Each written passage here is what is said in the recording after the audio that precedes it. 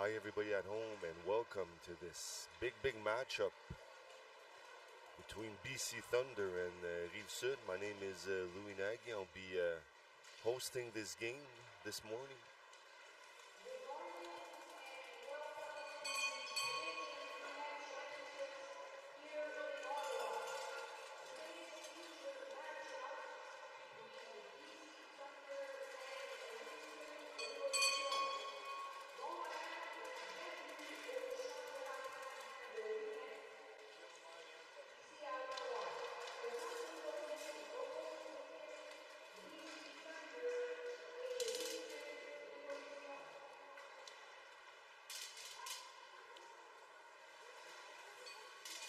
So, like I was saying, welcome to our matchup.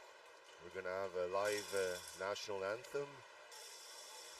We're going to switch from English to French during this matchup.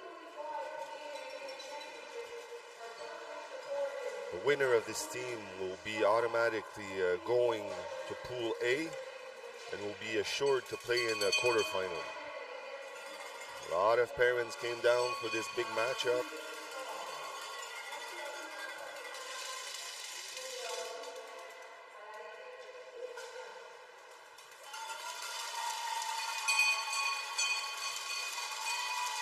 So for the BC Thunder, their head coach, Troy Takaseki, assistant coaches, Sasha Campbell, Monjon, Nicole,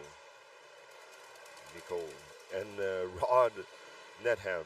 Team manager, Eric Murphy. Their sponsors, La Ramasse Coffee and Bakehouse, Fraser Valley Prosthetics, Richmond Ringette Association, Port Coquitlam Ringette Association.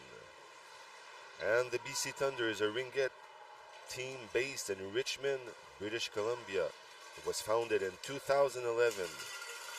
In 2023-24, the BC Thunder finished in 5th place at the NRL Championships.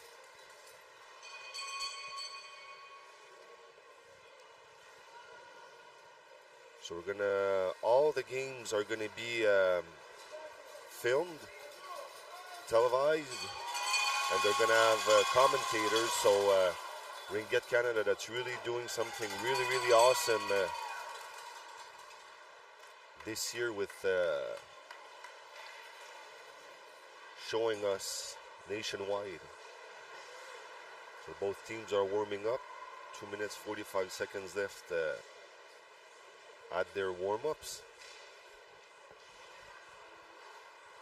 For the Rive-Sud Revolution, their coach, Luc Plante, assistant coach, Marilyn Dion, and the manager, Sylvie Pouillotte. Little team info, the Rive-Sud Revolution is a Ringette team based in South Shore, Montreal, founded in 2004. It's one of the oldest NRL teams. In 2023-24, the Rive-Sud Revolution finished in 7th place in the NRL Championship. So we got two very good teams. Up to now in their season, the Rive-Sud Revolution, 24 games played, 15 wins, 16 losses. BC Thunder, 20 games, 8 wins, 6 losses. So a lot at stake for this first game. Yesterday was the CRC opening gala. We had all our skills competitions with the goalies, hardest shot, skating. So a lot of Ringette already, even if it didn't officially start. People at home, don't worry. My French version will be coming soon. I'm just trying to take my kinks out for the English version.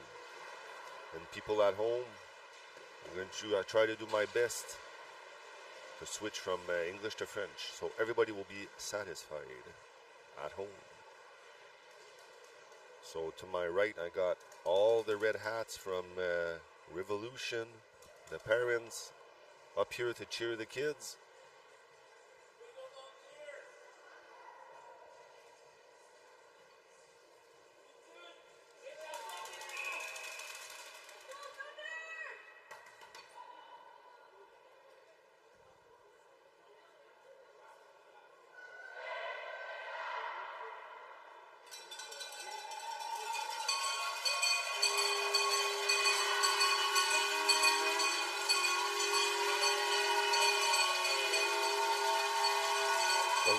merci tout le monde à la maison d'être avec nous. Le réchauffement des joueurs vient de se terminer. Nous allons y aller avec l'interprétation des hymnes nationaux. Rappelons-nous à la maison que ce match est extrêmement important pour le classement. L'équipe gagnante ira directement en quart de finale. Donc, à la maison, levez-vous de votre lit. Retirez chapeaux et casquettes.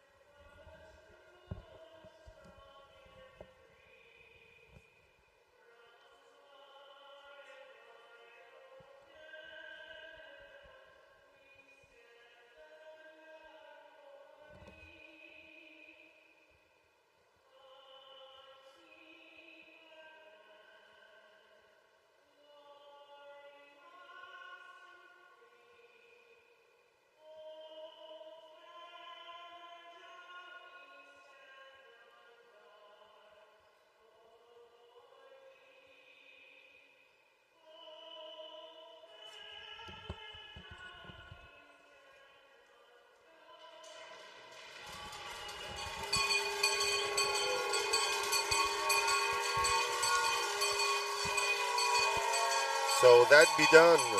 Get ready for the game. In net for the BC Thunder. Sarah McDonald in net for the Revolution. Evelyne Martel. Merci tout le monde à la maison et les gardiennes partantes pour ce match. Sarah McDonald et Evelyne Martel. On va commencer avec la version francophone, un petit peu plus facile. Je vais me nettoyer la gorge et on est prête à décoller. Laurence Larocque avec l'anneau. Passe à son capitaine Plante qui redonne aussitôt. Passe à fille de coin. Circule rapidement ici du côté de la Rive-Sud. Belle passe transverse. Ratée par Larocque. Larocque avec l'anneau. 13 secondes au shot clock. Plante à Larocque. Larocque, une des meilleures pointeuses de l'équipe. À Plante. Plante un tir. Oh! On frappe le poteau côté droite de McDonald. C'est revenu. Plante. Remet. On a des changements de ligne ici du côté de la Rive-Sud. On laisse derrière. Au numéro 99. Belle pression ici jusqu'à maintenant du côté de la Rive-Sud. 13 secondes au shot clock. Boucle devant le net. On revient. Tir bloqué. Passe derrière. 6 secondes au shot clock. On garde des options. L'anneau. On n'a pas réussi à garder le 30 secondes. Donc, ça sera possession à la gardienne McDonald. McDonald, fin. Remet derrière à sa défense. Repasse aussitôt à Gillespie. I'm sorry, people at home, if I'm not saying the words right, but their names right. I'm deeply sorry.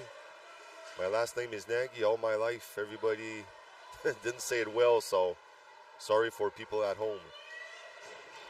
Larocque laisse à Vachon. Larocque, oh, un tir foudroyant. Arrêt de l'épaule. Pour l'instant, la Rive-Sud est complètement profond dans le territoire du BC. BC complètement débordé. Derrière le filet, Audrey Vachon. Oh, on a reçu un coup dans la grille. Il va y avoir une punition à retardement. Ça sûrement bâton élevé. Martel qui revient au banc aussitôt. On regarde par-dessus notre épaule. On circule. Larocque. Grosse passe au capitaine Audrey Plante. Plante. Circule extrêmement bien. On n'a jamais traversé la glace. La demi-glace du côté du BC jusqu'à maintenant. Passe coupée. On y a touché. Il y aura un 2 minutes pour slashing.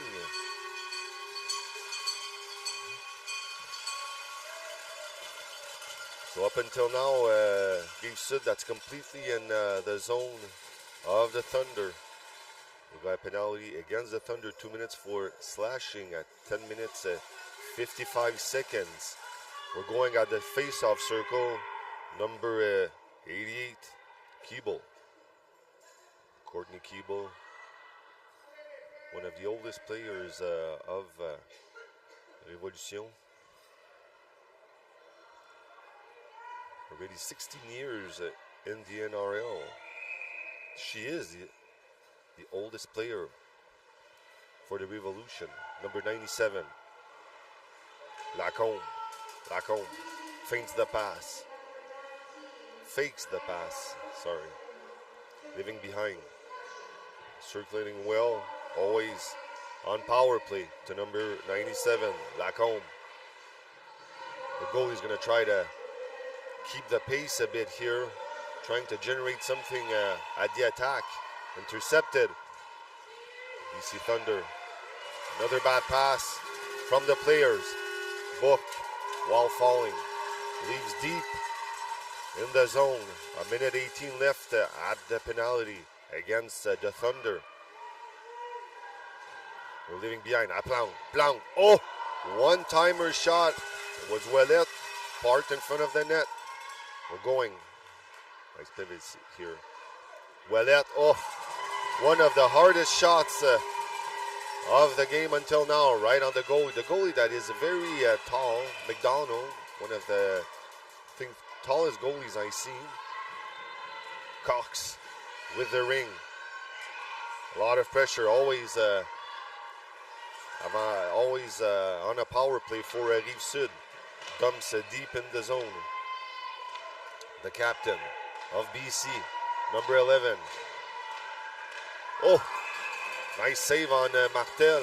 Blocker side. It'll go back to the goaltender.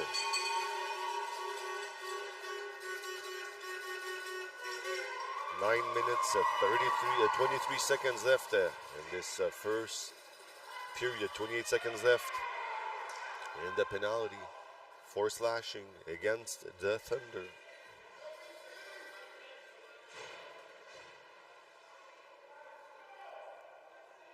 On repart dans la zone de la Rive-Sud. Gros arrêt de Martel juste un petit peu auparavant du bouclier. Thunder circule. Essaie de générer quelque chose. On laisse au numéro 14 derrière. Takaseki avec l'anneau. Feinte. Oh, accroché. On voulait une punition sur le jeu. L'arbitre n'a absolument pas mordu. Revirement derrière le filet de Martel. Thunder. Un tir de loin. On rate le filet à la droite d'Evelyn. Belle passe en plein milieu de la glace. C'est repris. À Bourque. Bourque. Le long de la rampe. On a des changements du côté de la Rive-Sud et du Thunder. C'est remis derrière. 8 minutes 35, on joue à force égale. Donc passe transverse à Maude. Ouellet, le numéro 22. Passe devant le filet. On a passé dans le cercle. Ça sera possession BC. Donc un match jusqu'à ce moment en dents de scie. Ça se passe d'un côté. On s'en tourne de l'autre côté aussi rapidement. Donc Martel qui a été tranquille en début de match. A reçu quelques bons tirs. Ici, on a une mise au jeu spéciale du Thunder. Oh, la porte qui était mal fermée. On va avoir un 2 minutes. Punition de 2 minutes en retardement. Ça devrait pas être dangereux, ça, une porte mal fermée. Au capitaine. Le capitaine regarde l'attend. One-timer, tir, Evelyn, avec l'arrêt de la jambière droite, gauche. On passe. Thunder, tire. Bloqué par la défense. Donc, on va avoir un 2 minutes. Au numéro... je regarde plus de détails. Super.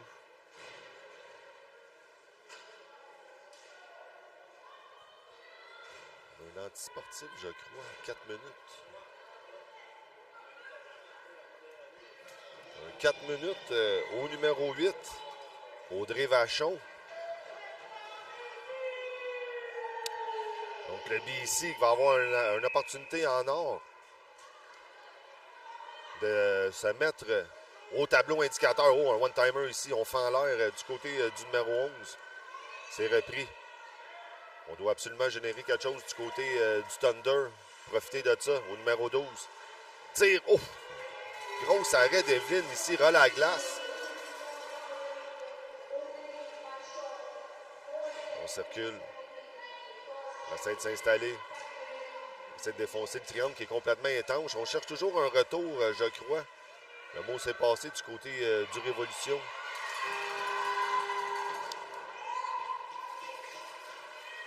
L'anneau qui revient à Martel.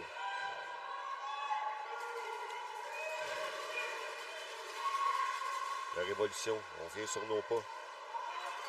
Grosse pression, on se voit un coup d'épaule ici. Il va y avoir une autre punition. Cette fois-ci contre le Thunder. Mise en échec.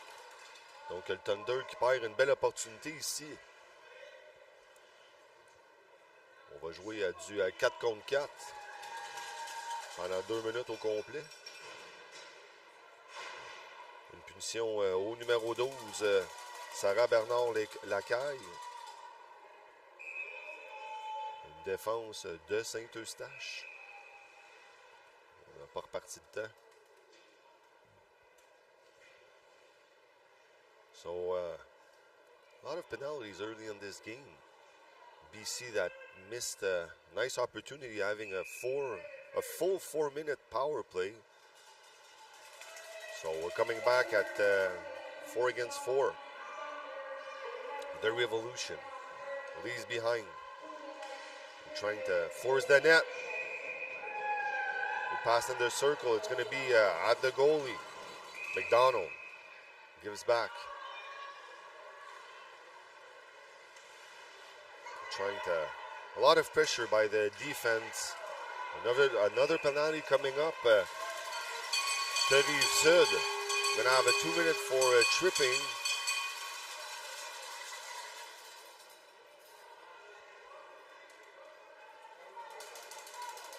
Sorry, it's going to be against the Thunder. So the Thunder that had a 4-minute power play advantage lost everything.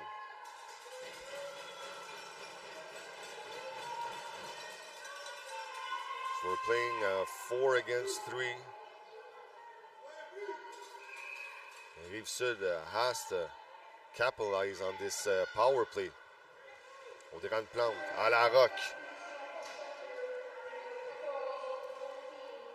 À Plante. À la voix. La voix. Passes. Oh, la roque pass a little bit too strong. It'll still go to the Revolution. 6 minutes and 19 seconds in this first period that's been, how can I say, penalty-wise, very occupied. So we're going with Laurence Larocque.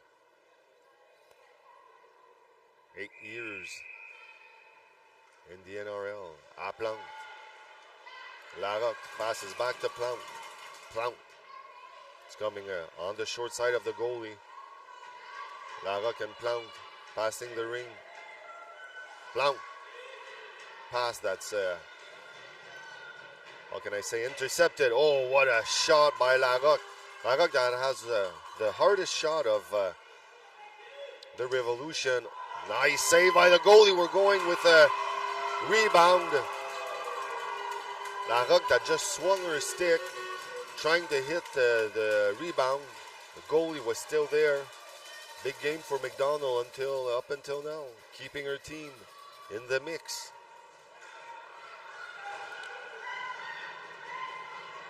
So their first penalty that's going to finish will be at number 12. There's 43 seconds left. Always 0-0 here at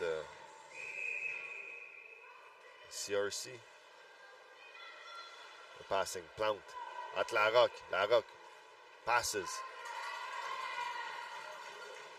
Lavoie always moving. Larocque, the laser beam that misses top net. Comes back to Plante. To Larocque. Larocque, another shot. Big save on rough side. Larocque. 2 big attempts. To Plante.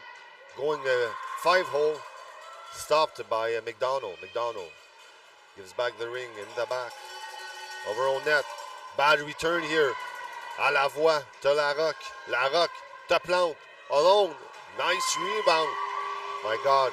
I don't know if people at home this morning, you're seeing what we're seeing, but it's moving. The goalie, McDonald, up until now, keeping the Thunder in the mix.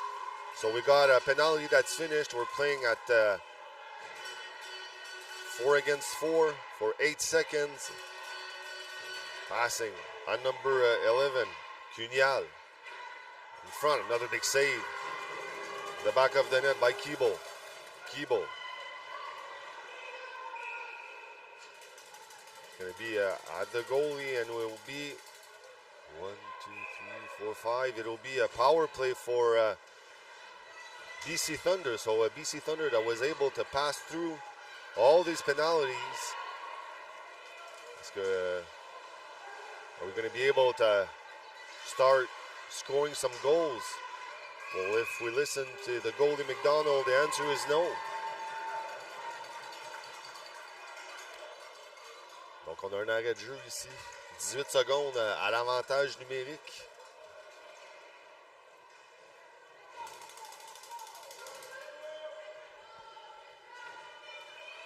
Toujours difficile de compter des buts quand les lignes sont tout le temps défaites à cause de des avantages, désavantages numériques. On a de la misère à trouver la stabilité. Souvent, ça arrive que des joueuses vont jouer plus. Donc, on va voir ce que ça donne. Maud Ouellette coincé le long de la rampe. C'est repris par le Thunder. Intercepté aussitôt par Larocque. À Vachon. Oh, ici, beau jeu. On trébuche. Aucune punition. Maud Ouellette qui s'était déplacé assez rapidement vers la gardienne. Repris par le numéro 5. Samy. Thunder. En territoire neutre. Longue passe, on va y aller. Oh!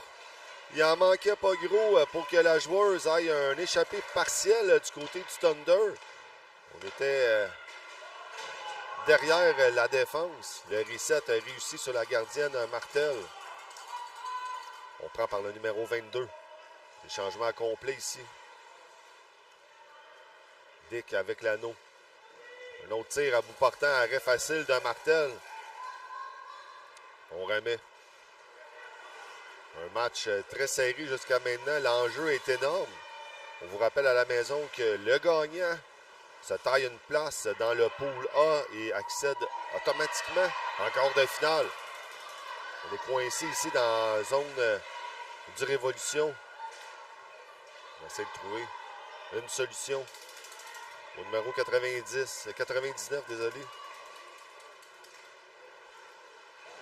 Oh, beau tir ici de Lavoie. On se bat derrière le filet. Keeble. Redonne. Un autre laser de Larocque. Larocque qui doit être rendu à au moins 5-6 tirs au but déjà. Malheureusement, mon acolyte qui compte les tirs au but normalement n'est pas avec moi. Les prochains matchs qui vont être diffusés vont être le cadet 2A. U19AA. So there's going to be commentators on every ice during the whole CRC. Really a nice advancement and nice, great ideas for beautiful sport. So we're supposed to have commentators on all the games, but there's a lot of games, so it's not always easy having commentators on everywhere. Plante leaves at Larocque. Larocque crashing the net. Oh, she was trying to shoot in the back of the goalie for it to come in. À Plante. Plante. Wow, yes. The referee saw well, and it will be a 2-minute penalty for probably hooking. À Ouellette. Martel came back to the bench. Number 99, Lavoie, in front of the net with Bourque. Plante. Trying to find a way to put the ring in the net, but McDonald is a real wall.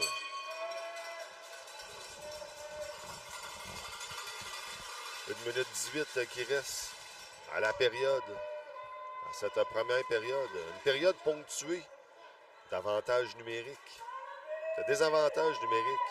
Au cercle de mise en jeu, ils sont de Lauriane Bourque. Lauriane qui coach aussi le U19 2A.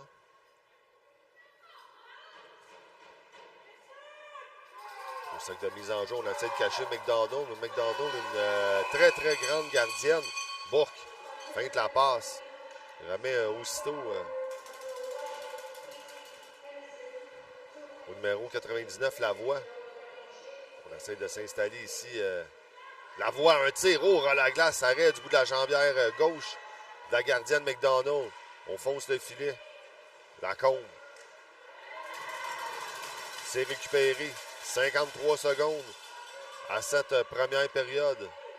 Le numéro 11. Funial. On débarque à Audrey-Anne Plante. Plante revient. 8 secondes au shot clock. Plante à la roque. Oh, non, pas à la roque, désolé, à Vachon. Gardienne de but de BC doit être rendue à facilement une quinzaine d'arrêts.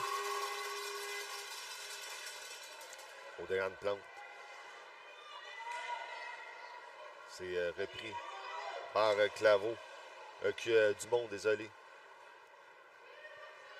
À Plante. Plante, feinte le tir. Bloqué. C'est repris par Maude. Maude qui redonne à Vachon. On doit absolument tirer 5 secondes. On rate le filet.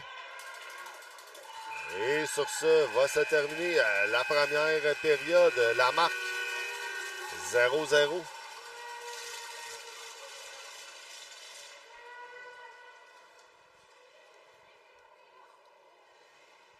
So a lot of sponsors are here for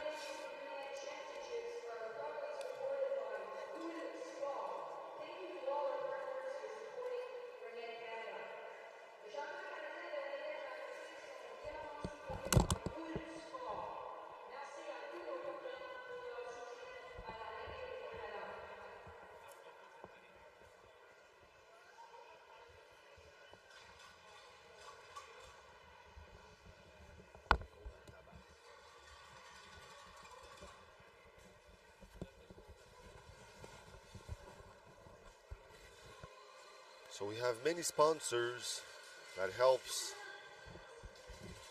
to make this event so great and so perfect.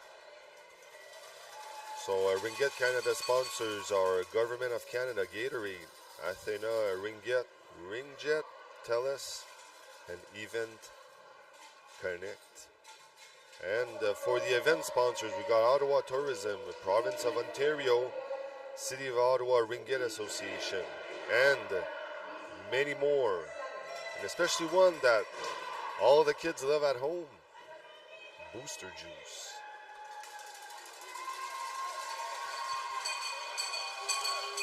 So we're going to start off this period. So the first period has been completely dominated by Rive-Sud. McDonald that's built a wall in front of her net. Rive-Sud has to try to find one way to score goals. So we're starting off with the BC Thunder.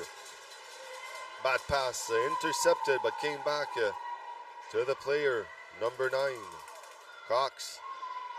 Cox leaves behind. At number 10, one of the captains of the Thunder. In front of the net. Oof, hard save by Martel. The Revolution. Center of the ice. Long pass. At Bourque. Bourque gives back. Alain. Lauriane Alain. To Bourque. Bourque, that's one of the tallest players of the Revolution. Leaves behind at Larocque. Larocque. Oh! It was a reset shot from very far away, but great blocker save once again by the goalie, McDonald, which is up until now the #1 star of the Thunder. The reset has been done. Thunder. Big pressure here. Pass intercepted.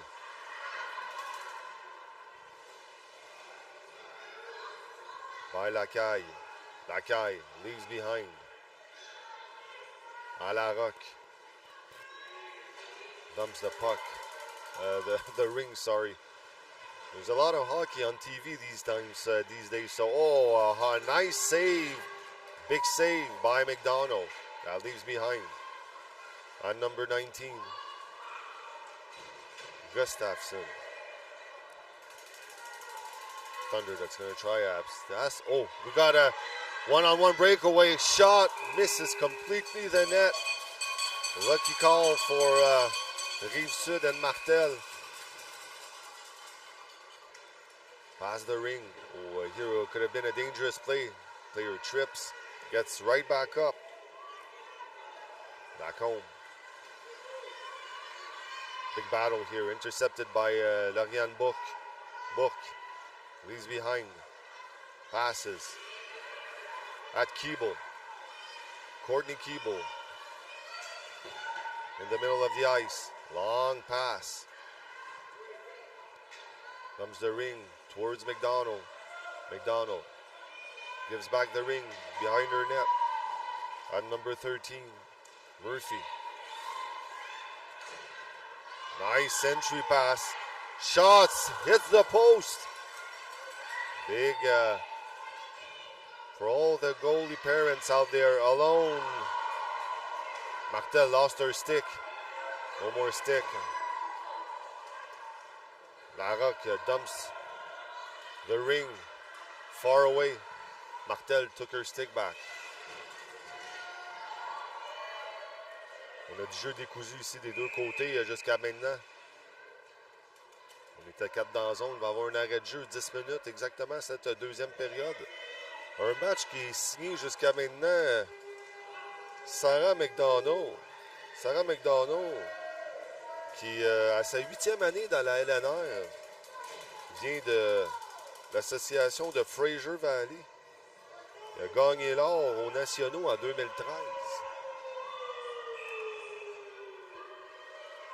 Larocque, un tir et le but. Un top net. Comme qu'on aime les voir. Et Larocque met le Révolution au tableau. Marque 1-0.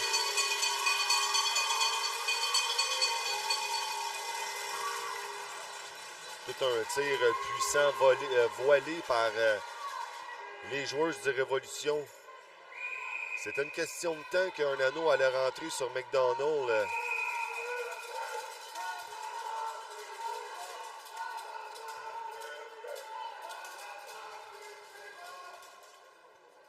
You can hear the parents of Rive-Sud chanting on my right. Feel good goal. They've been working on, they've been chipping the ring since the beginning on the goalie. It was a question of time. The time has come at 10 minutes in the second period. Donc c'est reparti pour le BC.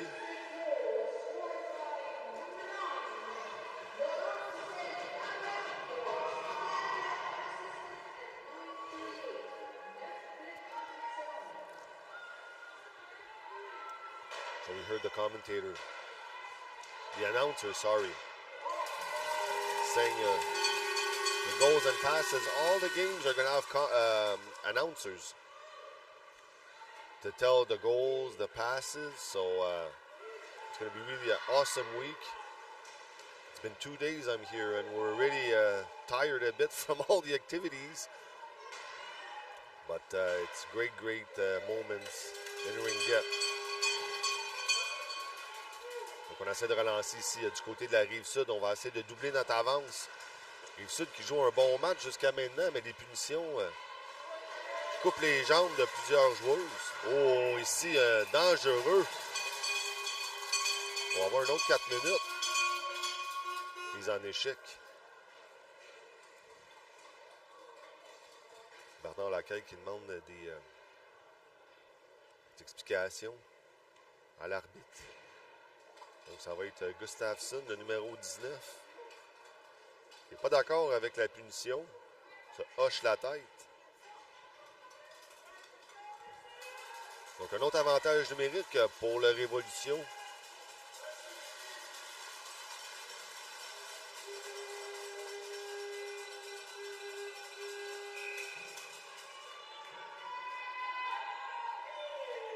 On va essayer de doubler l'avance ici. On se passe bien l'anneau. À la voix. La voix. Laisse derrière elle. À la combe. Feinte la passe ici. Bourque qui trébuche, deux joueuses qui chutent. Ça sera possession BC. 1 minute 37 qui reste à la punition du numéro 19.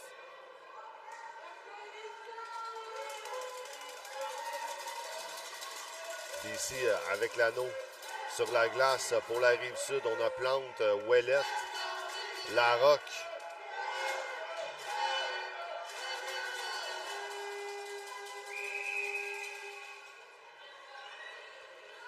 On lance profond dans la zone du Révolution.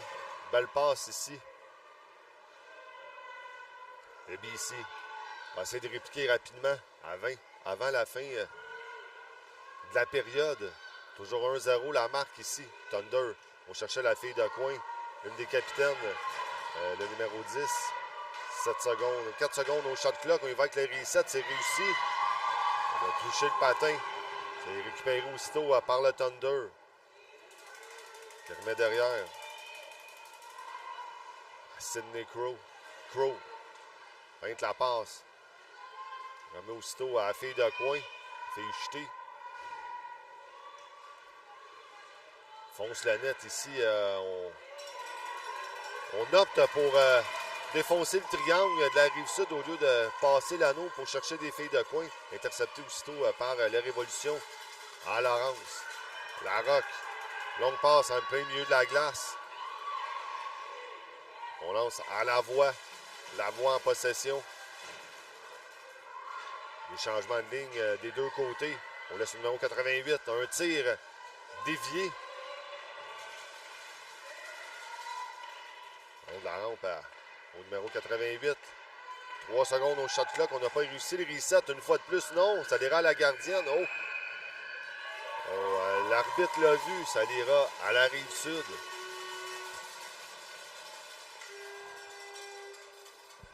Toujours 1-0 la marque en cette journée grise à Ottawa. Très, très, très grise. C'est des journées que ça dérange un petit peu moins dans des arénas, disons.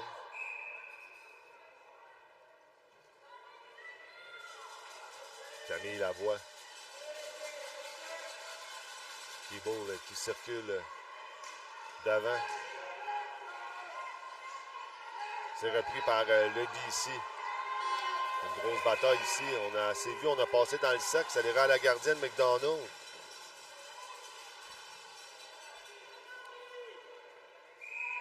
McDonald. Feinte la remise. Oh, a fait trébucher ici. C'est catastrophique. La remise a passé dans le sac du côté de la Rive-Sud. Ça les retournera donc à McDonald. On se dit parfois que des gardiennes comme ça, même si des gardiennes de haut niveau, très, très, très en forme, un long 5 secondes ici de l'arbitre. Un 5 US, comme qu'on pourrait dire. C'est repris ici par le BC. Derrière la net, un beau bac ici pour se dégager de la pression des deux joueuses. Le numéro 96 revient sur ses pas. Couturier. à la plante. Gillespie ici qui donne un petit coup d'épaule. Derrière le filet. On pivote du côté du BC. On essaie de se défaire. Oh, Maude qui s'en tire bien ici. On cherchait une punition pour trébucher. Le BC. Oh, on va avoir une punition maintenant à la Rive-Sud. Une autre mise en échec.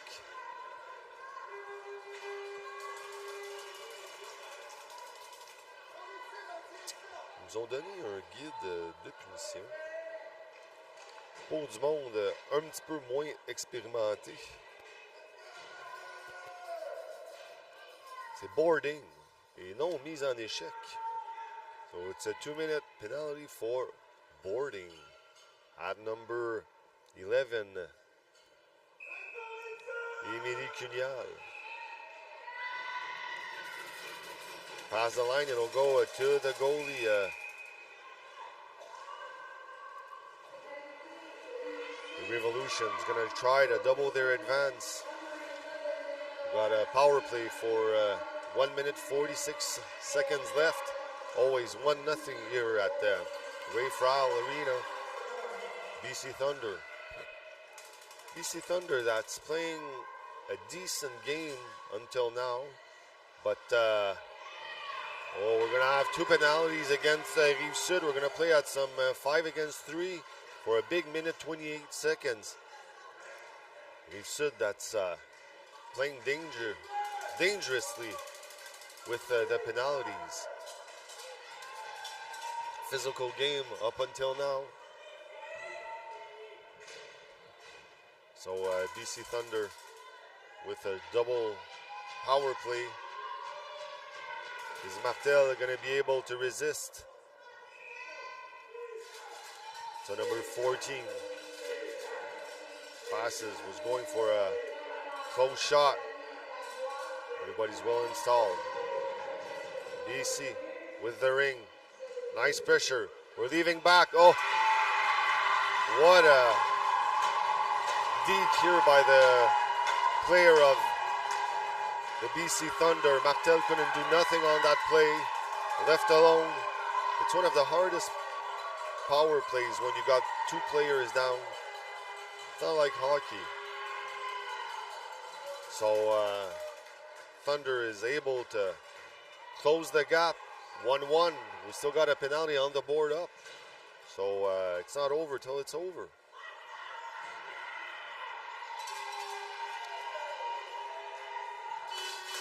The officials are looking on the board to take the penalty off. So there's a penalty left at number 99. Camille Lavoie. 1 minute 44 seconds left. So we're still on the power play.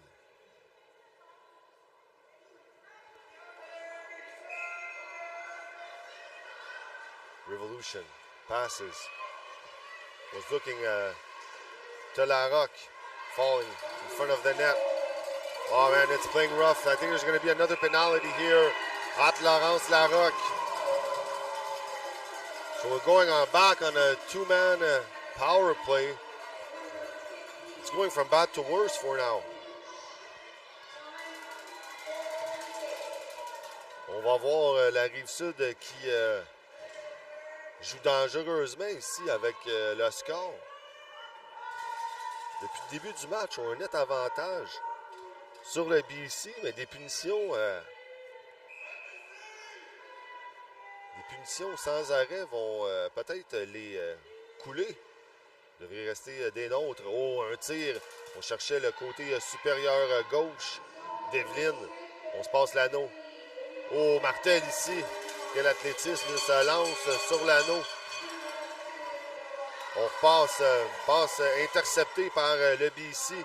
Le BC a une opportunité en or ici, s'installe. Il reste encore 1 minute exactement. Au double avantage numérique, on se passe l'anneau. Martel suit un tir. Oh! Quel arrêt du bouclier de Martel ici.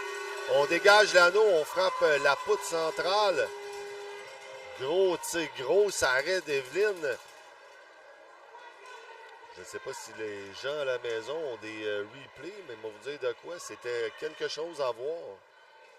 L'avantage de jouer dans des arénas plus petites, avec des glaces plus petites, on est proche des joueuses, donc beaucoup plus facile de voir les beaux jeux.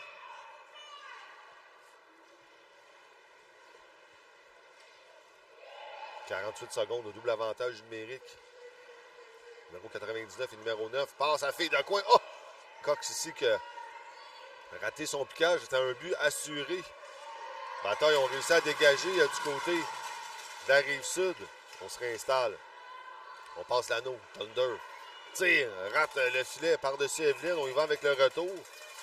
Il y a beaucoup de jeux qu'on voit rarement dans des catégories un petit peu plus basses, comme un retour d'anneau. Mais au lieu que la fille le pique pour tirer, afin de la frapper comme au vol, sans nécessairement mettre son bâton dans l'anneau. Donc, beaucoup d'opportunités générées comme ça. La fille de coin. Martel. Seul. Un tir, un autre arrêt du bouclier de Evelyn. On passe l'anneau Thunder. On réussit à garder. Vraiment, punition terminée. Thunder toujours en avantage. Oh, en dessous du bras d'Evelyn. On va réussir à faire comme un bon reset. Les bonnes joueuses embarquent sur la glace. Il reste encore 20 secondes à l'avantage numérique. Mission à à Laurence Larocque, désolé.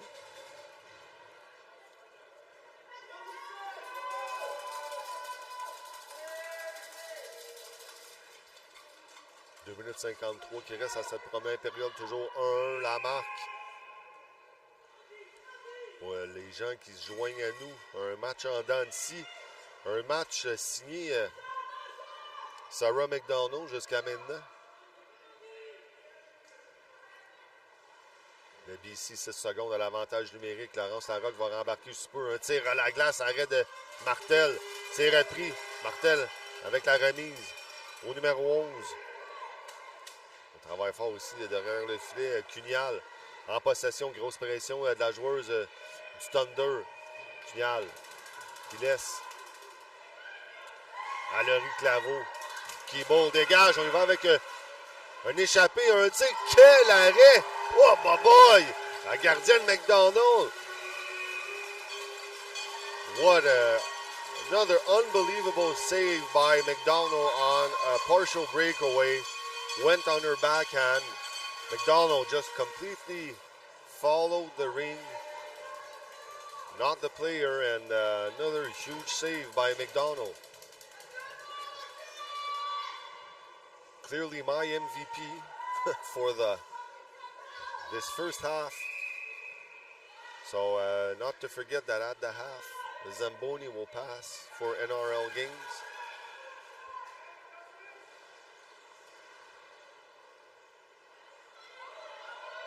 Revolution. Plant. Larocque passes to Plant. Long pass. Larocque misses the net wide. 6 seconds on the shot clock. Reset has been done. Both players touched the ring. Ref saw enough.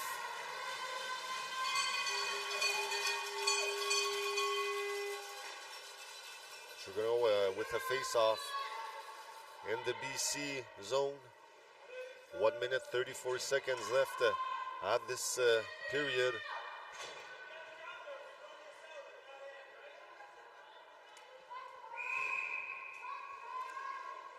Larocque. Oh, yes. Oh, another blocker save. A wide open net. Every time you think that McDonald's going to be beaten, she stands on her head. Great goalies will do that. She pivots. Hard shot by Larocque. Tosses back the ring to her player. We're approaching the last minute of play in this first half. Going back, BC trying to organize themselves fast at Gillespie. At Cox, number 9. 8 seconds left on the shot clock. 52 seconds left in this second period. We're going for the reset. Martel in the back of her net. It'll be at BC Thunder. So when we look at the Thunder's lineup, it's very young team. The oldest player is Jamie Simser, which has been 15 years in the NRL, 27 years playing Ringette. But when you look at a lot of these players, young players, rookies, 2-3 years, there's 2 rookies this year in the team. And they're against, how can I say, a Revolution team a little bit more mature with more experience.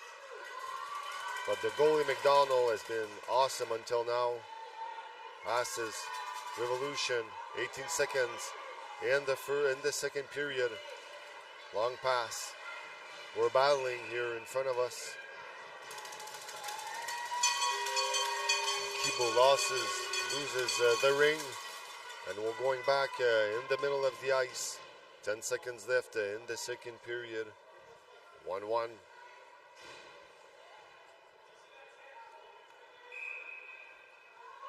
In the middle, throwing deep in the zone, intercepted by a BC.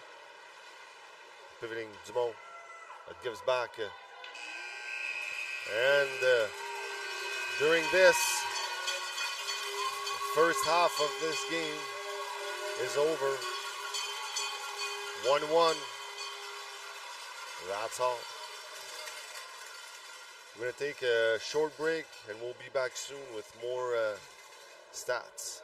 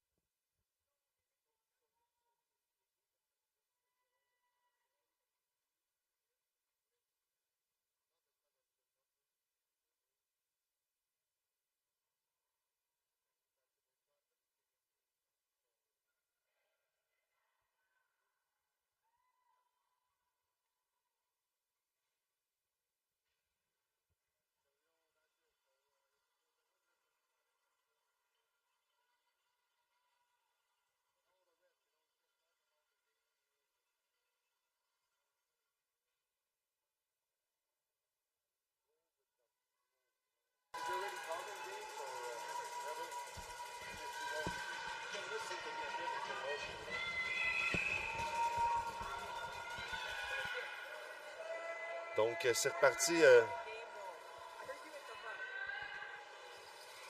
Donc, c'est reparti ici derrière.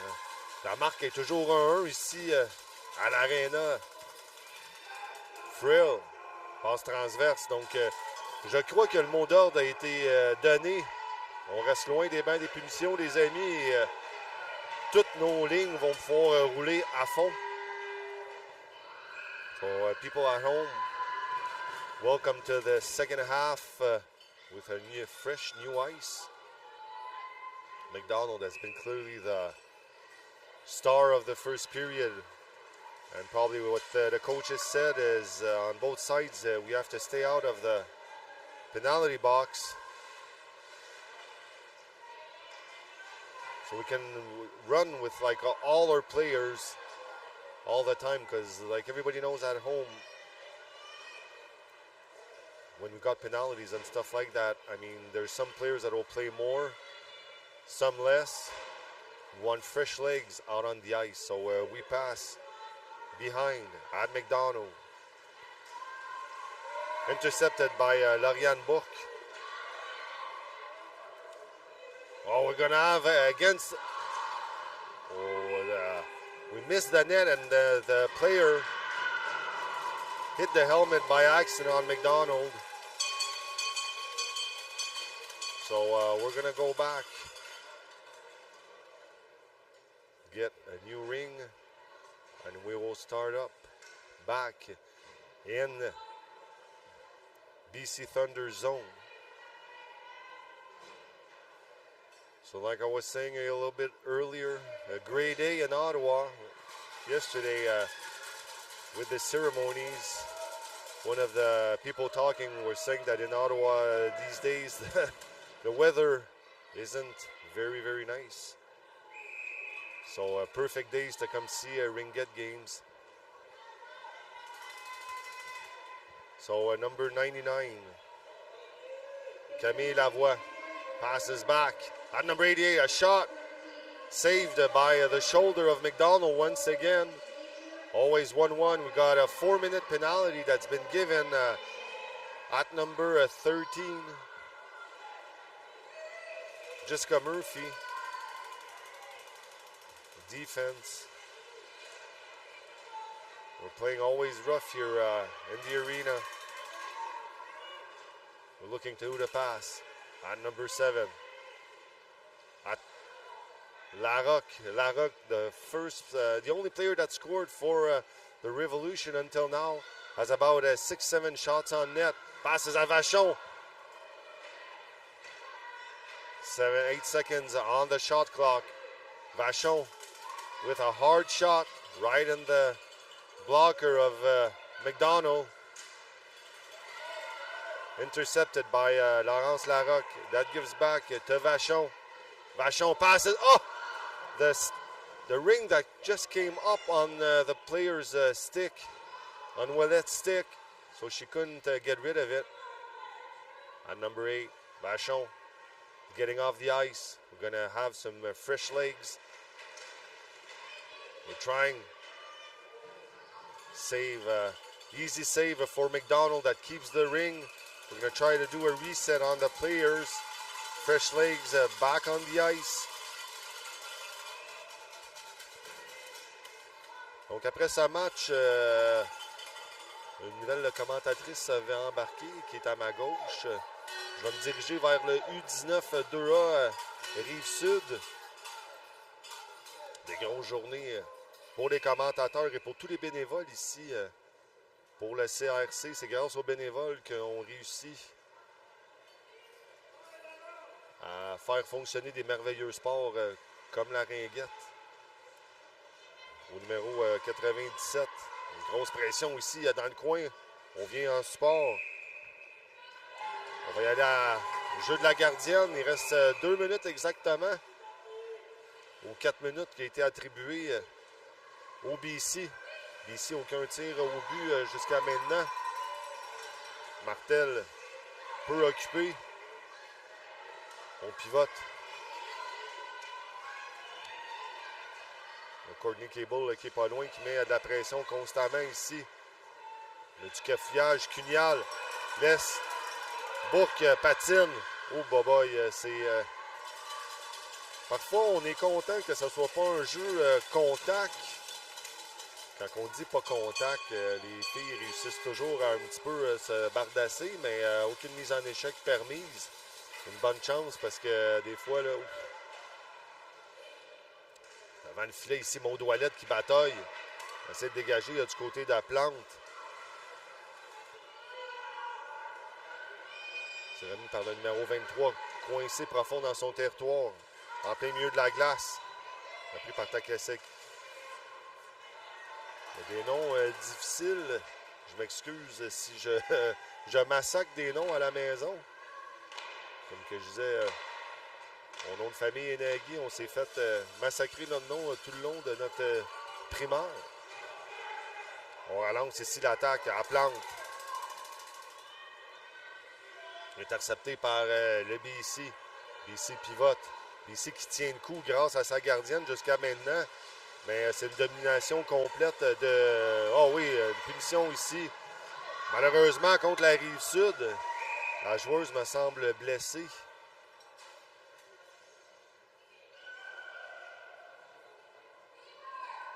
On ne veut jamais voir ça.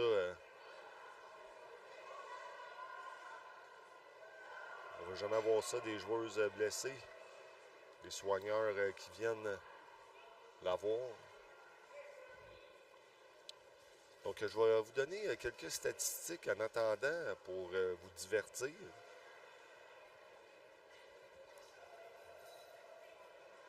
La joueuse qui me semble quand même assez blessée ici. Là. Donc, on va vous donner quelques statistiques. On s'attend à plus que 10 000 spectateurs pendant le CRC. 49 équipes inscrites. Plus de 900 athlètes. Pas les arbitres, mais je veux dire les coachs, gérants, assistants coachs, on est plus que 250. Il y aura plus de 150 matchs joués. Et une des statistiques qui me frappe le plus, Hotel Room Nights, 8000 plus. Il y a au-dessus de 8000 chambres de... Attendez une minute, je vais vous dire comme du monde. Il y a au-dessus de 8000 nuitées d'hôtels qui sont bookées pendant cette semaine. 8000. Donc, beaucoup d'hôtels qui font la pièce. Et des 2 dernières années, on a eu des salles combles. And one of the nicest and most surprising, which with all the games that are passing on YouTube, in 2024 the event had 2,800,000 YouTube impressions and more than 50,000 hours of YouTube watch time. Donc, la joueuse qui se lève, qui se tient le bras. Ou l'épaule. La chute avait l'air d'être difficile sur l'épaule. Donc, la blessure est au numéro...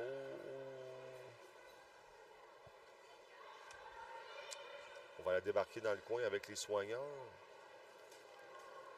Et j'essaie de vous trouver le nom que je crois est Emma Paradis. Est-ce que ça se peut? Oui, ça se peut. C'est Emma Paradis. 6e année dans la LNR.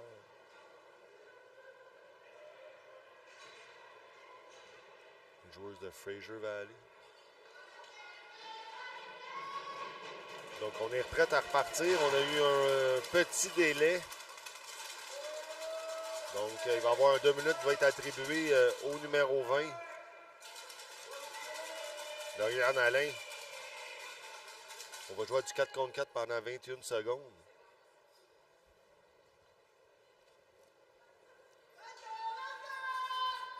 Les coachs du Thunder qui demandent des explications aux arbitres. On est prêt à s'installer ici du côté du Thunder. Le numéro 26, Sidney Crow, au sac de mise en jeu. La joueuse s'attasse. Crow à Takaziki. Je vais y aller pour le numéro 14, OK? Le numéro 14 circule derrière le filet. La capitaine pivote sur elle. Essaie de défaire l'attaque. Un tir du revers, arrêt du bouclier de Evelyne. Martel qui redonne aussitôt derrière elle. On parle bien du côté de la Rive-Sud, la caille. C'est intercepté par le Thunder en plein milieu de la glace. Longue passe. Evelyne qui darde l'anneau. Remet dans le coin. Remet à Crow. Crow. Oh, avec la bague tout seul devant le net. Le tir et le but. Laissé seul, oublié derrière le jeu. Le numéro 14. Hailey Takesaki qui compte le but. Il donne l'avantage. Maintenant un 2-1 la marque. 7 minutes 18. 2-1 la marque.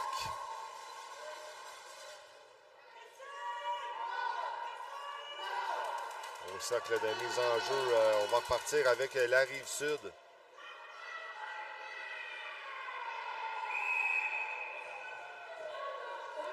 J'ai la petite madame à côté de moi qui va prendre ma relève pour le prochain match. Elle ne l'a jamais fait, elle est un petit peu stressée. Baudouellette fonce en fille de coin. La gardienne sortie, et oui! La marque redevenue 2-2. La gardienne laissée seule. The Revolution is back in the game as quickly as possible, and that's a good goal scored by number 88, Courtney Keeble. 16 years in the NRL. Keeble, with a lot of patience, was just waiting for the goaltender to move, do the first move, and McDonald, which can't do nothing on that goal.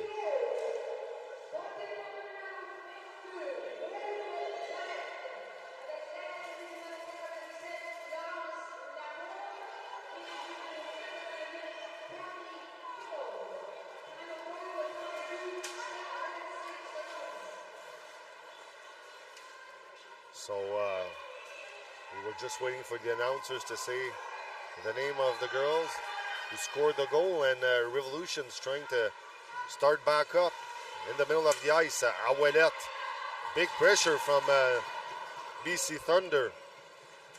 Ouellette back with the ring, battling. A lot of players. Larocque comes. Long pass in the skates of the player of BC. Taken back by Keeble, which has a pass on the last goal. Gives to Larocque. Laurence Larocque. Qui laisse derrière. Au numéro 8, un tir foudroyant. Quel arrêt! Une fois de plus de l'épaule sur la gardienne McDonald. Un tir d'Audrey Vachon. Au milieu de la glace, c'est repris par le Thunder. Oui, c'est ça, désolé, le Thunder. On circule ici. Au numéro 20. La Révolution. Juste 2-2 la marque. On se rappelle de l'importance de ce match. C'est, comment je pourrais dire, c'est encore un match de saison, mais c'est le match suicide final. Fait que c'est pour ça que souvent qu'on va regarder dans le classement, on va dire, ah, on ne sait pas les Révolutions jouent quand. Mais tout dépend de ce match pour les deux équipes. On va passer dans le cercle ici, ça ira à la gardienne.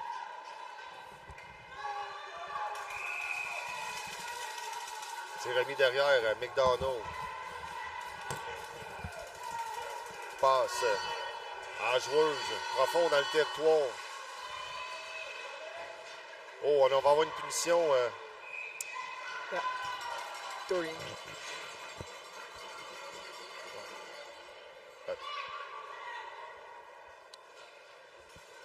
So I'm assisted with Doreen. What's your name? Doreen. Doreen. Hi, Doreen. So Doreen's going to be the next person to comment the games. Welcome, Doreen. Thank you so much. What an exciting game. 2-2. 4:51 left in the third period, you got a 2-minute penalty on number 96. The goaltender of the BC Thunder is unbelievable since they dropped the ring earlier on. Beautiful goal by Keeble, for sure. Yep. Referee's just having a chat over there with Rive-Sud coach. Maybe trying to plead something here. Yeah. They won't change their minds. No. With experience, they won't change their minds. But No, but great call. Everybody got their minds spoken to. yeah. All right, we're ready to start. Donc, Crow au cercle de mise en jeu. On va essayer de reprendre les devants du côté du BC. Nakazaki qui a le dernier but du match. Circule ici 20 secondes au shot clock. On feinte, on laisse. Un tir bloqué par le numéro 99. Repris aussitôt par le numéro 14. On se prépare, on laisse derrière. Intercepté une fois de plus. On a un léger coup de coude. Il reste 1 minute 35 à la punition au numéro 96, Couturier. On pivote ici à Plante. On regarde ses options. Laisse derrière. Cunyan qui débarque. Numéro 99, bel arrêt. La jambière droite, la gardienne McDonald une fois de plus. On circule 4 minutes 6. À cette troisième période, toujours 2-2 la marque. Un match en levant, un match en dents de scie jusqu'à maintenant. On se promène d'un bord à l'autre. À genoux. C'est repris par le BC. BC, 10 secondes au shot clock. Un tir. Le reset est réussi. Bel arrêt à la jambière droite de Martel. Dick, le numéro 22, revient. Le Cox qui est juste derrière. On laisse à Cox. Belle passe. Oh, le back. Le monde à la maison. Un back ici réussi. Un tir de loin. On cherchait le reset. On rate le filet côté gauche. Le reset réussi. C'est repris Rive-Sud qui est complètement coincé profond dans leur territoire. Passe transverse ici, repris. Un tir. On rate 19 secondes au shot clock, 18 secondes à la pulsion. Un tir pour le reset et sa rentrée. A lot of pressure there by BC. A close angle goal, but it trickled in. Yeah. And It's like the coach says, just shoot it on net. You exactly. never know. You never know what happens. Yeah. You can have a rebound, you can have a goal. So it's now a 3-2 for BC Thunder. Even though Rive-Sud has been dominating for a big part of the game up until now, McDonald's keeping them in the game. And the result is BC Thunder leads 3-2.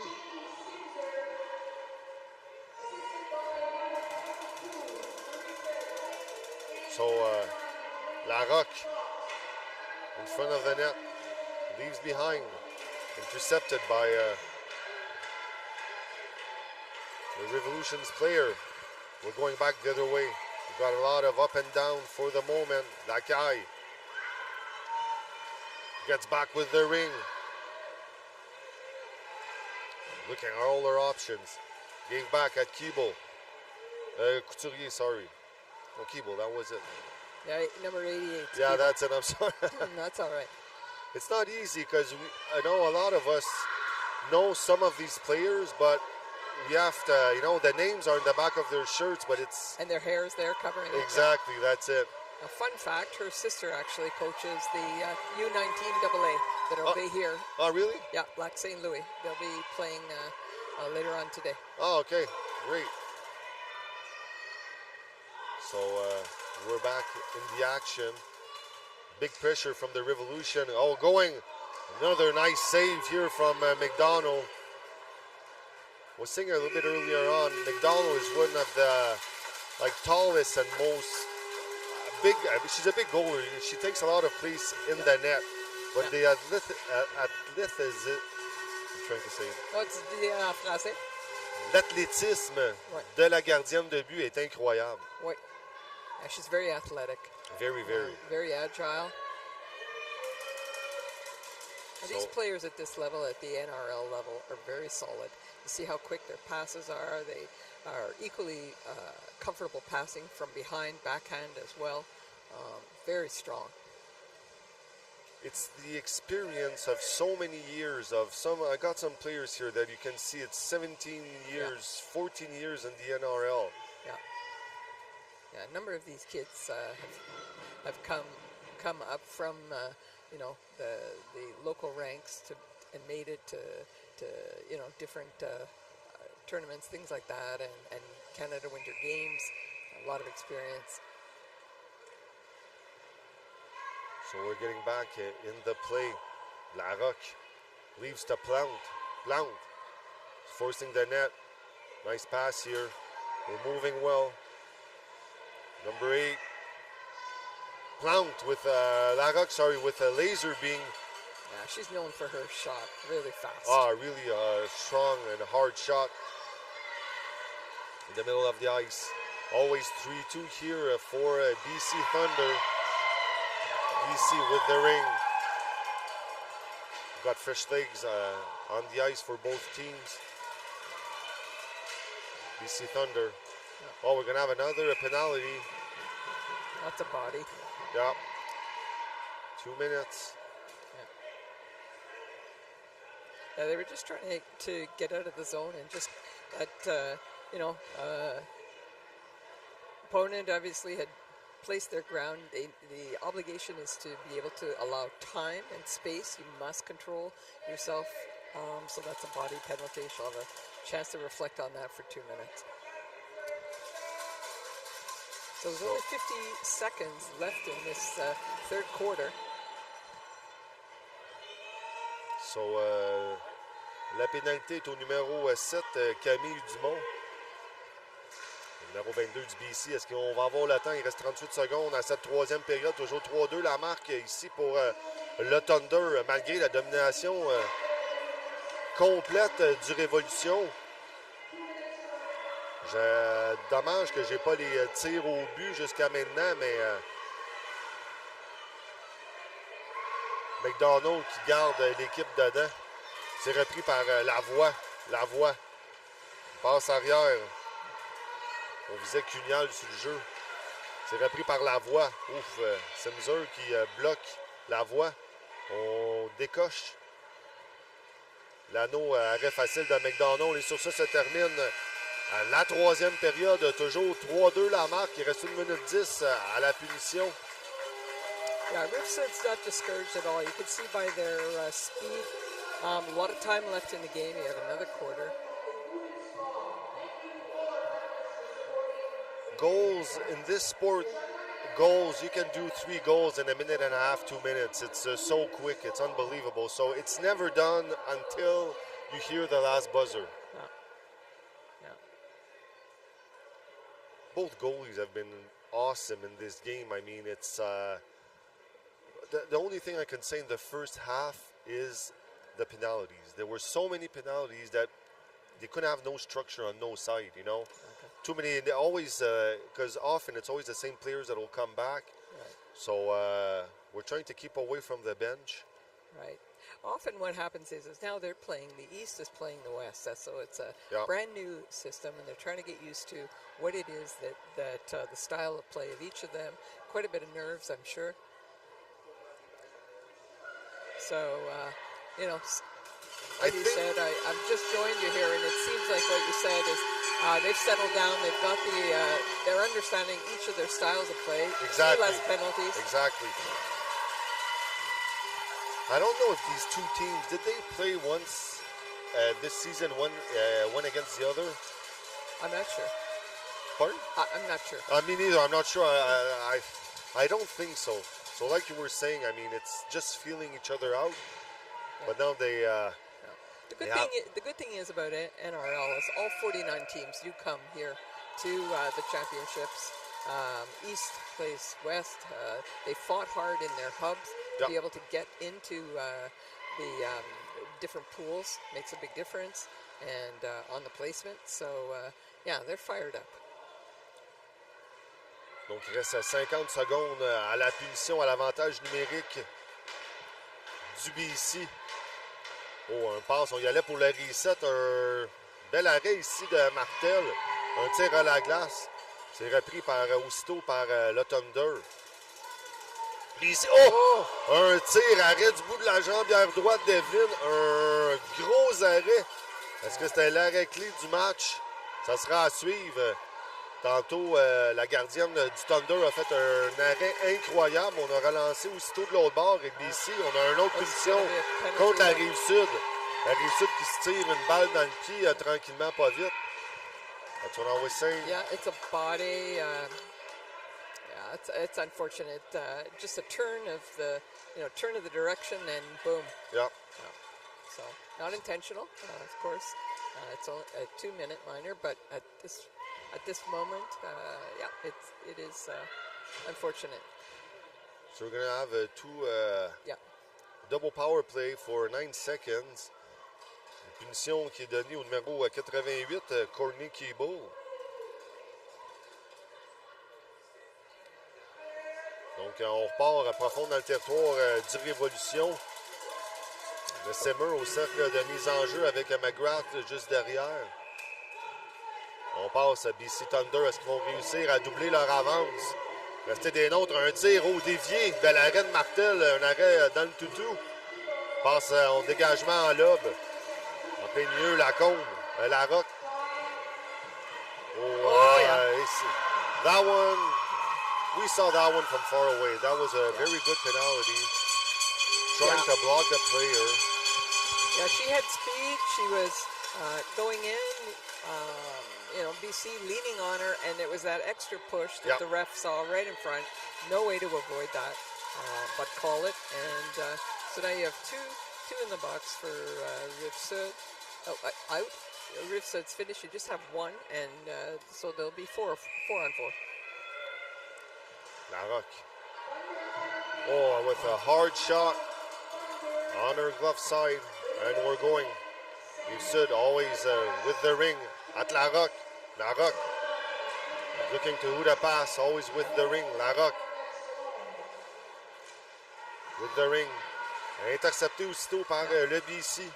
BC, des portes ouvertes, toujours dangereux. Yeah. A little bit early on in the first period, you missed it, but one of the girls, they got not hit, but I mean, it was really rough, and the door opened. Okay. The door wasn't closed properly. It could have been really, really dangerous.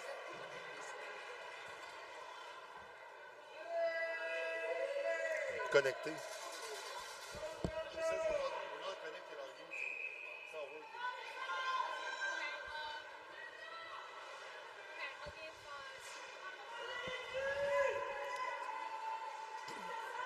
Okay. So I think they're having some technical difficulties.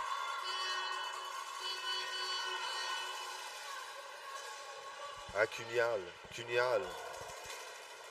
Un tir en plante, récupéré aussitôt. Toujours 3-2 la marque ici. Arrêt.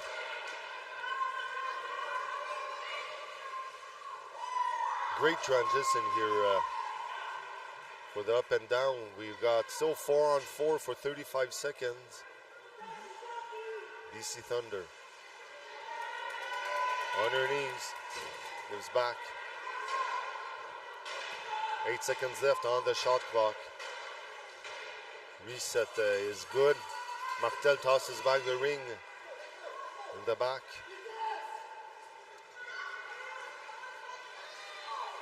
C'est repris par Lacaille. Lacaille. Passe profonde à La Rock. Laurence La Rock. Numéro 97. Numéro 97. 5 secondes au shot clock. On doit absolument tirer La Rock avec un tir de loin. C'est réussi.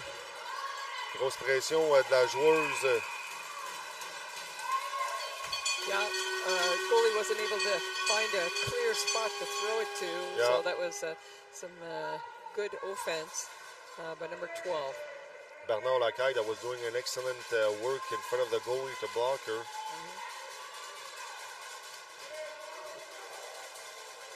Donc on repart 9 minutes 45 au match, toujours 3-2. La punition qui se termine du Thunder, on va jouer à des forces égales, 5 contre 5.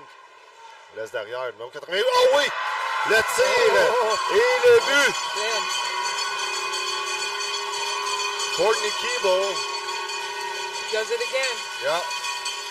Shot between the legs. A nice, clean shot. And just like that, we're back at even scores. It's 3-3, 9 minutes, 34 seconds left. That's exciting. All right, everybody settle down. It's always fun to see games that are this tight. You know, it's blowout games are not fun. Games like this are just awesome, and it's a great kickoff for the CRC. Yeah, Ouellette ici, seul le long de la rampe. Pivote. Ouellette d'avant. Un autre gros arrêt ici, le McDonald de l'épaule. Oh, she's standing tall in that net for sure. It's unbelievable. The confidence of a goalie picked when off it's... by Keeble. And lost a little bobble. Got a big collision here in the middle of the ice. Everybody gets up. BC Thunder. Big shot here. Missed the net over Martel. BC Thunder still with the ring. Everybody's pushing hard. 8 minutes 39. Au match, toujours 3-3. We've got one of the players, which are Lauriane Book of Rive-Sud, was playing in the first half. She's off for the second half because she's going to coach her U19 team, which are playing in about 15 minutes. Right. So a lot of people here, coaches, they players, they coach. La Big Roque. shot. They're putting a lot of shots on. They're trying to move it through. So we're leaving again with picked Thunder. off. Tu la vois avec l'interception à Plante. Plante, fonce devant le net, cherchait Vachon qui approchait vers le centre. Une grande Plante qui débarque. Laisse Susto derrière elle. À Camille Lavoie. Lavoie, avec beaucoup de vitesse. Regarde l'occupation, on laisse derrière elle 9 secondes au shot clock. Au 97, Lacombe. Lacombe, un tir arrêt. Lavoie qui revient avec l'anneau. On repart avec 27 secondes au shot clock. 7 minutes 25. À cette quatrième période, toujours 3-3 la marque. Vous ne comprenez pas à la maison l'importance de ce match pour les deux équipes. On accédera automatiquement en quart de finale avec le Poula. C'est repris par le Thunder. En milieu de glace. Le Thunder revient devant son banc. On dégage ici. 6 minutes 58. La caille qui laisse à Maude. Ouellette, le numéro 22. Il revient à La Roque. Laurence La Roque. Le long de la ronde. Feinte. Essaie de se batailler à défoncer le triangle défensif du Thunder. Belle remise de la gardienne ici derrière le filet. On relance. On va avoir trébuché. Punition. Just unfortunate. She was trying to move away from the boards and move up, and of course, it just caught the other player. So that's what the ref saw. Number 8 doesn't think so, but no. I could understand that. It's 6:30 left. You got a 3-3 tie. Yeah. I was focused on the ring. I'm sure that's her plead, but she has to be careful because after a while, the referees, they get tired of always getting contredit, like they say in French. So they are used to the knowledge of these girls. Certainly, these players do have a lot of experience. They will question some of the technical aspects of the game, and they're used to that. The officials are very calm. Donc on repart au cercle de mise en jeu profond dans le territoire de la Rive-Sud. On a le Thunder. Toujours 3-3 la marque. Avantage numérique. C'est repris. On a réussi avec le reset. On perd l'anneau. C'est reparti aussitôt le long de la ronde. Intercepté par le Thunder. 5 minutes 56. Crow. Beau pass and go ici. Crow feinte la tire. Derrière le filet. On a des changements complets ici du côté de la Rive-Sud. Et du Thunder. La joueuse qui revient sur ses pas. Interceptée. So, for everybody at home, I'm going to have to let you guys go because I'm going for another game, which is starting in 5 minutes. So I'm leaving you in good hands. Thank you very much for being there. And have a great tournament, everybody. Awesome, partner. Thank you so much. All right. Moving on up the ice, just looking for the short pass. Number 3 goes in, looking for an opening. Oh, just missed on the side. No, listen. All right. Oh, hits the net. That'll be a touch, and it'll go to BC.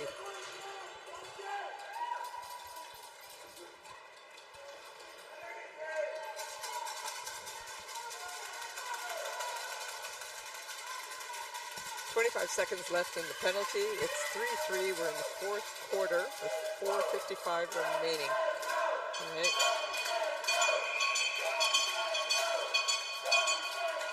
Starting the cycle. Looking for some movement. We want to move that defense out of the way. Give an opening. Number 12 picks it up.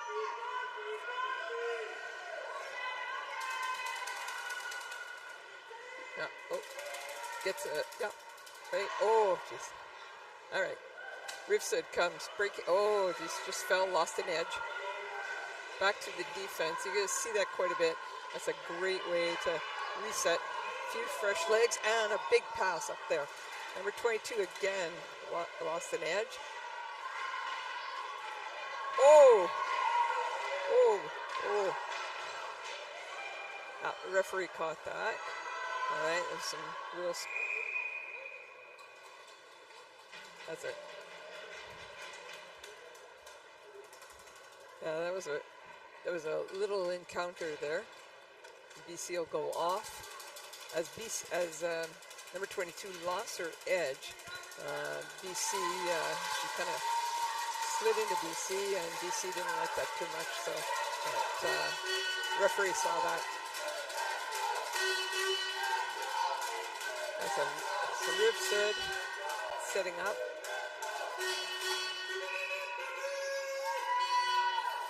Keeble takes the free play, gives it. Cycling behind the net. We'll look for some movement here, see where, okay, across the Keeble. Just missed that stab. Yeah. 97 started to sit the pick. All right, just crossed into the crease. It'll be a goalie ring.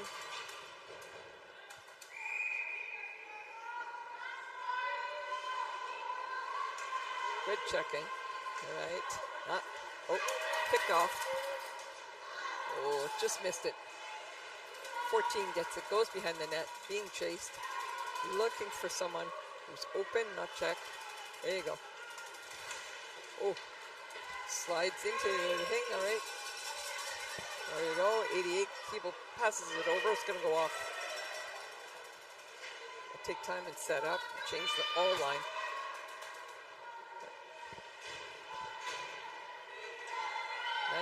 Takes it. Oh, gets the reset, gets the rebound. Right on the corner, BC has it. But it's picked back up. All right. Number 8 turns. Yeah, 91. Back over to 8. Gets the reset. Over to 91. Turning. Looking for an opening. Yeah. Oh, missed it. Oh, just fanned on it. Number 8. Over to the corner. Missed it on the board. Yep, gets a reset. BC picks it up. Back to the goalie. And Rive-Sud will take it at the 3-play center circle. Both teams changing. You've got 2:26 left in the period of 3-3 tie. 22 seconds to number 17's penalty, still to be served.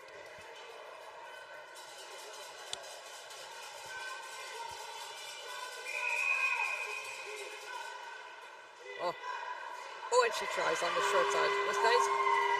Okay, 99. Yeah. Falls down. This is definitely going to have a lot of pressure here. Both teams trying to get in there. Number 22. Looking. Oh, sets it up. Just a bounce off. Great goaltending here. Number 4 finds it. Goes behind the net. Really being checked. Pushes it back. Looking for the two-line pass. All right.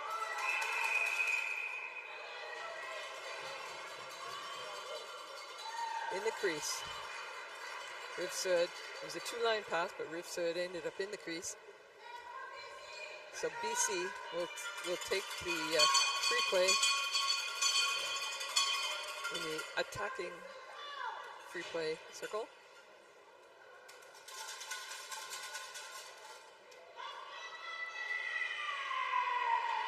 A minute 48 remaining. Drinks. Teams are all full strength. Just a little conversation with the girls in front. Okay, we've got a BC player right in there. All right, over to the side. Just doing the cycle. Circle. Wants to set something up. Over to the, yeah, looking for the opening. No, just wide. Wide of the net. Picks it back up. Number 3, trying to squeeze through. All right. BC on the backhand, and that's lost and picked up by Rive-Sud. Rive-Sud wanted breaking out of the zone, up to the center, and just trying to tap it into the, yeah, number 8 picks it up into the attacking zone. Back to number 91, behind the net. Got a pick there, trying to, okay, yeah, in the goalie.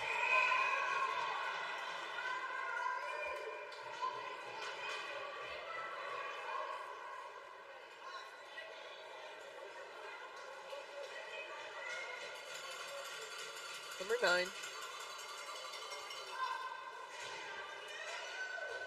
Interference. That interference penalty brings it down into defending zone for Rive-Sud. Number 4. BC will take it. Waiting for the whistle. Oh, sorry, number 26. Sorry about that. Number 14, circling around behind the net.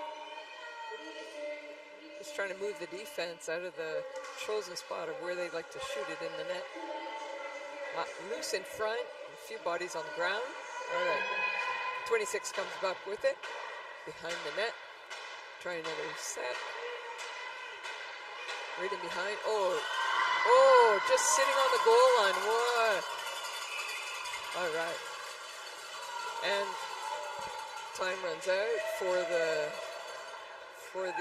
goalkeeper to put it back in play. Just a little bit behind on that. BC will have another free pass in their attacking zone. Just sat on that goal line.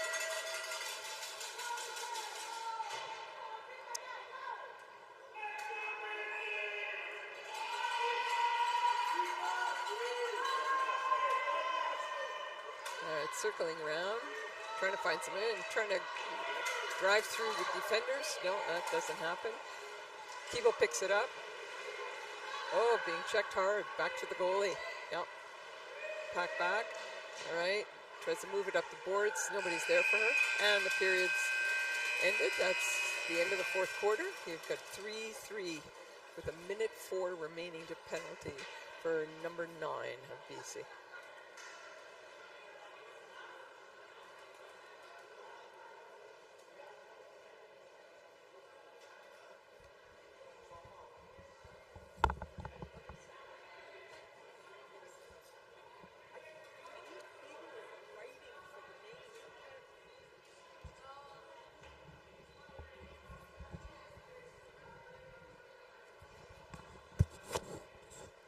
Well, While the teams are conferring, captains will flip for the coin to see who starts first with the ring or the side.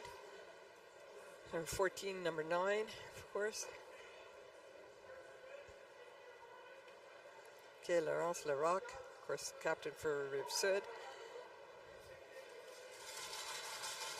And Haley Takati.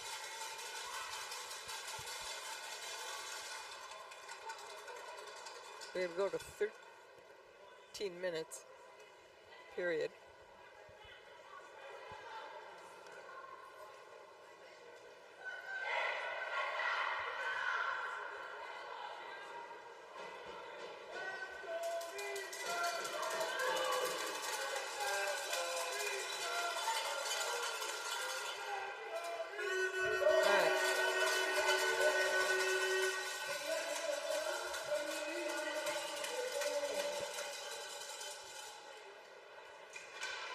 So Rive-Sud will keep the same side, and so will BC.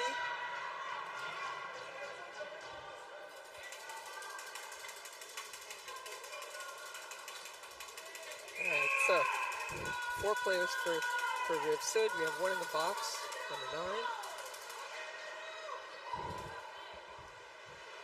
All right, behind the circle with the ring, looking for a pass. Certainly moving. All right, 99 shoots it back over to Courtney Keeble. Oh, she just wanted to stab it there. The ring's still loose. Okay, goes into the goalie crease, and time expires on that. It's a goalie.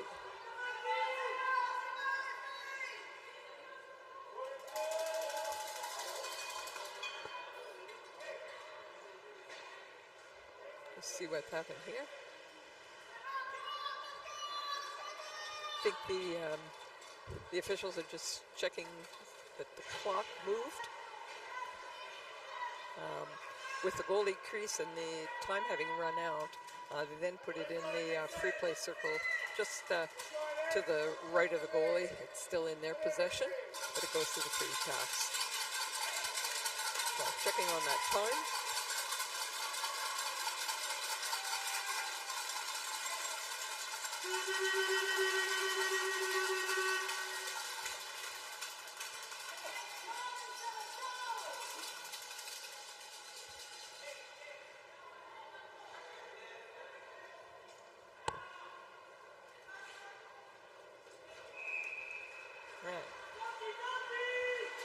All right, number 10.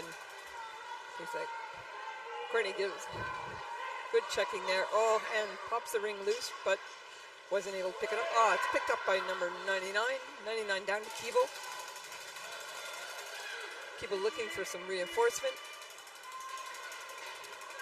They're going to do a line change. All right. Number 7's going behind.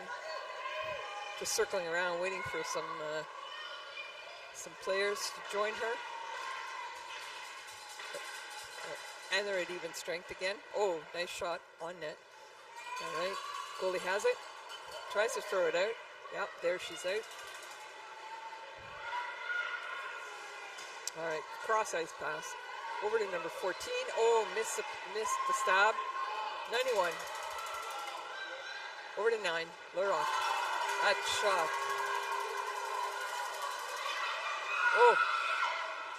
Good plays there. And again, the ring comes loose. Oh, jeez, just across.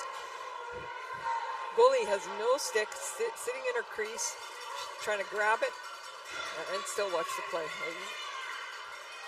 Yeah. Oh, and they score. Rive-Sud from the corner. Wow. Wow. A little hard to recover when you've lost your stick. And wow.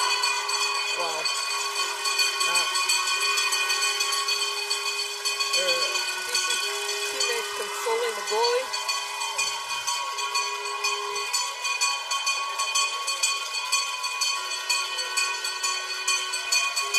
At 11:09 in the fifth, remaining in the fifth period. So just a couple minutes in. Rive-Sud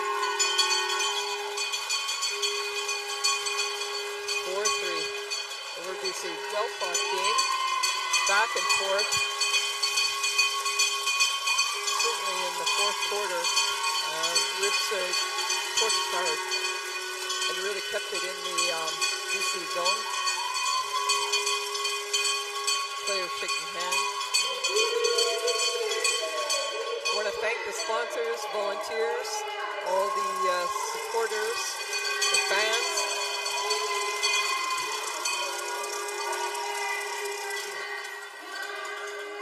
And thanking the refs.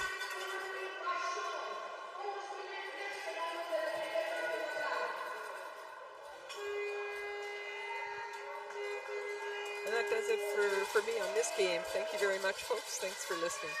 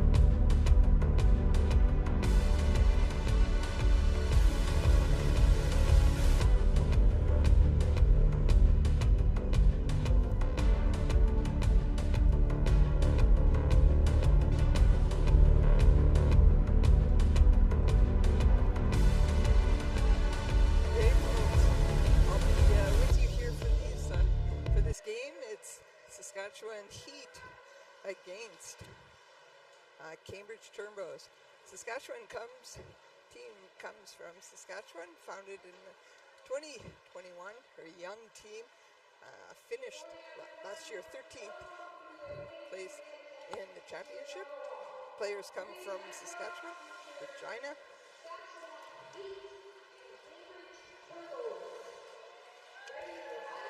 The Rink Arena is announcing the two teams.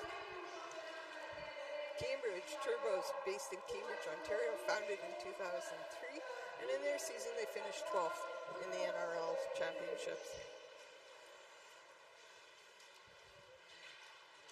This is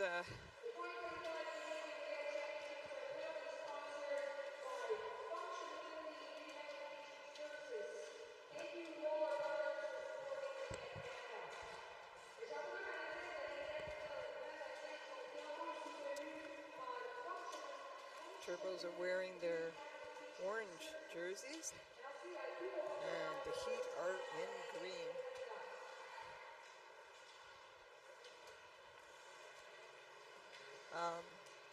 This event here, Canadian National Championships, is here being held in Ottawa.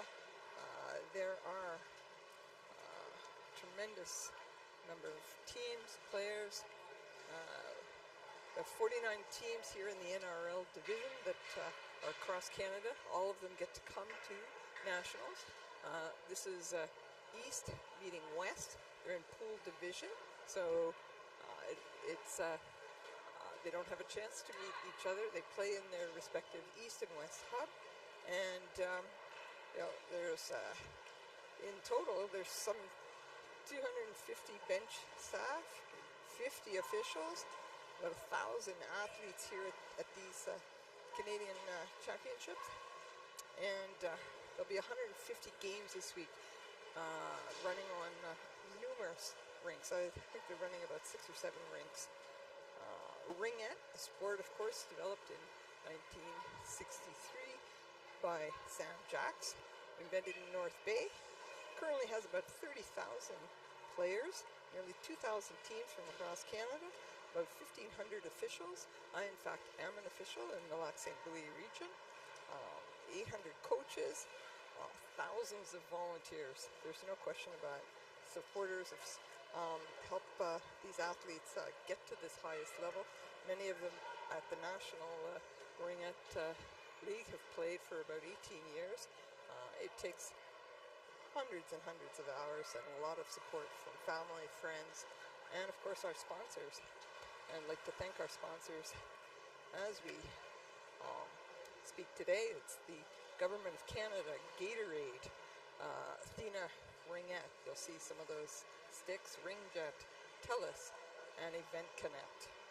Event sponsors here are Ottawa Tourism, Province of Ontario, City of Ottawa Ringette Association, Sergio, Hertz, Lug, Commissionaire, Ottawa Senators Foundation, the Heart and Stroke Foundation, Booster Juice, Pro Physio and Sport Medicine Centers, IS Live, Megan Peters Design, McKellica Management and Consulting, Dome Sports.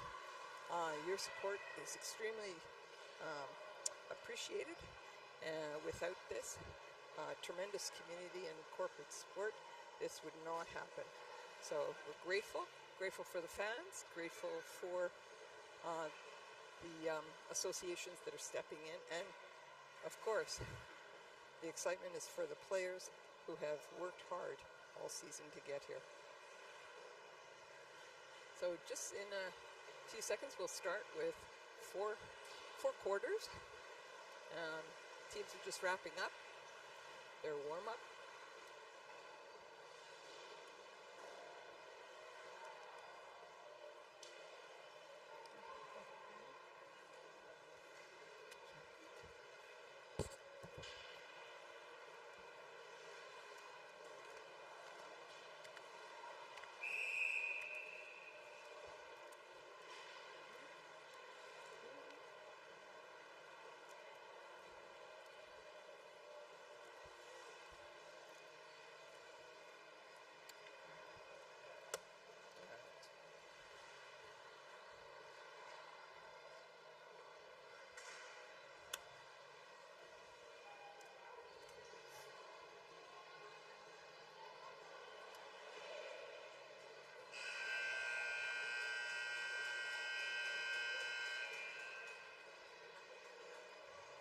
home team.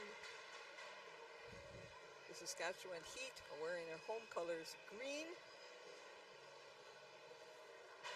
And of course the visiting team, Cambridge Turbos, are wearing their prominent orange.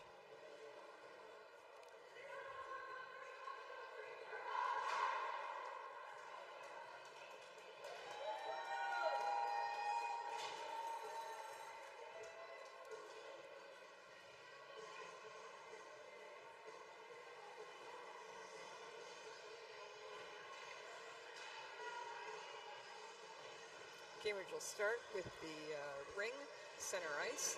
Number 19, their captain, Paige Nasel, passes it back into the zone. Nice pick.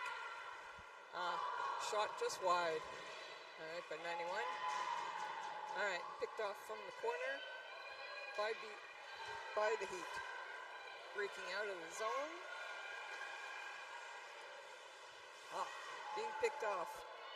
All right, 19 for the Turbos.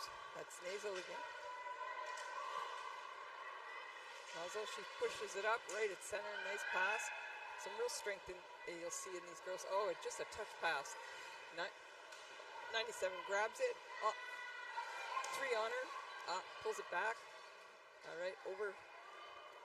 Just breaking in the zone now. Number 5, going around. We're going to switch up some fresh legs. Drops it to 15. 15's looking. Yeah, straight over to the side. Got company. And picked off by Turbo. Turbo will come up. Looking at center ice to pick it. Oh, and it's picked nicely. Yeah. Oh, just wide. Just wide of the pass. Number 11 and 2 collide. All right. It's going to be a penalty on the Heat. Goalie's out of the net for Turbo. And they're just settling down, trying to get in the zone. They're there, waiting. They're going to put 4 in the zone.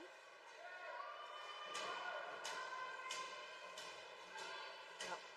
Just waiting for the pass. Yeah. Just on the side, looks for the reset. Oh, she can't get it. She falls. Okay, and there you go. Put some fresh legs out there for both teams.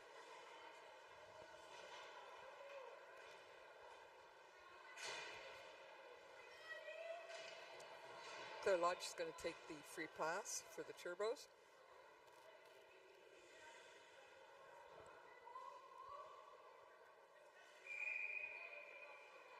Shoots it to the corner. Anderson circling around behind, checked. Behind the net. Passes over. Yeah, just behind. Yeah. Just trying to move it through. Oh, yeah. Right on the net. All right. Goalie has the ring. Dropped it behind. Picked off by Courtney. Straight up. Oh, picked in the circle. Center ice. Down by the Turbos. Oh, and the shot.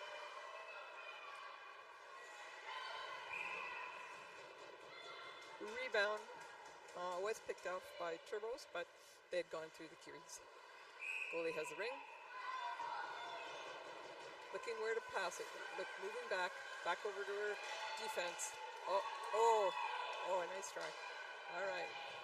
Number 3 takes it. Going to go behind the net, being checked. Yeah. Strong checking here on the Turbo team. All right. Oh, standing on the ring.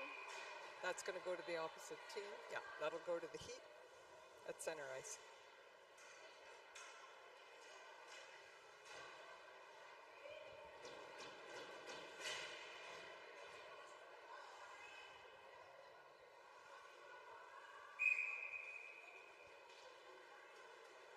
Vulcan passes it over.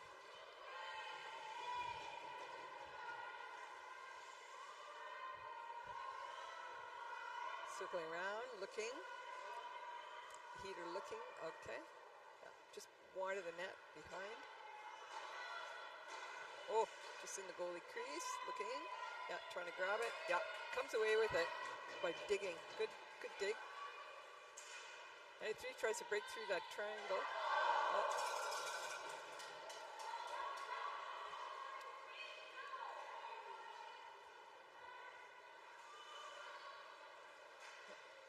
Okay, gets a reset.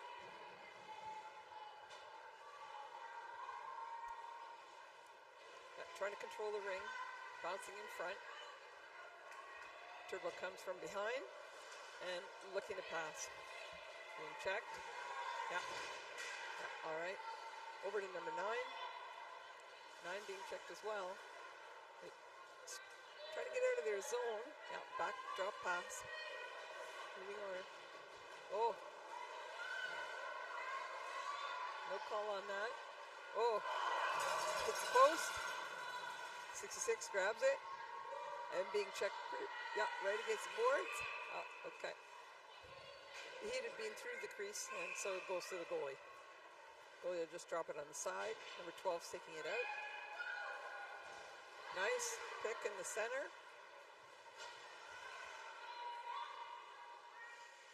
Circling. Wanting to see an open space. Looking across the top. Number 6 goes for it. Being checked. Coming back in. Oh, trying to break through the defense and the front. Okay. Oh, comes away with it again, and a good goaltending there. Stay strong. Got that pad save. Nice pick. 91. Up the center. Oh, okay. And 19 is able to check her off that. Oh, and back. She gets it back. All right. 91. Passes it just through center. Looking off right on the goalie. Goalie has it behind the net. And it's Heat trying to break out of their zone. Center zone. Center ice. On the sideboards. Yep. Yep. Some strong checking. 15. Jones comes away with it. Didn't like the opening there. Should give it a try. Was looking for, yeah, she got the reset.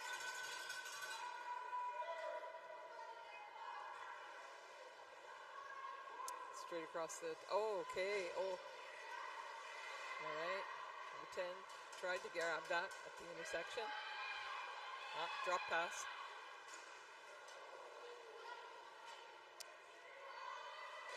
And Peter cycling over.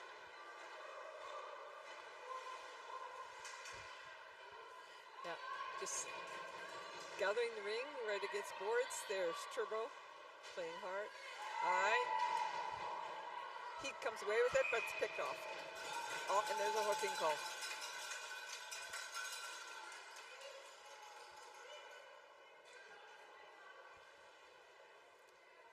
Both teams will change. There's 6:38 in the first quarter. And it's a hooking to Turbos. I'm just waiting for this penalty minutes to go up for number 24. So, Miranda Anderson. Number 79 for the Heat. Trying to find an opening. Passes it over. Yeah.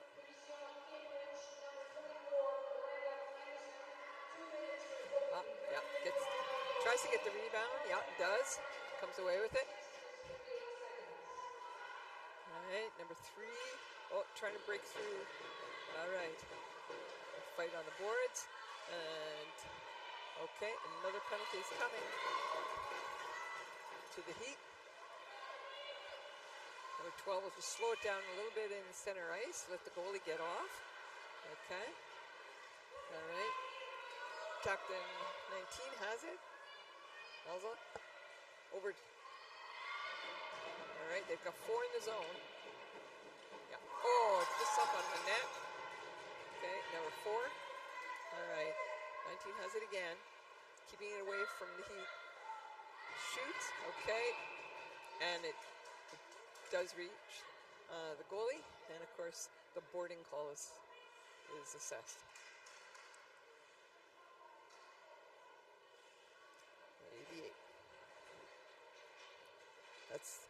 Taylor Stanford, forward for the Saskatchewan Heat. Play is deep in the Saskatchewan zone with the attacking Turbos.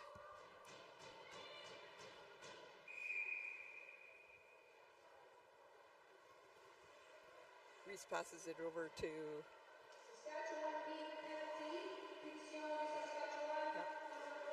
number 6, shot on net. Gets the reset. It's out on center, the rebound. The Heat are breaking in. Oh, big shot just up high. Number 6, looking for setup. Oh, and right at the top, 11. Yeah, takes another shot and falls on the ring, and it comes loose. Turbos have it. Moving up from behind. Okay, 4. Back in their zone still. Oh, just missed that pass. Yeah, picked up by the Heat. Oh, and she checks her off. Yeah, 17 over to 4. 4 misses. 23 going for it. Oh, just loses an edge. All right, Heat pick it up in their zone. Moving up to center. Yeah, number 6. Yeah, 12. 17 picks it off. It's just a bit too far. All right, there you go. Down the center, 16. Oh, doesn't like what she sees in the middle. Waiting to see something. Going down in the middle. Oh, yes, and a nice goal. Pulls the defense just enough out of the way to find that opening.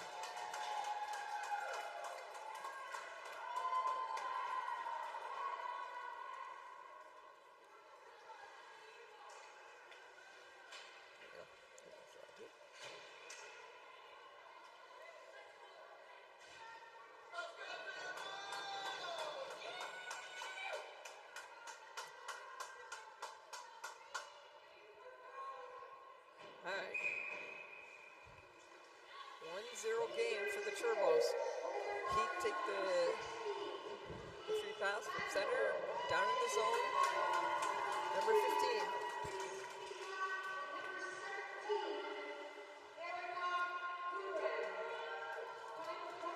All right, circling around, looking, the pick there. Didn't create the opening she wanted. She passes it over to 11. And she's going to stop herself for a pick. And a cross-checking call.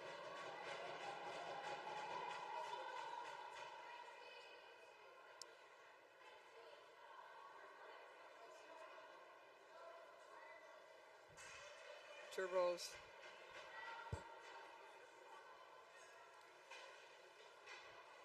Paige Nodule is being called over on a cross-checking. She's a little bit bewildered. Referees will have a bit of a consultation about it. All right, free play. The whistle was called, stopped because of an infraction. And so Turbo has it, even though they have the penalty. They're out of their defensive free play circle in the center, looking for it, really checked hard. Okay, there you go, 91. Circling around behind the net to see if they can set something up.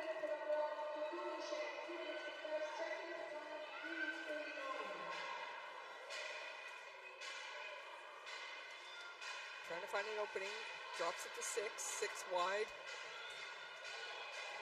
Oh, okay, got a goalie reset. Oh, but one had gone through the crease.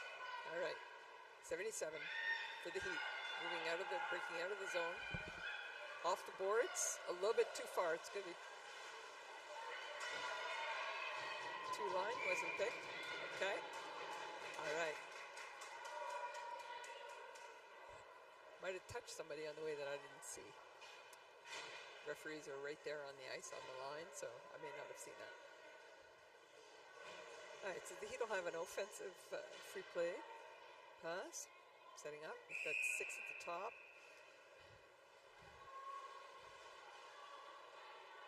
93 is trying to set a pick just to the side. Okay, she'll keep moving, that didn't work. Number 2, going for the shot, low, yeah. Paddling behind, Heat keeps it. 93 coming in again. Oh, yeah, picked off. Trying to make it through that center. and it didn't work. All right, 17 has it. Center ice, waiting for someone to pass it to, who's open, being well checked. Okay, deep down into this circle. Yes, 22 picks it away. The strength of her fighting for that, and they'll take a change, take the opportunity to change.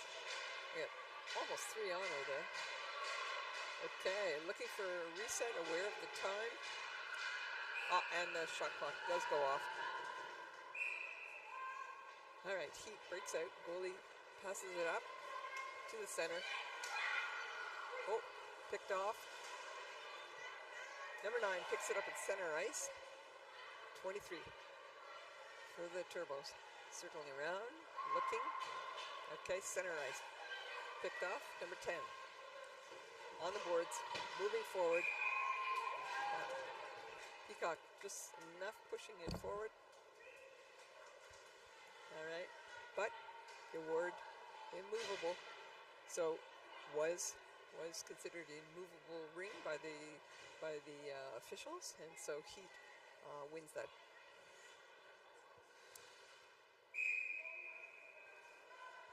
Number 5 takes it, passes it to 11. 11 deep in the corner. Number 7 picks it up. Takes a shot, just wide. Okay, digging for it. All right, 5-second count. The goalie has it. Turbo gonna break out. All right, along the boards. Number 4. All right, 17. Picked off by 5 for Heat. Heat looking for an open body. There you go. Trying to find a corner. Yeah, number 9, Turbo loses her stick. It's out of play. She still wants to defend, though. She wants to keep that. She's got to be careful and not to push too hard with her hands. She's going to go to the bench and switch up players. Okay, goalie has it. Goalie will probably keep it. Yeah, she does. The distraction of something like that, of losing a stick and things like that, it's often a thought for the goalie to just take the time, keep the ring, even though it goes to the other team, allow a reset for the whole team. Everybody focus. Referee returns the stick to the coach. There you go.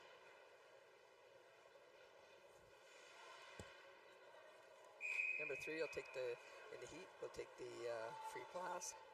That's Madeline Stang. All right, drops it.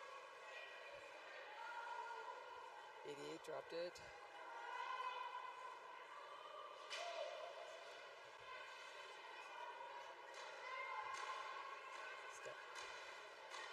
Still circling, still dropping. Yeah.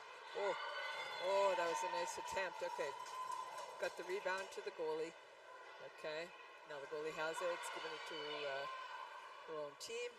Number 17 is coming out from behind. And that's the end of the first quarter. A lot of pressure by the Saskatchewan Heat on the Turbos for them. Struggling to get out of their own defending zone a number of times on this period. They haven't had that many shots on goal themselves, and their own goalie has held very strong. Berkey is in nets. That's Rachel. And a little warm up over here on the side during the intermission with the other goalie, Sarah Reed.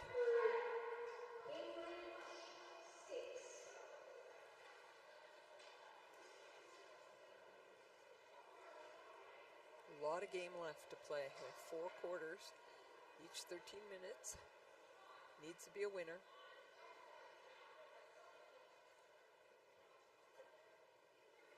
Switching ends. So Turbos will be closest to their home bench, as the Heat will, as closest to their bench as well.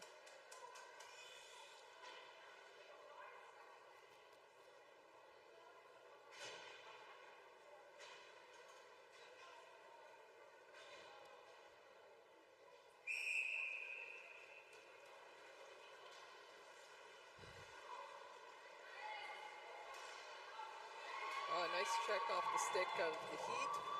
And up the center, number 10. Give and go. A nice play by 24, turns to get rid of that check. Straight across the top. Number 10. Moving by, looking. There's 66. Trying to find a position. Oh, right on net. Looking for the 5-hole there. That didn't happen, but they got the rebound.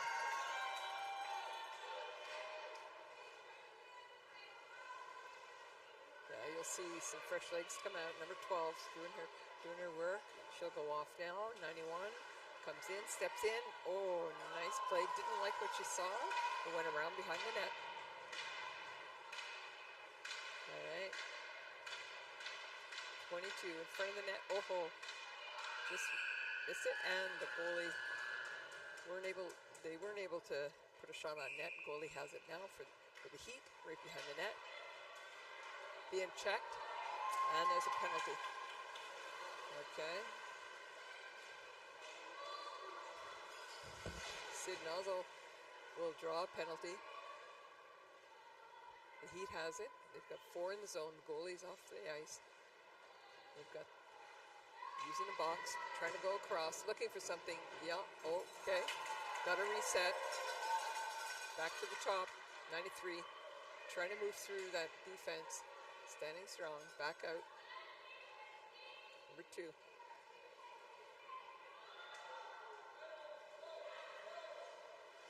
Oh, backhand pass for number 15.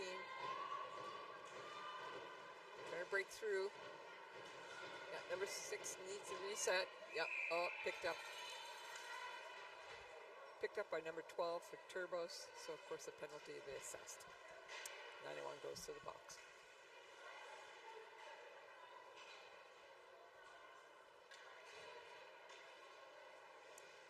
That was a slashing down in the Heat's zone, right, just shy of being behind the net on that play. We have 11:03 left in the second quarter. Number 7 takes it.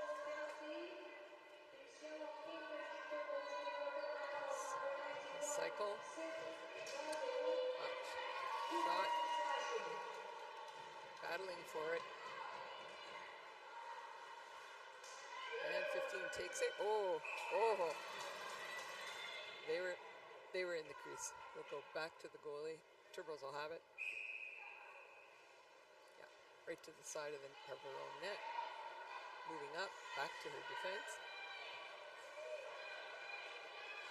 Got some speed here. Oh, bounces off the speed of the hit. Oh, and it goes across the line. Heat had it in there on her stick, Ring and her, past their defending blue line. It's now Turbo's Ring in their attacking zone. Number 17 will take the free play. Erica Newbrand.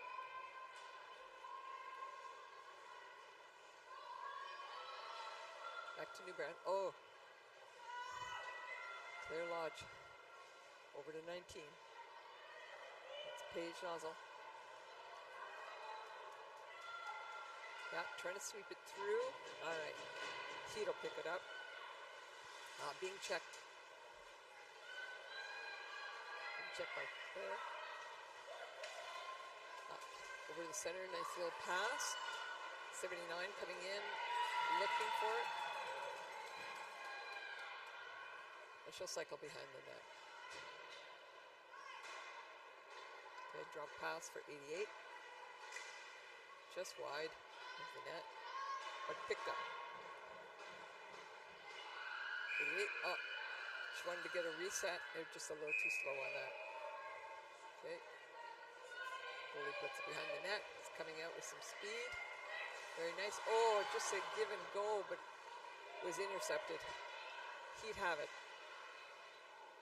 Back in the zone. The offensive zone down the center. Oh, just up high. Number 11. Number 3 picks it off the boards. Have a look, see what you can see. Okay, there you go. deflected, given to the goalie. Number 4 takes it from the goalie. Moving up. Yeah, looking. No, didn't like what she saw.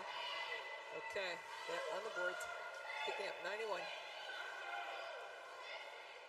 All right. Oh, she's picked it up in the center. Right. 17. Trying to find an opening. Nope. Gets her own rebound, though. 91. Over. Back over. Oh, loses an edge. Number 4. Oh, 17 tries. Yeah. Okay. Oh, he's able to check. Digging hard. It's loose ring. Okay, picked up by the Heat. Number 2, and just a missed stab. 16, and you have a player down.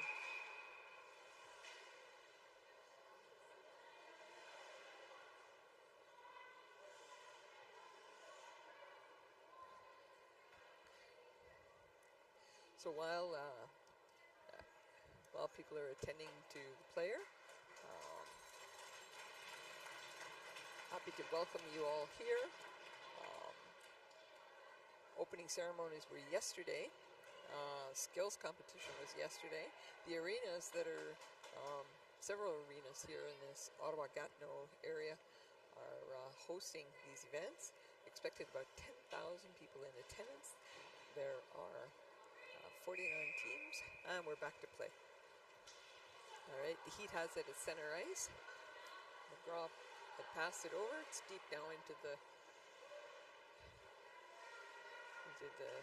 attacking zone. Over at the top of the circle. Oh, okay. Number 2 picks it off the boards as the shot was wide.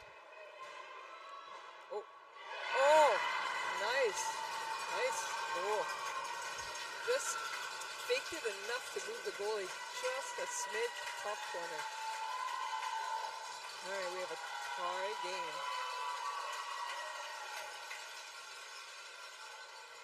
All right, 7:43 in the second quarter.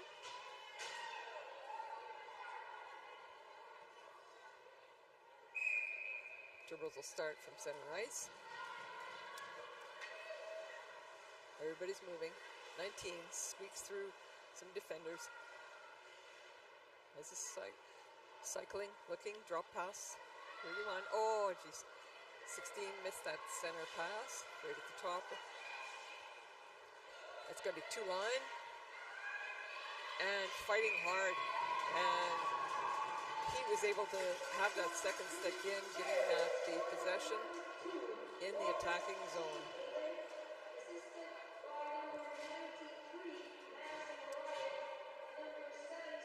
Immovable, and being able to gain second control if it still remains immovable, it does go to your team.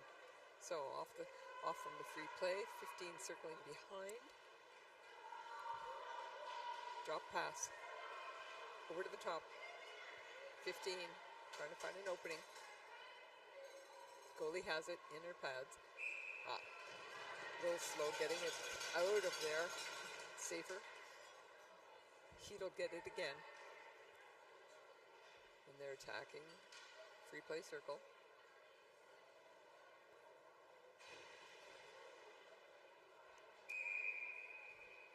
Seven takes it. Passes it over to 15. 15. Not liking what she sees. Over to 17. Oh, trying to make a shot. Yeah, and picked off by Turbo. Turbo using some force. Was pretty blocked there at the blue line. Passes it back to. Oh, okay.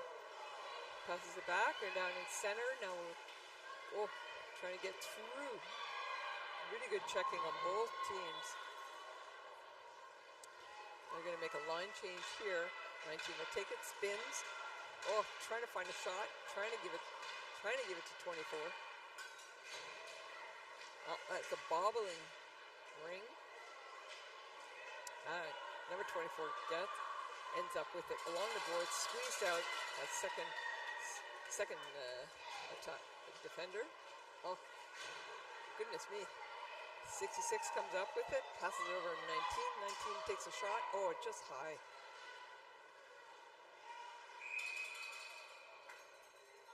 All That'll go free play for the Turbos. A reset is called for by the refs.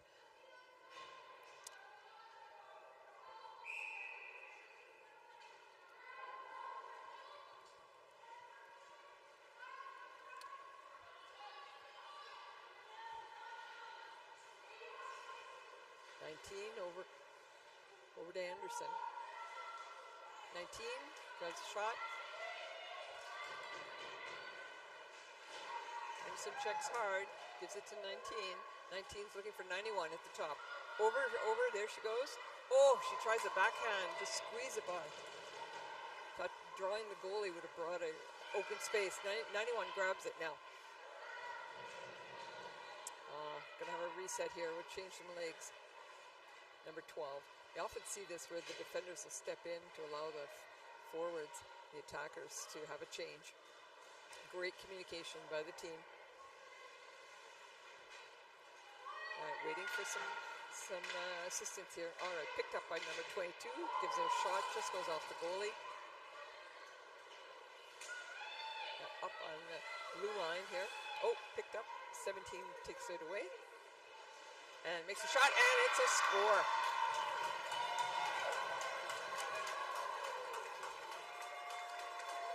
Erica Newground. Just that digging, that tenacity that all these teams have. These players don't give up. They work hard on the boards. And it popped out, took it away, and scored. 2-1 for the Turbos at 4:39 remaining in this second quarter.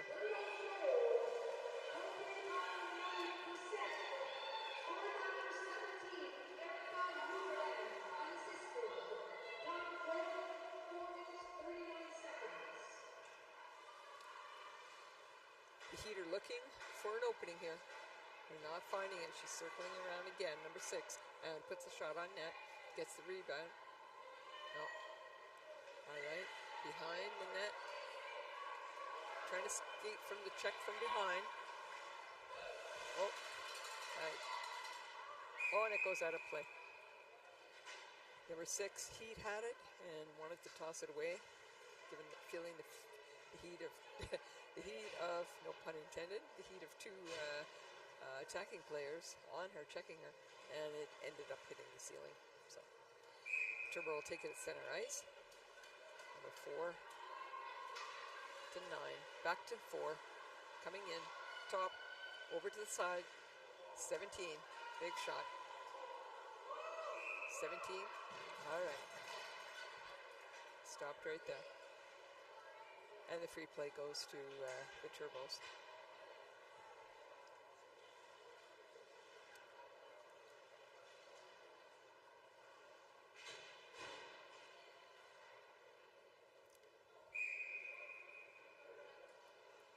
To Wyville, passes it over, back to Wyville, up at the top, trying to break through, legs, stop it.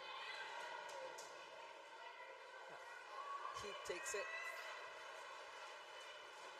Opening, oh, checked hard, stops, pushes it back, deep in the corner to 15.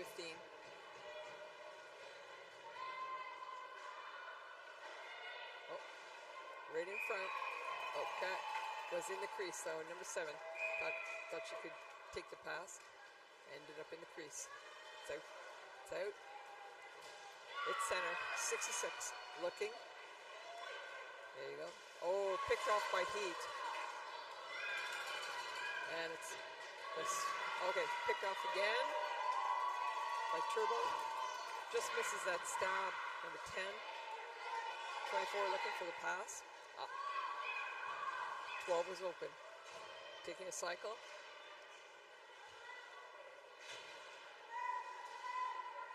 To 66, 19 picks it up.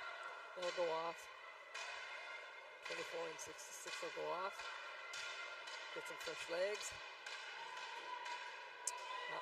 Got the reset she wanted. 19 drops it. Nice drop. 91. Looking for an opening. Not liking it. Being pushed hard. trying to. Oh, at the top, 19. Over. Oh, wow. Backhand pass over to 19. Gets that in the net. Turbos go up another goal.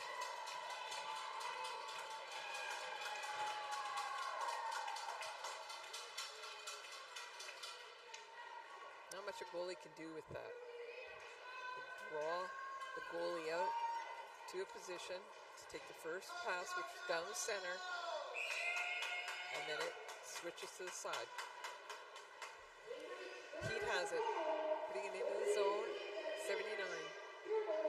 Cycling, behind the net.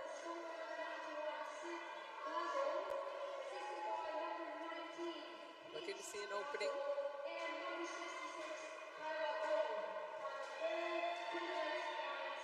Yeah, at the goalie. She's passing it out. Number 6 takes it. Turbos making their way up to center ice. Just missed that pass, 17. Okay, just missed. Dumping it in. Number 3 picks it off from the boards. And a shot on net. Turbos have it, breaking out of their zone. Number 4 up to 16. Nope. Picked off by Heat. Over to 88. Cross ice. Number 9.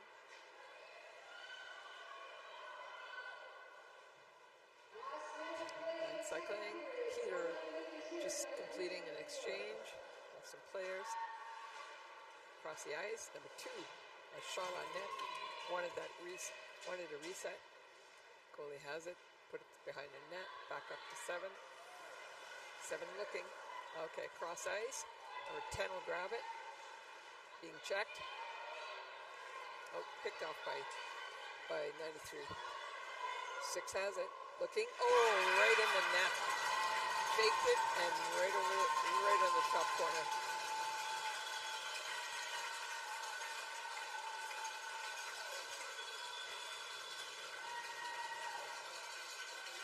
All right.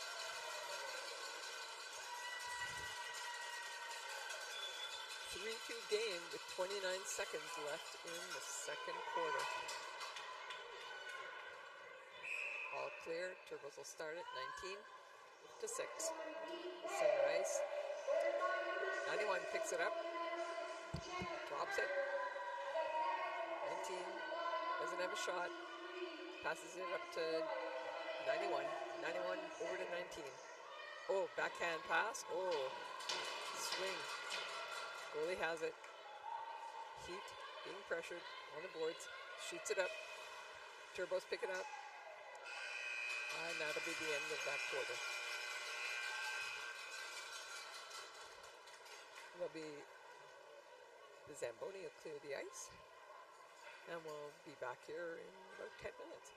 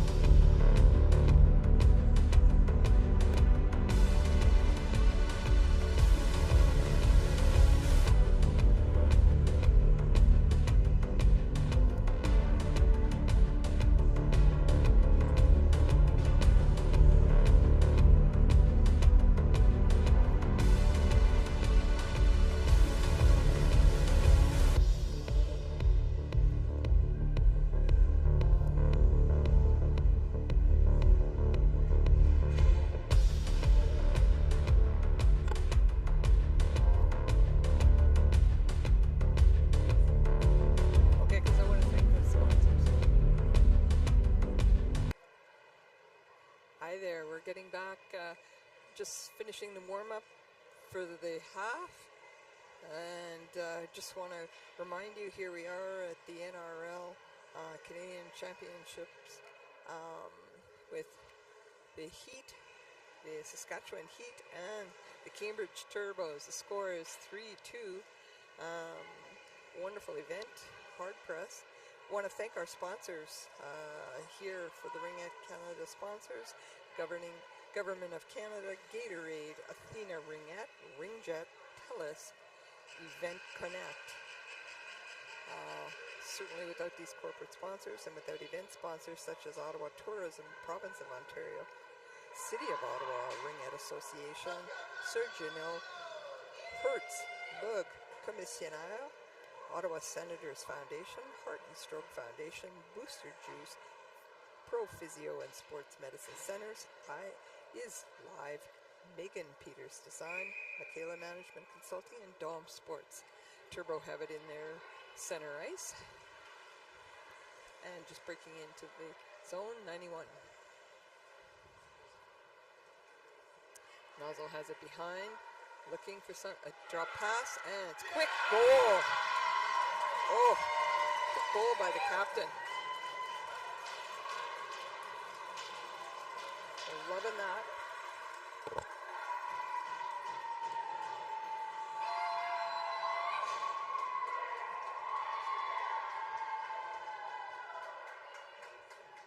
Page, the sisters on fire. Heat will take it from center ice. Stangel over to Skylar. Skylar trying to break through. Oh, and they respond on their own. Nice quick give and go. Down the center, over to the side. Goalie couldn't move across the ice.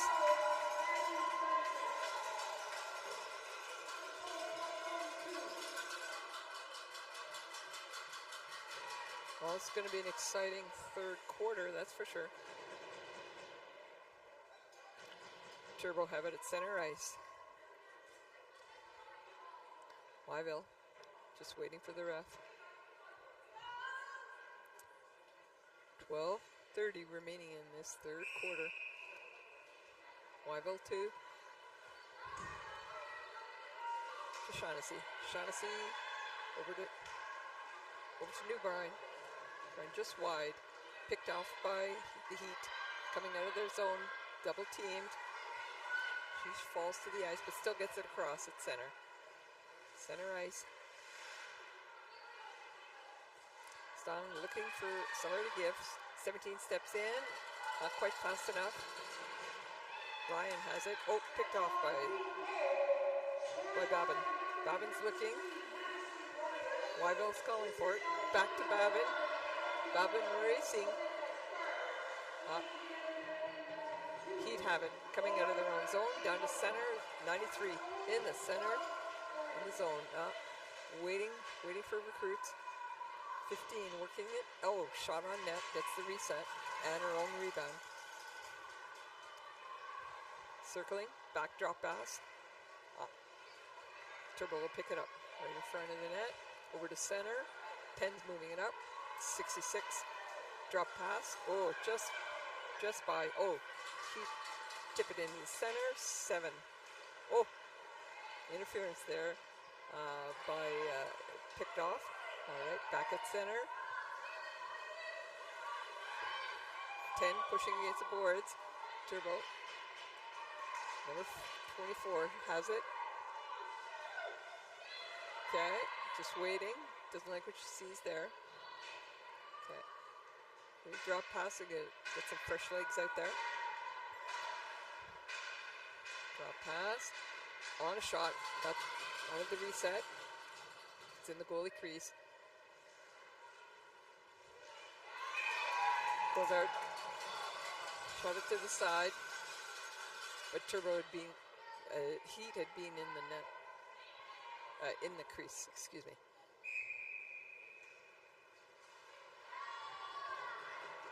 Goes and sends it up. Over. Oh, just dumped. Okay. 91. Nozzle. Pushing hard across the double check. 22, circling around.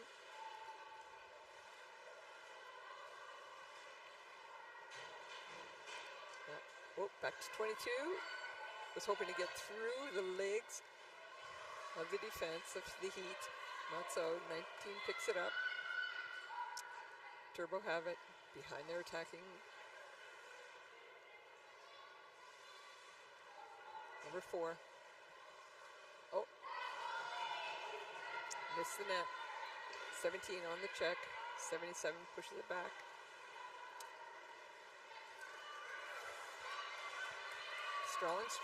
Strong checking by Newbrand. Down deep in the zone, 88.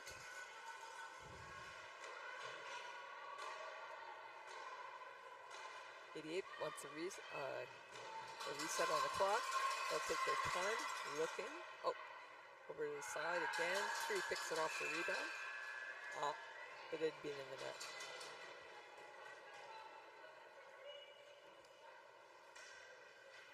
Turbo just crossed the crease, so that'll be a free pass to the Heat in their attacking zone. 88 takes it over to 79, circling, starting the cycle, looking for something, drop to 3, 79 at the top, trying to move inside, across, 88. Just a little out of her reach. She's looking, pushes. Oh, just such a hard pass. 3 wasn't able to grab it.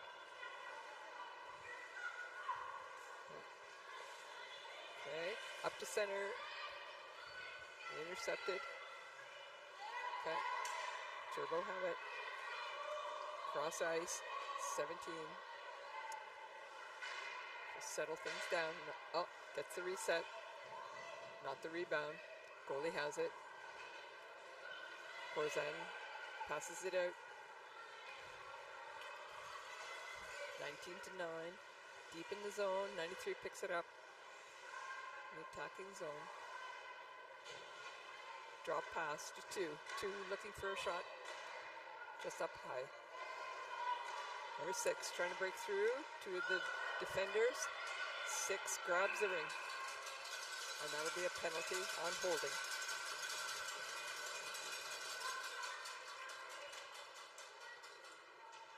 He'll be going to the box. Oh, sorry. Turbos will go to the box.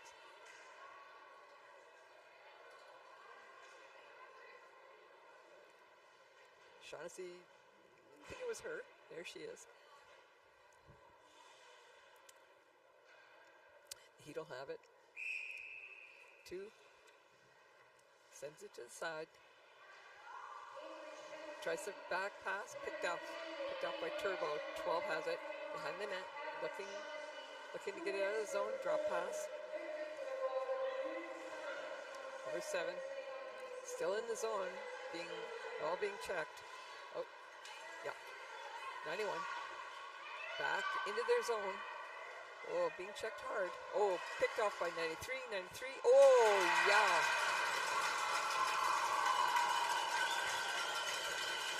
Chopin from Ryan. Give and go at the speed of that. There's no way that Bentley had any chance of that. Wyville taking it from the center. 4-4 tie. 7:25 left in the third quarter. 4. Trying to break in on the center. Pulled over to the side. Didn't have a shot.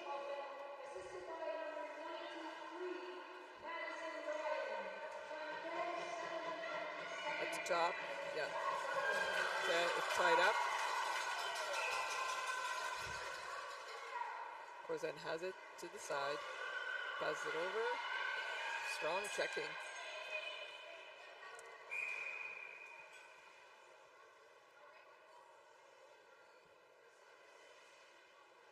Incident here at center ice. Referee called for Jones, who'd fallen. Looks like she's broken a skate maybe a skate blade or something. She's leaving just on one foot. So either her foot or broke the blade. I'm not really sure. She'll have that checked out. I guess it's just hurt her foot. Okay. In a collision here at center ice. Turbo are speaking with the refs. Captain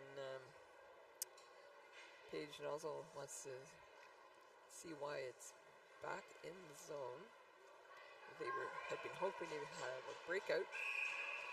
All right, but play from the Heat, from their own defensive zone. That's a two-line pass. And Turbo picks it up. Being checked hard. O'Shaughnessy managed to get rid of that. 24 back. And that's a slashing. O'Shaughnessy wasn't able to get that pass because of that slash. So Madeline Stein will go off for the slash. 4-on-4, third quarter, 6:41 remaining.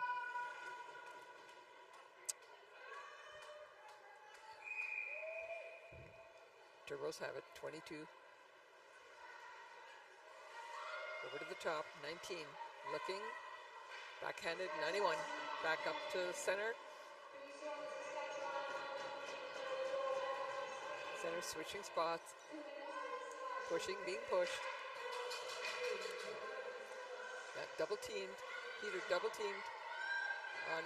Strong, not coming away with it. 97 up to 93. 93 puts the brakes on. They'll switch up. Across the top. 9. Looking to weave. Doesn't see it. Circles back. Drop pass. Number 6. Oh, feeds it through. Gets the reset she wanted. And they've got the rebound. They complete their change. 9 goes off. Still looking for that opening. 2. Oh, tries to feed it through, but picked off by Turbo. Number 12. Going behind. Drops it to 4. 4 sends it off, but 2 picked up. Still at center. Being double teamed. Yeah. Oh, just too much for Shohin, who just missed it. Comes around from behind the net. Is the Turbos. Turbos picked it up at center. 17 has it. Looking. Straight across the ice. Just inside the blue line. Back.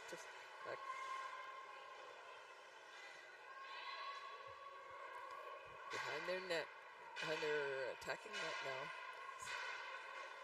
Newbrand passes it over. At the top. Oh, carries it over. He carries it over. Ring just ended up going by her, so it'll go back to the goalie. We'll have a little talk about that. By the positioning.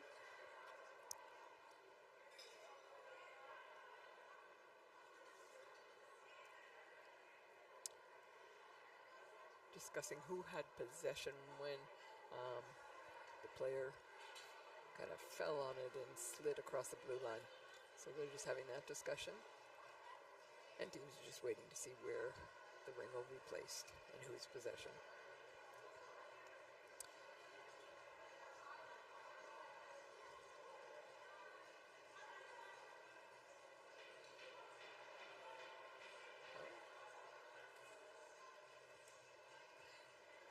.44 remaining in the third quarter. It's a 4-4 game, and you got 3 seconds. Pardon me, 3 seconds left on Strang's penalty, so she'll be out of the box fairly quickly. Okay, and now the refs are just informing the teams of their decision, where they thought the pass was and who had control. Very important in Ringette. Who has control? You can touch it, doesn't necessarily mean you have control, and this is what the referees were deciding. And control in their mind was with the Heat, and of course They took it over the blue line because of the player falling. So 19 has it for the Turbo. Behind the net. 22 has it now at the top. 19 trying to break through, trying to see an opening, doesn't see it. Circles behind. Gives it back. 91 feeling the 6 on her hand, not so happy. Looking, doesn't see the opening she wants to her partner. Oh, picks it off. Great, strong pass. Okay, goalie has it. Goalie looking for it, keeping it in the pads. The Turbos will have it again. Fresh legs on both sides. Penalties over, of course.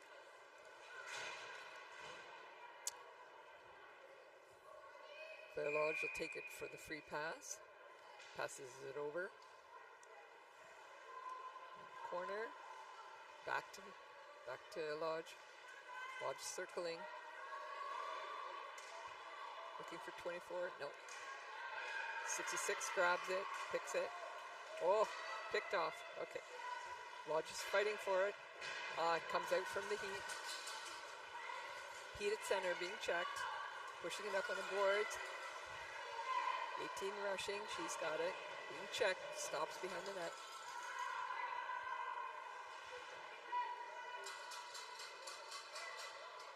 Looking. Dropping. Over the center. Yep. Just falls. Got the shot away. But they ended up in the net. That'll be a free pass for the Heat.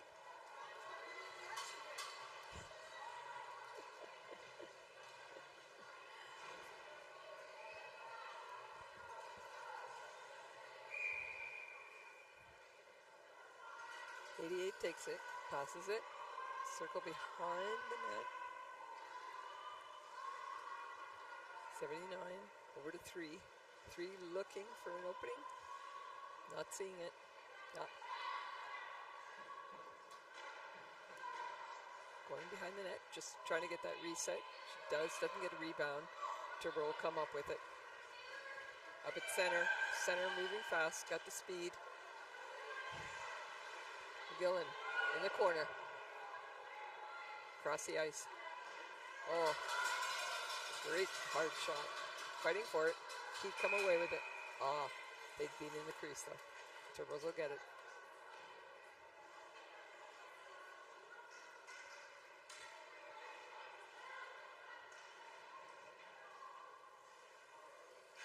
In attendance over the next few days, there are going to be thousands and thousands of people. Still tickets available. Please go to Ringette Canada Nationals and come and see some of the exciting, some of the fastest game you'll see. Looking for the shot. Oh, yes. All right. Assistant captain, number 1, Sid Nozzle, just puts it right in the top corner. Lovely.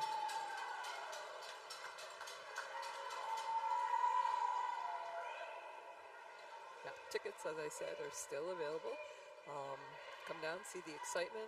Wonderful volunteers will meet you here. You'll enjoy that.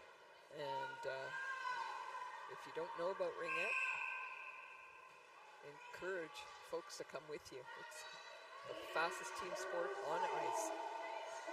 Heat have it deep in the zone. Number 6 grabs it. 2 takes it out. In a cycle, trying to see what she likes. Over to the side. Trying to find a spot. Gets a reset. Being pushed out. Oh. Pushed off the ring, but picked up by 5. Trying to dig through the defense. Can't. Turbo come up with it at center ice. Oh, just miss. It was touched. Okay. 23 up to the corner. Over to 24. Oh, shot. Got the reset.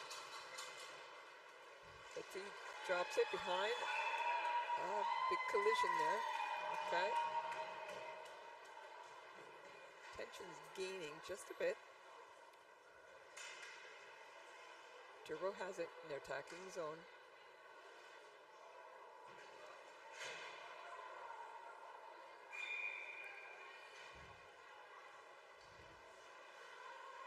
Costa, 17 takes it. Drop pass. Oh, and she scores. 17.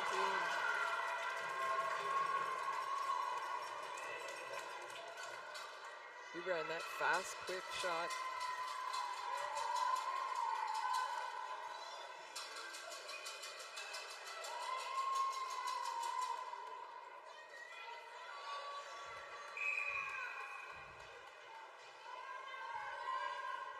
He'd have it. Looking over the corner. Number 7. Just drops it.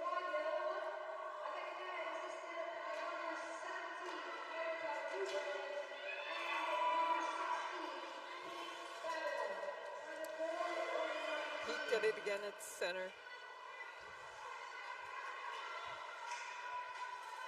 15 trying to get it. Rebound was picked up. Oh, not gonna make it through. Goalie has it. DD puts it out. Up to center. 4.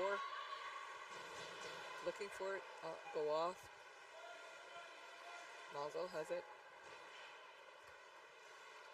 Drops it for 91.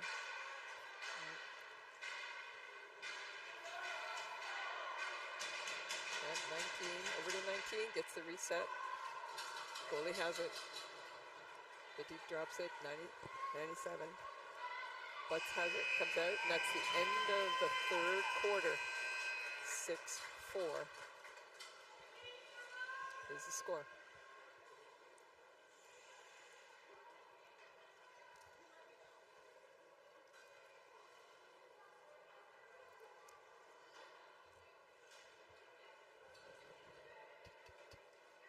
In Canada, there's some 30,000 players who play Ringette.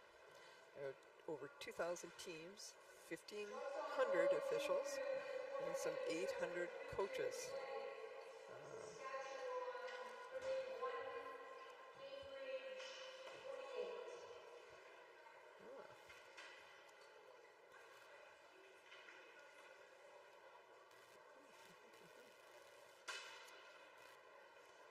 Teams are just taking a well-needed timeout, or not timeout, time in between the quarters. Just to regroup, keep the energy up. Heat are not out of this game by any means. A lot can happen in 13 minutes in that fourth quarter.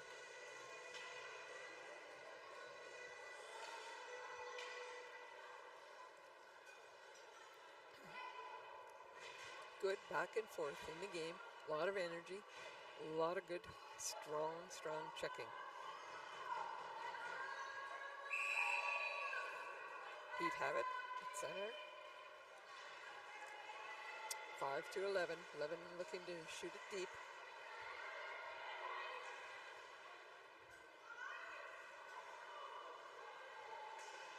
And 3 puts a shot. It's wide. Looking for the opening 6. Oh my goodness, there you go. Exactly, 6 across to, we'll get her number in a second. Carter send it over to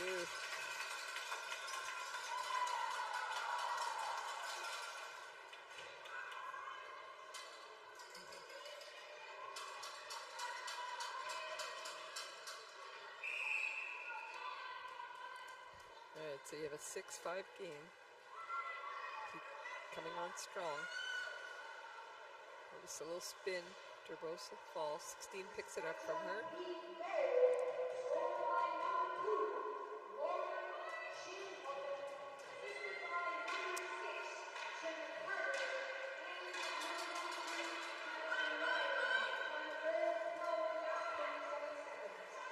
So Schoffen had scored that goal that was assisted by Carter.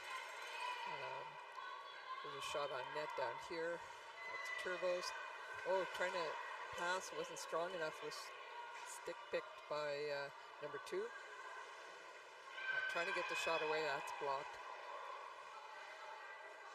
Turbo just setting up, setting the cycle, and they'll switch legs.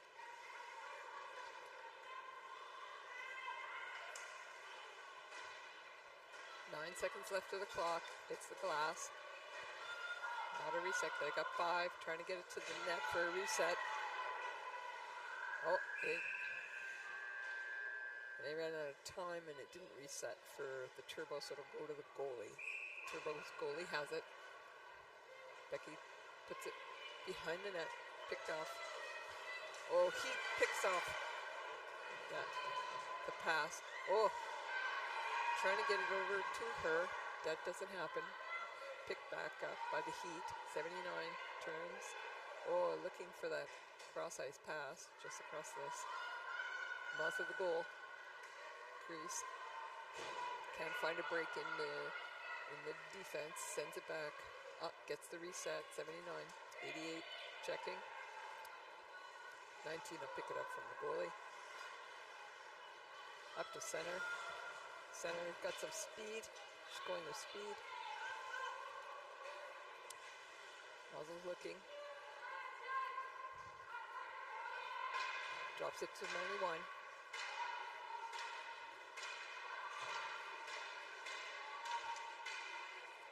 Peacock turns. And it's lost control. Went to 9. 9.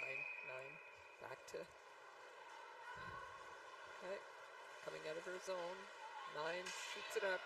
That'll be a 2-line. Yeah. Turbo have it. Coming across the line at center. Great speed. Oh. No. Avoiding that check. Trying to get speed going. 91.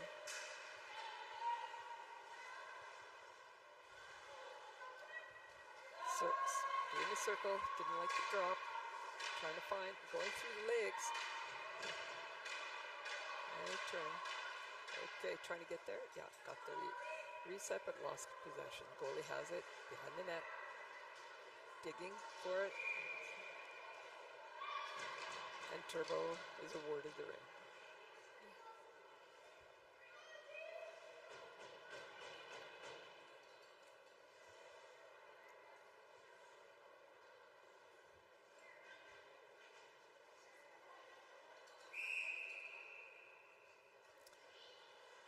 '17 has it from the circle.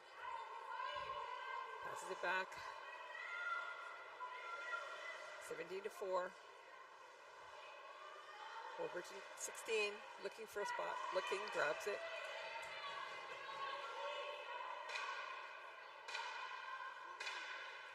Behind the net, on the net.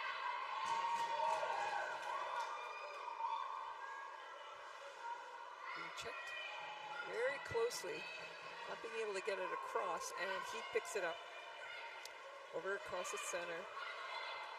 Lots of speed, moving down. 11 trying to deke, and does, but just too high on the pass, on the shot. Goalie Ring. He'd across through into the goalie's crease. 19 picks it up from the goalie. Fakes that pass. Oh. And she wasn't able to get it. 17 now has it from 18. 17 cycling, wanting to see who's open. See if they can split. And they'll go off on a change. Finish that change. 93. Okay, good. 6. We're gonna need a shot here. Oh, and she gets the shot. She gets. Oh, okay. Guess you can get it in time. Goalie has it. Drops it for 19. Oh, too long. Oh, a touch. 17. Almost all alone. Tries a 5-hole. Gets her own rebound. Oh. Okay, gets a reset. Still digging. Trying to get it. Yeah. No. No. Oh. They're strong, these girls. Oh, fighting for it. She does. 16. 5-0. Passes over to 17. Oh, trying to slide through that defense. Number 4 loses it to the Heat. Yeah. All right. Intensity, you can see the intensity is mounted up here. A little more pressure physically, plus the speed. 79 has a shot. Save, good save. Pad save. Up, going for the speed here. 96. He wants to get it dropped to 10. 10, giving it to 24. Over across. It's a goalie. It's a referee escape, but that's okay. 24. Behind the net. Looking how keep possession. No, loses it. Crozan will have it. Drops it. Behind the net. Pushing hard. Number 6. Wants to come away with it. And does. Passes it over to 7. 7 in the zone. Going to change those forwards up. All right. Oh, digging. Now, you can see the tension, the intensity mounting. Goalie has it, looking for someone. There you go. 91, checking hard. Across the zone. Oh, there you go, in center. Number 3, turns, voids 91, moves it up. 15. Where she's got about 5 seconds left. She wants to have a reset. Plus a shot on net. Oh, okay. Ran out of time. 88 was there. Couldn't grab it. Turbo coming out with speed. 16 to 4. 4 moving in. Kind of falls down with 2 defenders, and it'll go to the goalie. Crozan has it. Behind the net. Everybody on the move. Two-line pass. 23 can't touch it. Yeah, and she does. And it'll go deep into Turbo territory with the Heat having the free play.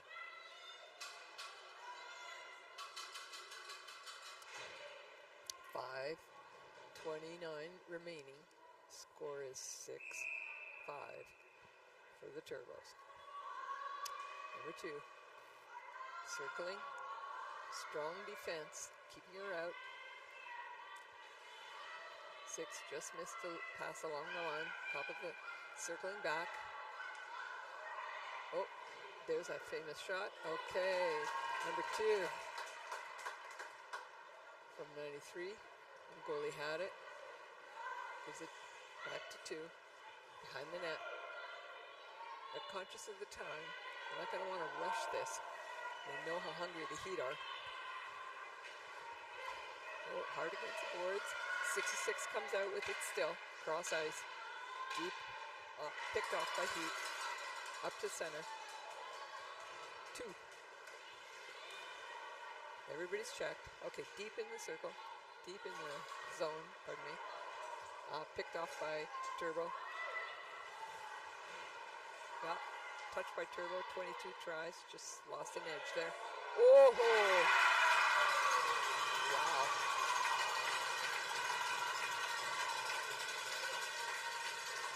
Heat has scored. We have a tie game here.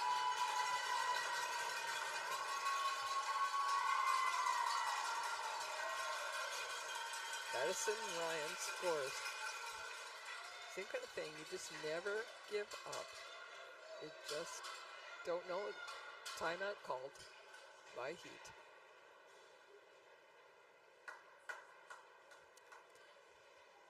And that play to allow Ryan to score happened at center ice with the pass just being missed a bit and shooting it deep into the zone. And pickpocket.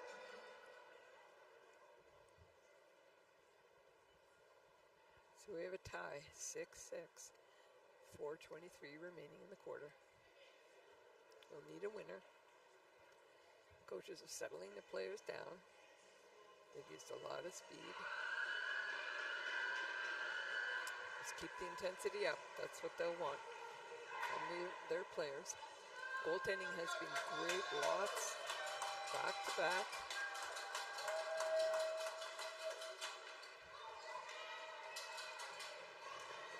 Number 19 will start with it from center.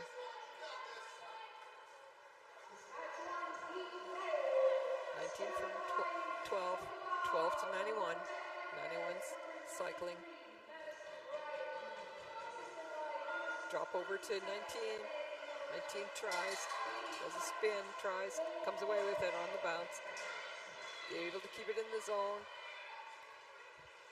Heat crossed over the zone. There was a 5-second count. 91. Looking over.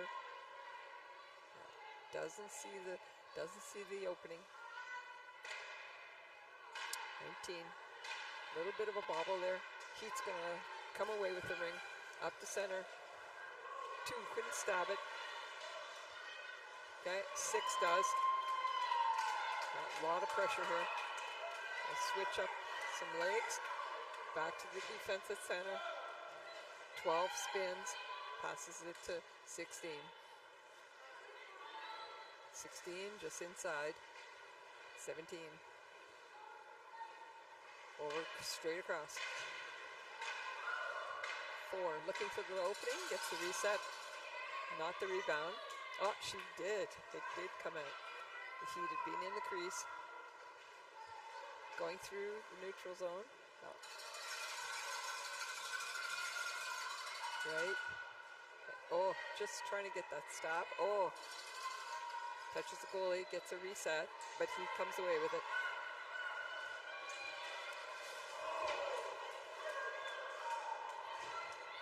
Yeah. Quite a collision with 9 and 3 here against the boards. No call. Both were very focused on the ring. Turbos will get it. They're attacking zone.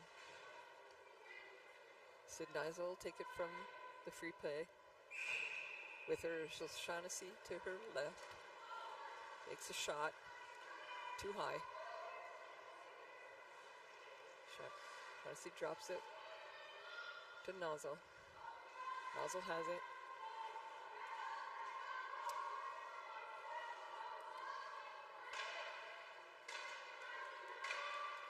Defense is keeping him out far. Okay, wide pass. Shaughnessy goes to get it. 91, Nozzle saves. Let's run out of time for the shot clock. Reed has it, puts it behind. Number 9 looking up. Great speed, just misses it. McGillen just missed that. Okay. Turbo has it at center. 3 on her almost. Over to 6. 6 into the zone. 17. Just passes it quickly. 16 looking for a shot. Gets the rebound from the feet. Looks again. Oh, too high. Up on the netting. That'll go to the goalie.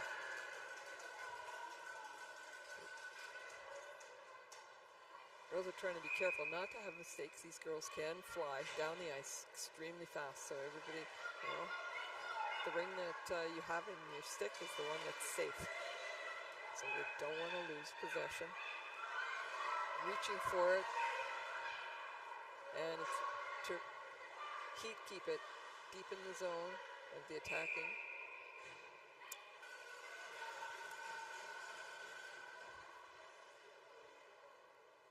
And it became immovable, and Heat still have it. Everybody's taking a breath. 93. Madeline Ryan will take the free pass. Over to 2.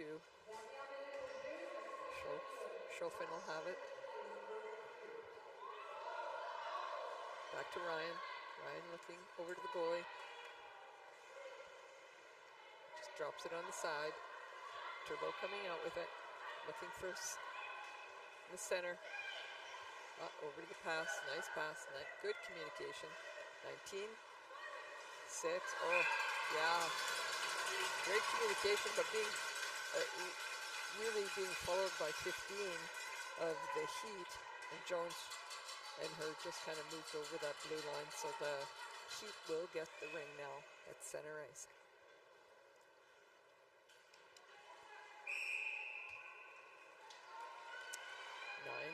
To 13, right in, 15, being checked, 11 has it for the Heat, cycling. Oh, just at the top, missed it, number 2. Shuffle lost it, and Turbo's coming out with it. Over at center. Has some speed there. Oh, 91 just reaches back and grabs it. Tries to put the pass across the nozzle, who just couldn't pick it up, and time ran out. So we're now 4 quarters done. Score 6-6.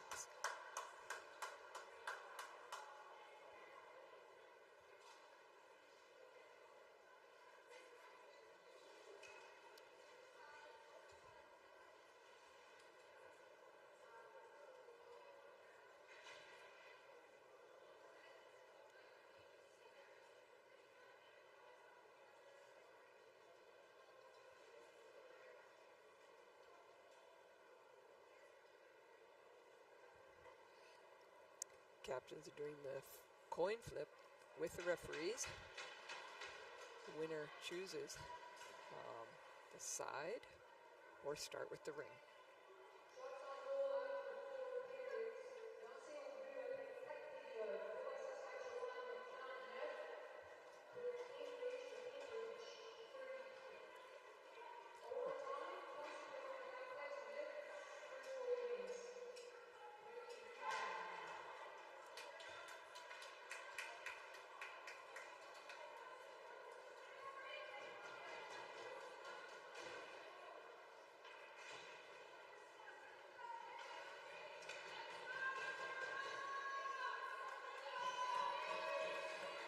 Okay, so Turbo has it at center ice, kept the same side. Heat's on their home side. Number 19. Page starts it, passes it over. 12, back to 91. 91 cycling. Over to 19. Looking for something. 91 is moving, picks up the pass from 19. Okay, just tipped to center. Heat's got on the speed, right over across. Number 2 has it, trying to break through. Oh, amazing stick work by Maddie Samus, who stopped that shot. But it'll be a Heat free place in Turbo territory. Lauren Shelfin will take the free pass, passes it over. Trying to weave through, in front. 93 tries a shot. Becky passed it out. Turbo has it, looking.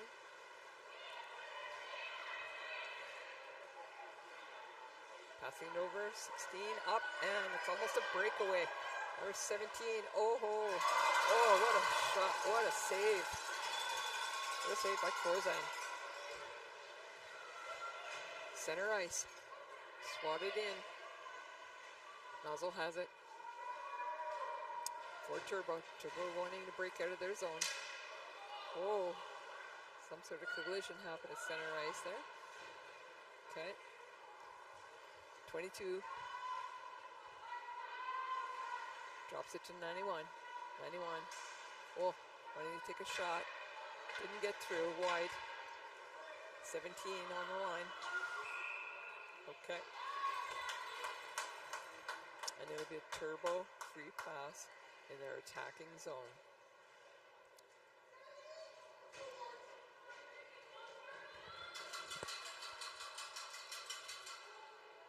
it. Nozzle will take the free pass.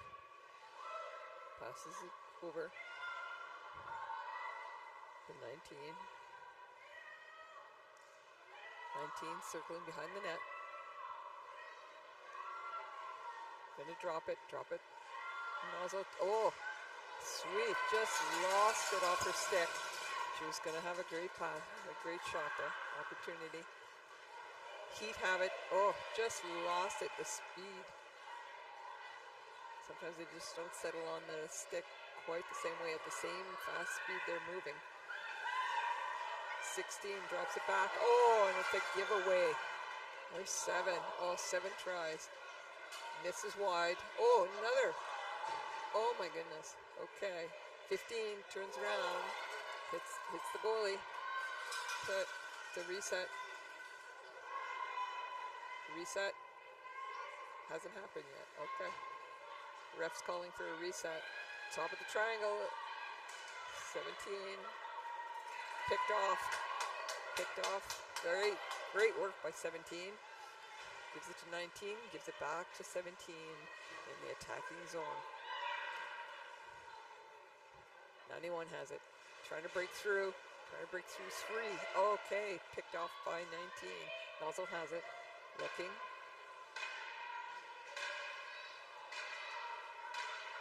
Cross ice. Have the shot.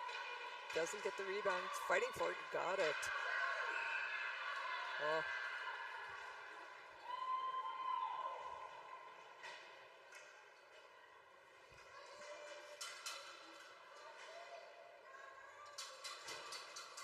Timeout called. I think the shot clocks were not in sync, and so they went off. And during that opportunity of a stop time, Turbo has used their opportunity to call it timeout.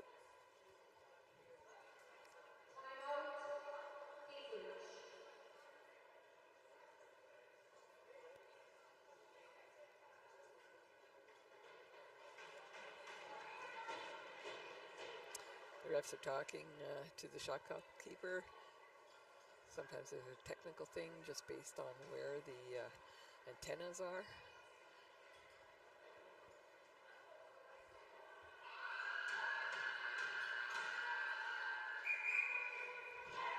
Heat's ready to go.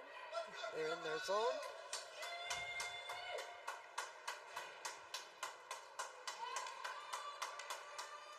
Turbo's taking their time to set up, and the refs are ready to go. Wyville over to, Wyville has it back, in a circle, cycle, 19 has it. Defensive Turbo staying big and strong, keeping not much view. Over to 19 from Wyville. Looking for a shot. Oh, and Heat comes out with it. At its center with the speed, moving through. 6 picks, sends it over to 2. 2 circling. Oh, yeah. 2 from across the top of the three-play line, right over in the one-timer, right in the net. Found the opening. Heat have gone ahead 7-4. Great intensity in this game. Great pressure by all players. Defensive triangles were hard to break through, no question about it. Tough for goalies to follow the speed of which those passes go.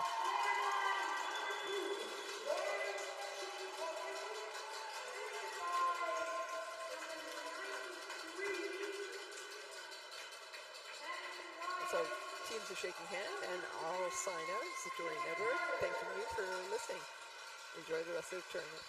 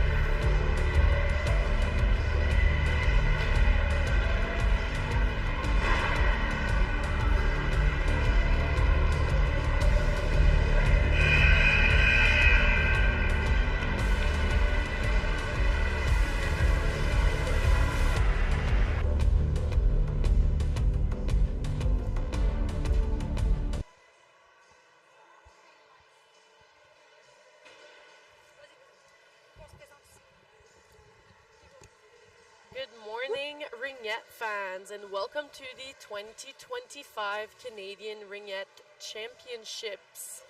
My name is Sophie. I am here with my sister, Emily. We will be your commentators for today's game. We have the Wrath playing the Attack in the NRL. This is a third NRL game of this morning. Great intensity we've seen so far from the two other games. This morning, Rive-Sud took away the lead against BC in overtime. Quite a game, went into overtime. Second game also in overtime. Saskatchewan played the Cambridge Turbos, who ended up winning. The Saskatchewan Heat won it in overtime. So 2 overtime games. We are seeing some great ringettes so far. Excited to see what's going to happen here. So Atlantic Attack, as you can see, are wearing black and burgundy. Those are their colors. And then the Calgary Wrath in white and red.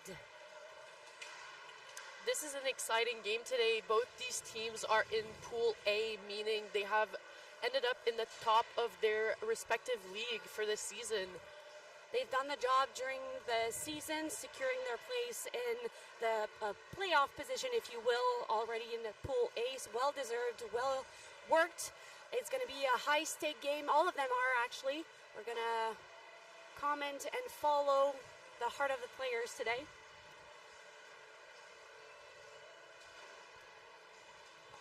So going through the roster of Atlantic Attack, we have Jasmine Galland, Alexa Béliveau, Jenny Snowden, Emily Foster, Kate Robichaud, Julie Richard, Dana Dingwell, Monica Collette, Madison Godet, Courtney Corder, Isabelle Cornier, Manon Vautour, Dominique Leblanc, Sophie Daigle, Jasmine Leblanc, Brittany Snowden, et Miguel Proux.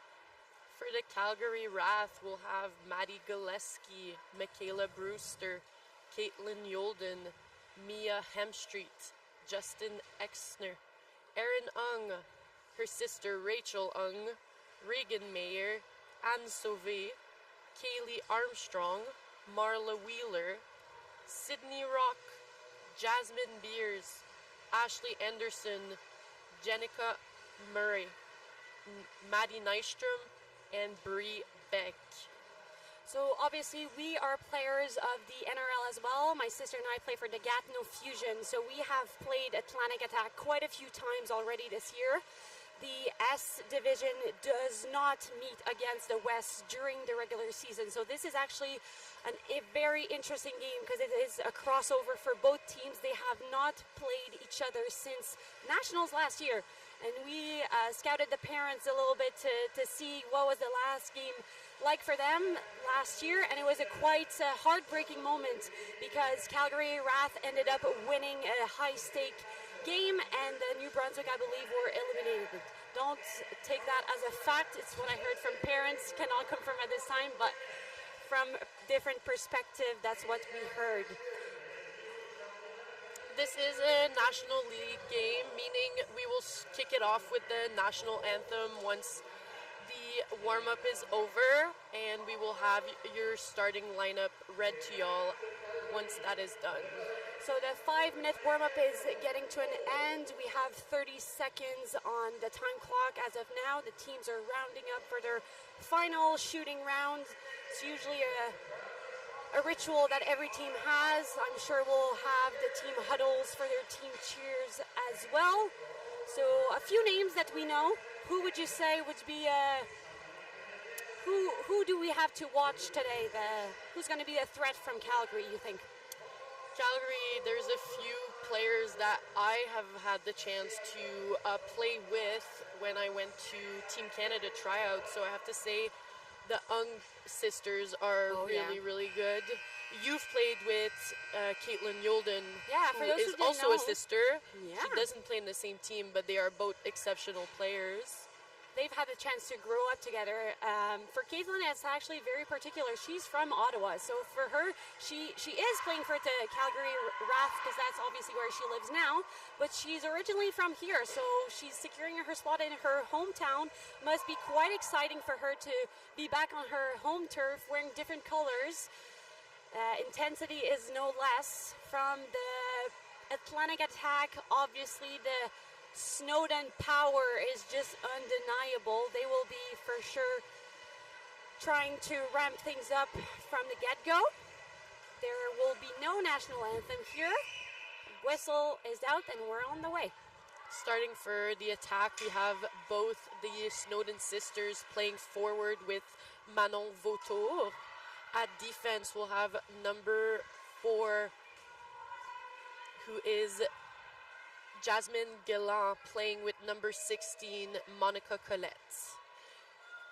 And then from the Wrath here, I can see Hung with Caitlin, Yulden, and Gillespie. So 3 very talented and high-skilled players. They've been quite a dominating trio, I can say, from their league and the tape that I've watched so far. This is a very intense game to begin with. Both teams are trying to win every battles here. The pressure is high. They're pressuring into the corners, as you can see here. Jenny pressuring. There's a line change for the Wrath. And Sauvé circling with the ring. She's passing it off to Exner shoots, fires. Who's gonna get the rebound? Wrath does. Wrath picks it up, circling around. An aggressive triangle from the attack with a nice switch from the center. They're battling it out in the corner. Looks like Calgary may be coming out with it, and they do. Sauvé to Exner, looking for something. Jenny was able, the center, to switch. It's been a long time they've been on the ice. The defense are probably waiting to switch as well. Who circling with the ring, trying to exit her territory here. Couple of defense support pass happening. Shot clock getting at 15. The same 2 defense are on the ice for the attack, so I know they're excited to get off, trying to get this ring to the other side. Wrath is really giving no leeway to them. They're on the attack. They're not giving them the second blue line, and Wrath is getting the ring again in the offensive zone, circling again. This is quite the start and control for Wrath, I have to say. They'll probably try and take advantage of the fact that number 16 has been on the ice for a long time, but the attack center and D are doing a really good job of pushing them outside. They do have a reset, though, meaning they'll have a long time to choose what they're going to do with that ring. And she saw that. She chose to circle back.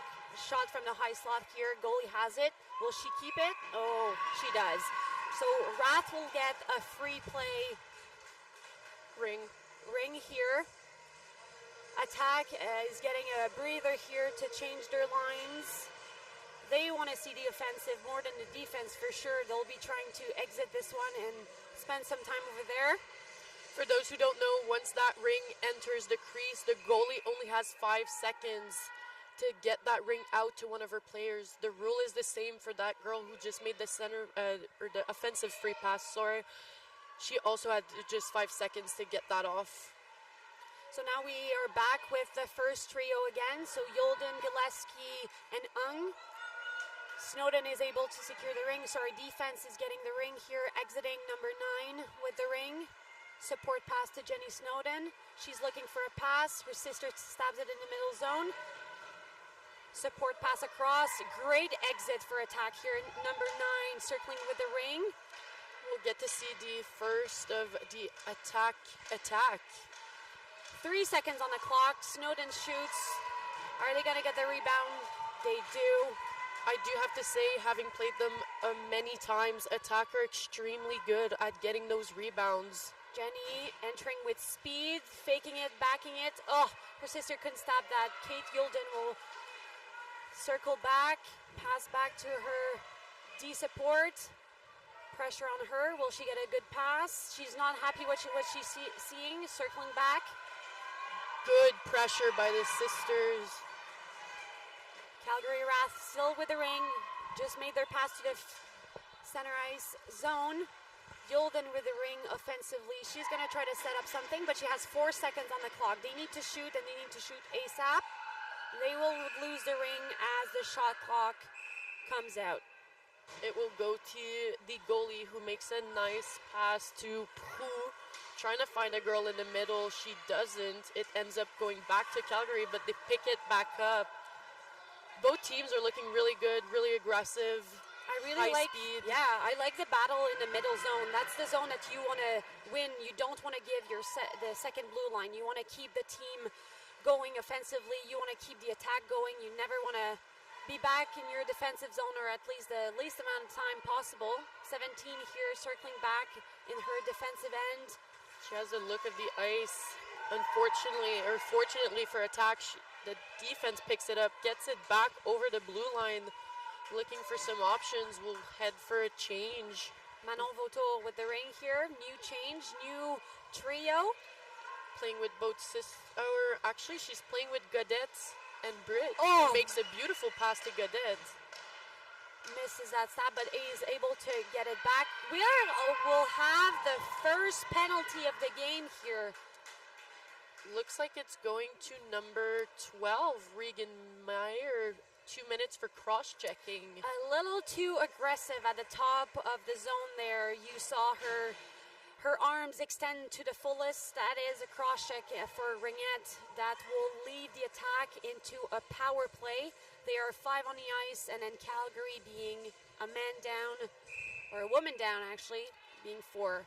Snowden. The interesting thing about penalties in Ringette is that you don't actually see how much of an advantage it is until you're in transitions, because when you're attacking or defending, you still get those 3 players on both sides. Manon here, excellent play on getting the ring back. Her forecheck is undeniable here. She has the ring again, so attack has another 30 seconds to attack here. Number Defense 9. doing a good job of picking that ring back up, sending it back to Vautour, looking for those girls that just got on with those fresh legs. We are in the middle of a line change here. Dominique Leblanc with the ring, shoots. She was aiming for the far side, didn't quite get that. Goalie will have it, passes to her center. That will get picked up for the attack. So another 30 seconds of attack for the black jerseys here. Looking for something, not quite satisfied with what she has. She circles back the other way. Looks like she might drop it off to Dominique Leblanc, who's circling, looking for something. 10 seconds, we'll get a shot off soon. Oh, we'll have a crease violation here. Attack was in the crease, it goes back to the attack. Goalie has the ring. For those who don't know, a crease violation, it doesn't have to be the player that has the ring that's in the crease. Any player from their team, Another steal here from the attack. They're still attacking.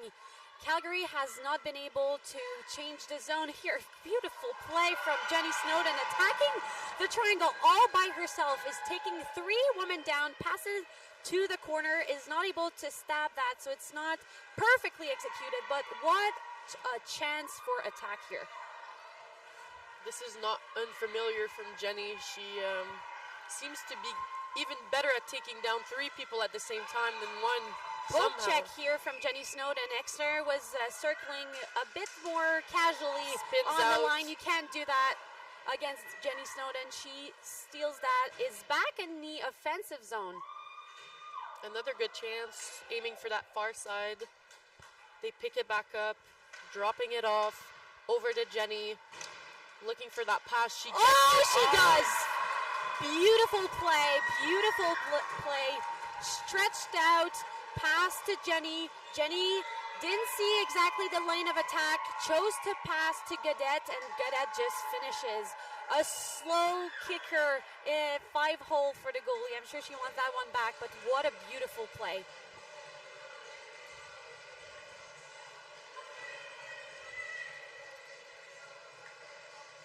Attack will get the ring here. At Calgary. Sorry, thank you. Calgary, we have Maddie Gillespie with that ring. She's under a lot of 2. pressure. She puts that pressure right back to that attack player. She gets it off. What a steal. That was a beautiful chance that just got stolen. Another one. Oh, that ring cannot be stabbed. Gillespie here circling. Yulden entering with speed. We'll We're going to have... penalty. So, for those who don't know, when there's a delayed penalty like we have now, Calgary is waiting for the goalie to enter the bench, which she did. They can now send a new attacker. They're now attacking 4-on-3. That shot went a bit high, but she did manage to get it off the goalie, so they'll have a reset, a full 30 seconds to go. But that attack D does a good job to pick that ring up. All she had to do was touch that ring, possess it, and we would hear the whistle blow. What's your thinking when you have a delayed penalty? If you were a defense here, being an attack player, what is your goal defending a 4-on-3? You are aiming for them to have just outside passes, no passes that can get through your triangle. You don't even have to stab that ring, you just have to make it change direction. So as soon as that pass, you think you can get it, you just put your stick right in that way, and you get it back. Number 5, getting it back to Exner. Passes up high to Sauvé. Can get quite a stab on that. Attack is doing a good job at pressuring her to circle back. Pass in the middle, not quite stab, but Exner picks it up. Sauvé at the top left. Spins, gets it back to Exner. Exner loves to drive too, but the attack is not having it. You cannot enter their triangle right now. Brittany Snowden with the ring. Passes, supports Bass. Bit of a bad pass play here. Is going to get picked up by the Wrath. Oof. She's fine. She's still over the line. Ung circling, looking for a pass over the second blue line. Sauvé will get it. Passes it across to the new player coming in. Gets a hard shot on the ice. Picks it back up. We'll get a reset on that. They get a full 30 seconds to have those fresh legs attacking. That center was very aggressive. Did a beautiful switch, though, to get that other player back in that position. Beautiful play here by the Rat, but they just can't seem to finish. The passes are there, but the stabs are not. It's going to get there. Ooh. Sauvé with a nice shot. Surprising the goalie. She was not ready for that one. That was a good chance, but her teammate was in the crease. It's going to get back to attack. So when a goalie ring takes a bit too much time to start, they will change it actually to a defensive free pass, which is what you're seeing right now.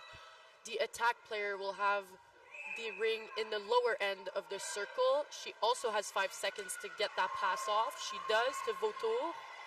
Looking for someone. Ooh, good Julia pass Richard, to Vautour back here, to but Vautour. excellent, Hits the post. excellent play by 12 here. Defensive. She didn't get anything. She was pretty limited with her shooting options. I have to give that to Wrath. Circling again, looking for that pass to Vautour. She does. Vautour with the backhanded shot gets the reset. We'll have a full 30 seconds to go again. She has that talent to find the squeaky little spots, Vautour. So here we have 21 Carter with the ring passed to Prou is just off her. She was on a penalty for 2 minutes, but now we're back to full strength, 5-on-5. She's going to try to pass across, but Yulden intercepts, is exiting. Ooh, she has speed. If Rath would have won that pass, I'm pretty sure she would have been alone there, but intercepted. Great play defensively. Attack is attacking again. Good job of the Calgary defense to push that player out so she didn't have a lane to the center. Forces them to have to circle around, get down to those last seconds of the shot clock. Jenny looking for something. She has 4 seconds to get something. Calgary does a good job of stopping them, but just not quite fast enough. The ref will judge that the attack got that shot off right on time. That's one thing I have to give to the Snowden specifically. They are so patient with the ring. If they don't see what they want, they will wait an extra second or two to get that. And it obviously goes into their favor because they have the ring again. Brittany passes it back to Jenny. She's circling up top, passes to her teammate, intercepted at the top. Great little check here by Exner, center defensively. Murray with the ring. Pass to Exton in the middle zone. And we're up offensively, number 5. Brewster with the ring right now. Passes it to Sauvé, back to Brewster. Brewster looking for something, gets the shot off, stays in the crease so that goalie will get that ring back. Doesn't have many options. She ends up keeping it. We are down to 1 minute and 9 seconds to the first period. So. Still 1-0 for New Brunswick. So fresh legs, full change for attack, full change for the Wrath they just got on. Waiting on the whistle here. That passes off to number 9. Back to number 7. Passes it back to Sauvé. Sauvé. Great save by the goalie. They're able to get the reset, so they're still attacking.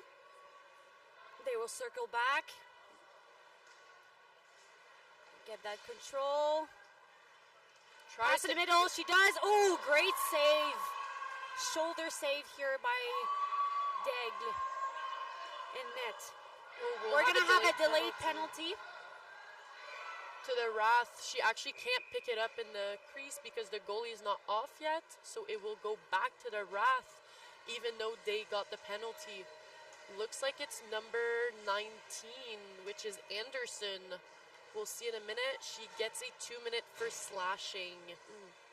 So normally when they get a penalty, it's automatically a free pass. In the offensive zone. But because we had the crease violation, it's going back to the Wrath. And being 1 man down, they're going to try to control and keep the ring. We don't have a lot of time. 20 seconds on the clock. You will not see the shot clock go down because there is less time to the period than the shot clock. So trying to get things started for the Wrath in the first period. They have 18 seconds to do so with a beautiful play. So Ong circulated the above line there, pass to Yulden in the crease, and then she back passed it to the post, but didn't have the player quite there. But the net was so open. They're not missing any opportunities. So Wrath will actually go ahead and take their goalie off. There's 5 seconds left, so they'll have 5 seconds of 4-on-3 in the offensive zone to get something started. Last chance for Hat to get the tie here. She's going to choose a shoot, but it's stopped, and long pass just to finish.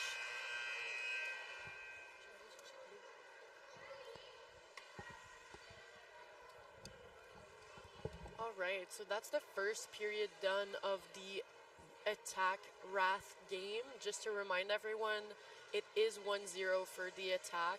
Both teams are looking incredibly good.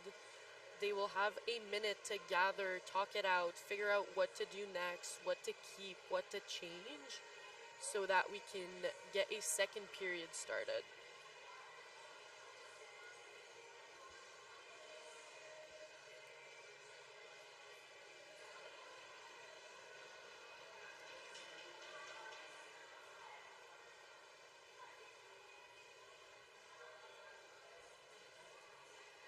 We will start off the second period still with a penalty on the Calgary side. So I believe attack will be starting with the ring. First period usually goes, first and third period actually, the ring goes to the visiting team, while for the second and fourth period, the team goes to the ring goes to the local team. So attack will be starting off with this ring with a man up. So we'll see what they can do to take advantage of that, to see if they can use that extra space to make a difference. So we'll start again with both Snowdens on the ice, accompanied by Voto.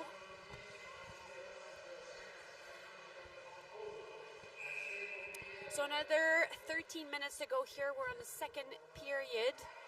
The score is 1-0 for attack. Off the free pass to Voto. Circling with the ring. She's waiting for Jenny Snowden here, entering with speed. Dropping to her. She's trying to attack. Didn't see the lane she wanted. Passes it across to Godette. They got the reset, so they have another 30 seconds to set up a quality attack here. That was intercepted by Sauvé on the line. Attack has been having a hard time. Armstrong with the hard shot. It's saved. We'll have a delayed crease violation. So as long as that ref is counting down, Attack could not touch that ring, but Calgary gets it back anyways, so it will not make a difference. Attacking with only 2 players, waiting for that 3rd player to come on. Exner looking to crash with a nice far side shot. She got lucky there. There was quite a bit of a slash against Exner, but Jenny exits with the ring. Missed stab by number 10. She can't stab it across. So what happened there is that because Godette touched it before it crossed the line, she actually wasn't able to touch it on the other side.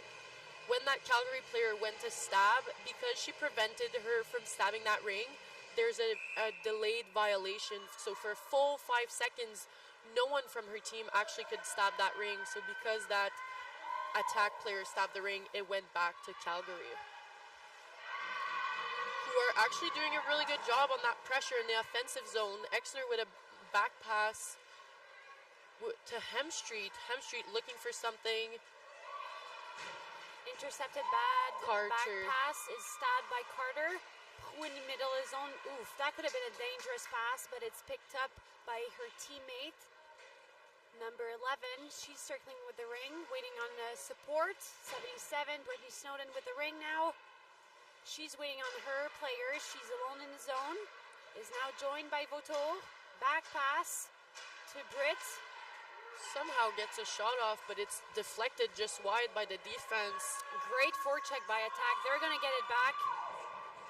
Another 30-second of attack here. Manon exiting. Drop pass. She's following that. Far shot, missed the net. Picked up by Wrath. Over the first blue line is Rock with the ring. To Yolden. Missed stab is now picked up by Godet.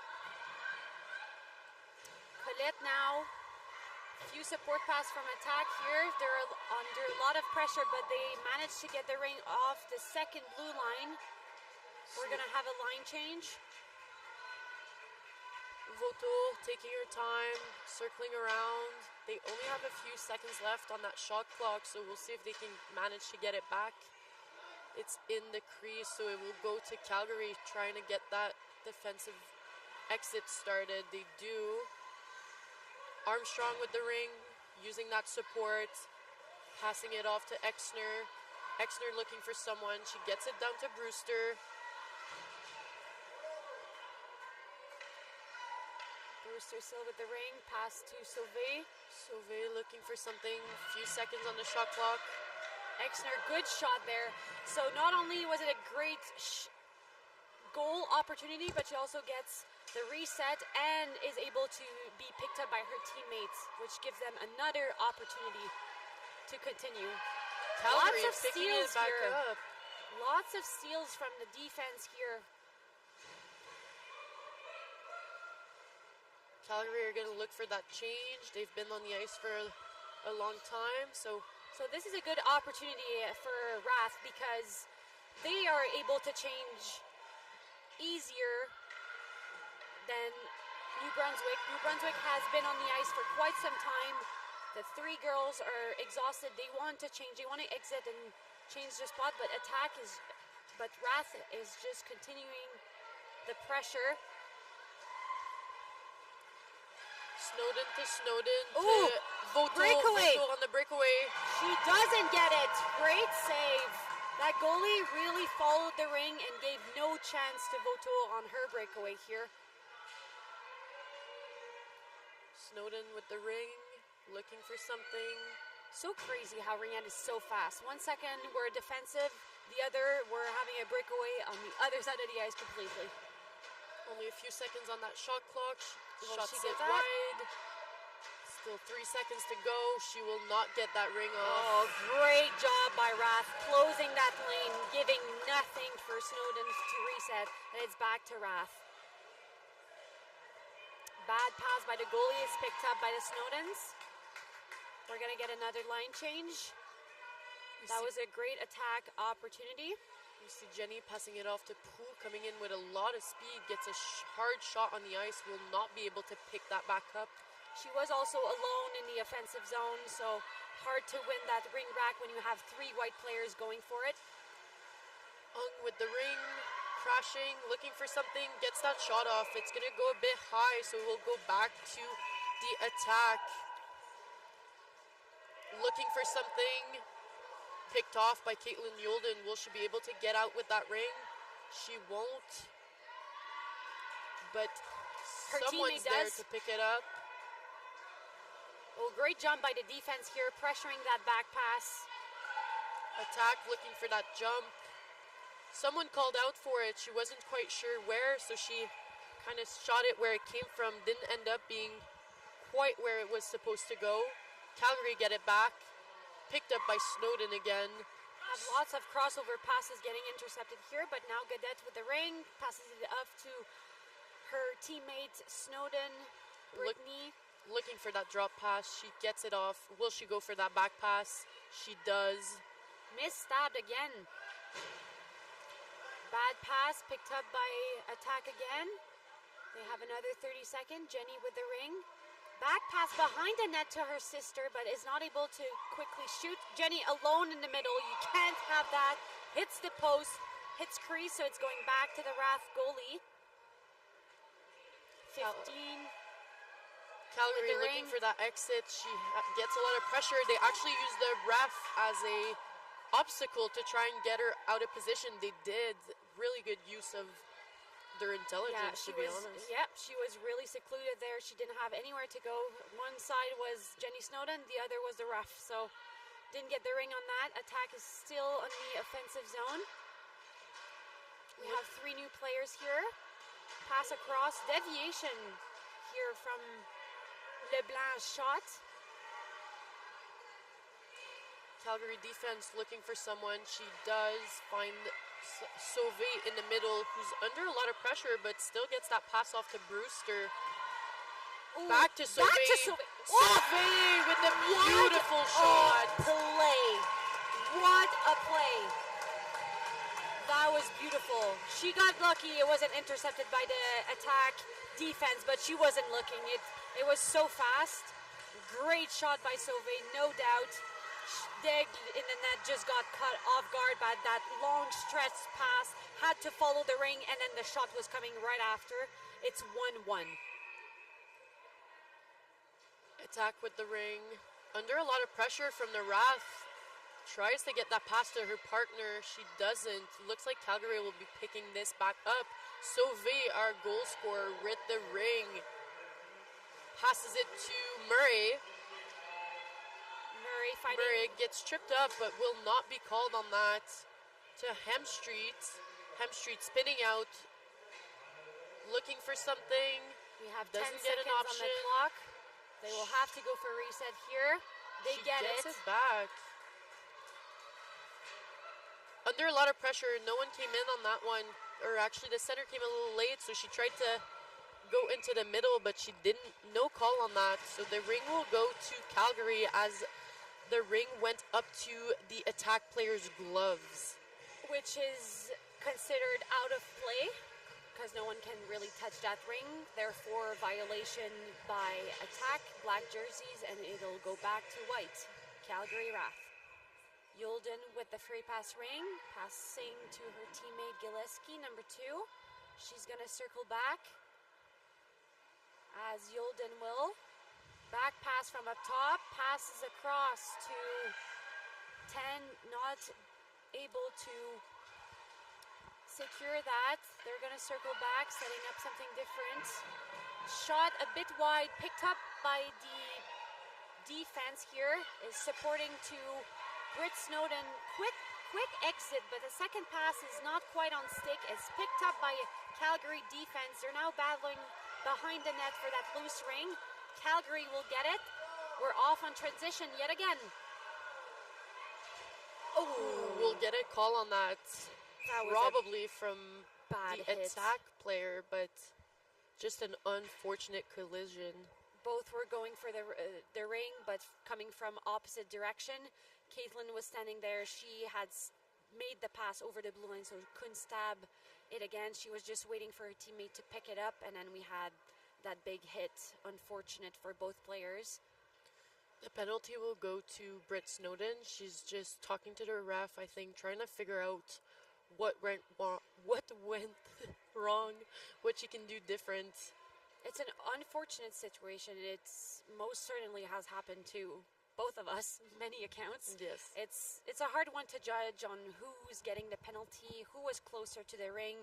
It comes down to an official judgment. They're the best qualified professionals here on the ice to judge that. It'll go to Brittany Snowden. Our Calgary player is now up, hoping it's not something major here. Looks like it might be Erin Ung. She will probably just need a few minutes to recover from that hard hit. You have to be shaken after that hit. That was a big collision. Hopefully both players are okay here. So we'll be on a power play for Calgary here. Offensive free pass by Sauvé.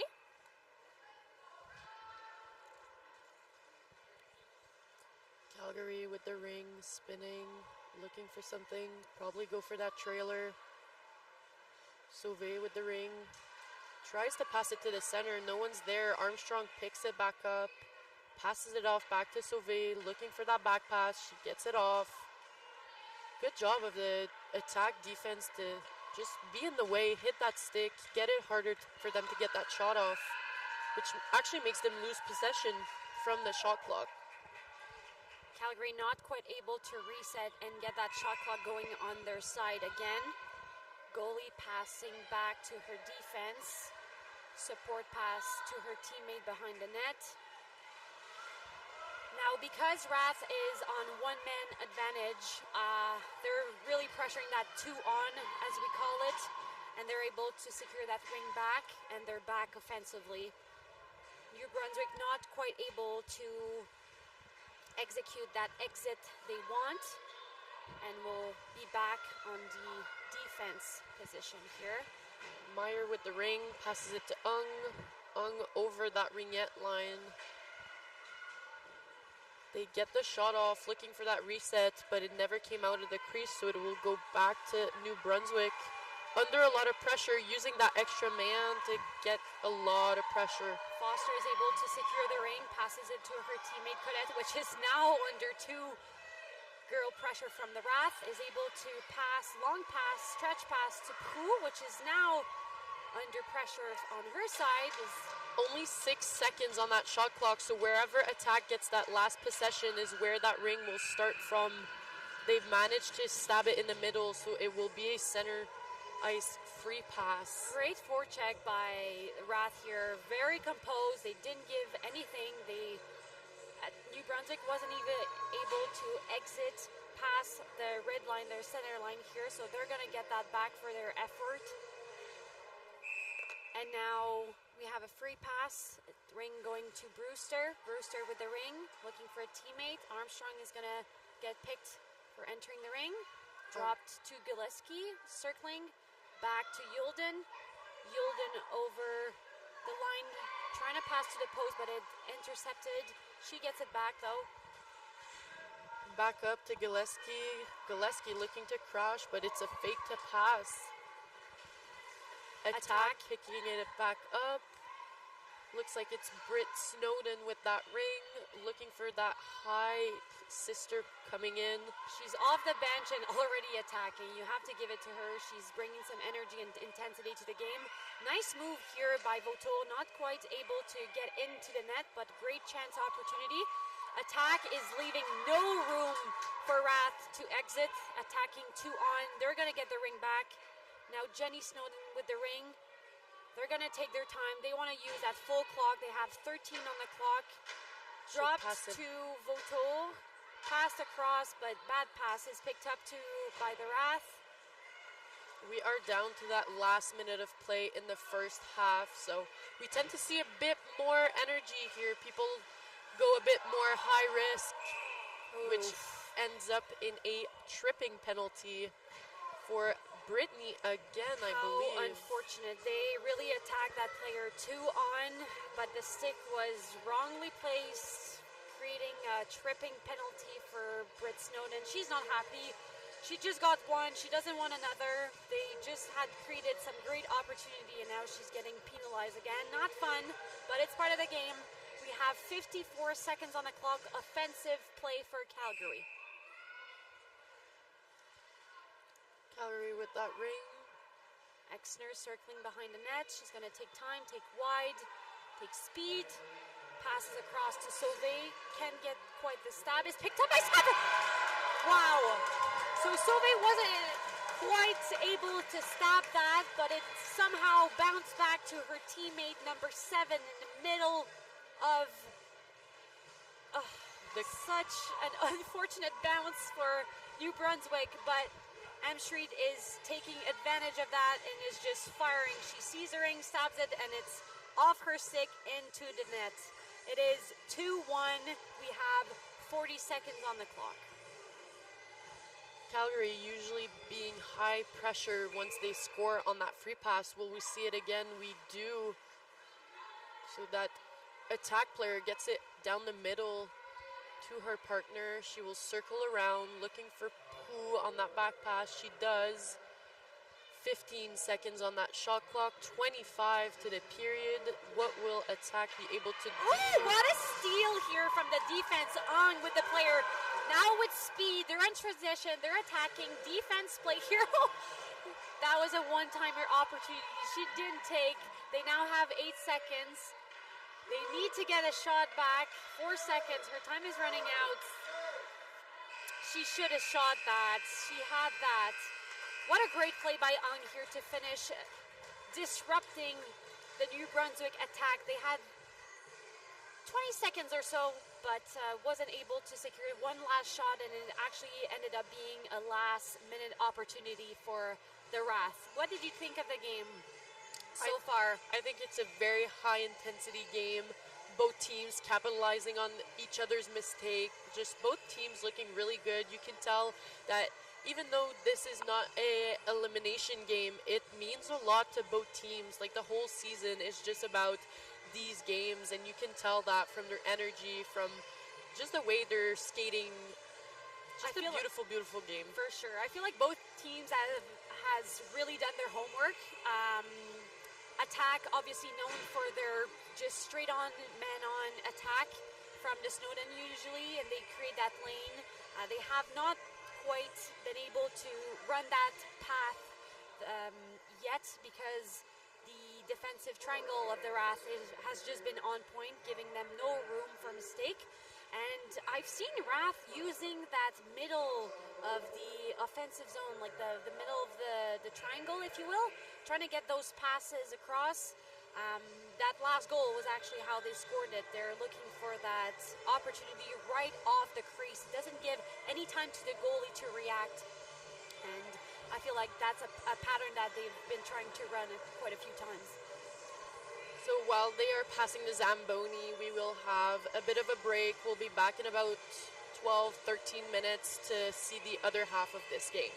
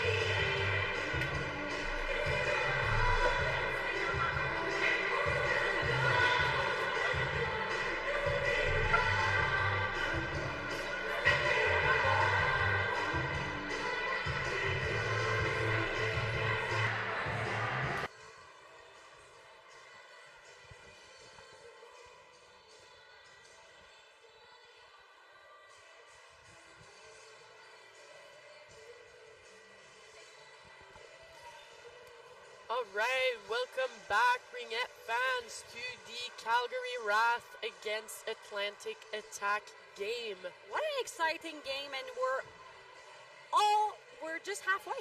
We still have 2 periods to go, 13 minutes twice. We are still 2-1 for the Calgary Wrath here. What do you think the game speech was for New Brunswick? It's 2-1 for the Wrath, right? So I think we're going to see a bit more shooting, honestly. I don't feel like Attack has had that many offensive chances, so They're definitely not happy with the score. looking to win that ring back right away, I think, like, super aggressive, just get control of it. The more time you spend in that offensive zone, the more chances you get. It's just how it goes.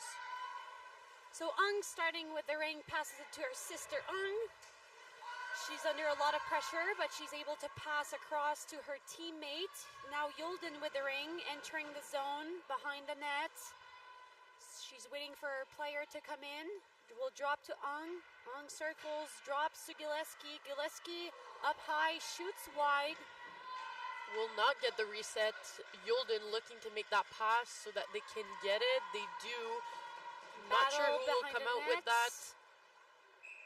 Still on the play, it'll go for the Calgary Wrath. We're going to get a full line change offensively and defensively. With a full new shot clock. The first trio is still on the ice. They did not have the chance to attack, so Snowden, and Vautour are still on the ice. Everybody else has changed. Brewster to Exner. Exner's circling. They clearly have a play they're thinking of executing. She's passing it back to Brewster, who passed to her post, not picked up by Sauvé, 13 with the ring now.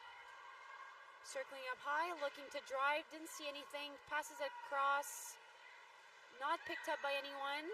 Attack with the ring on transition now. 2-on-1, Murray circling to get that back.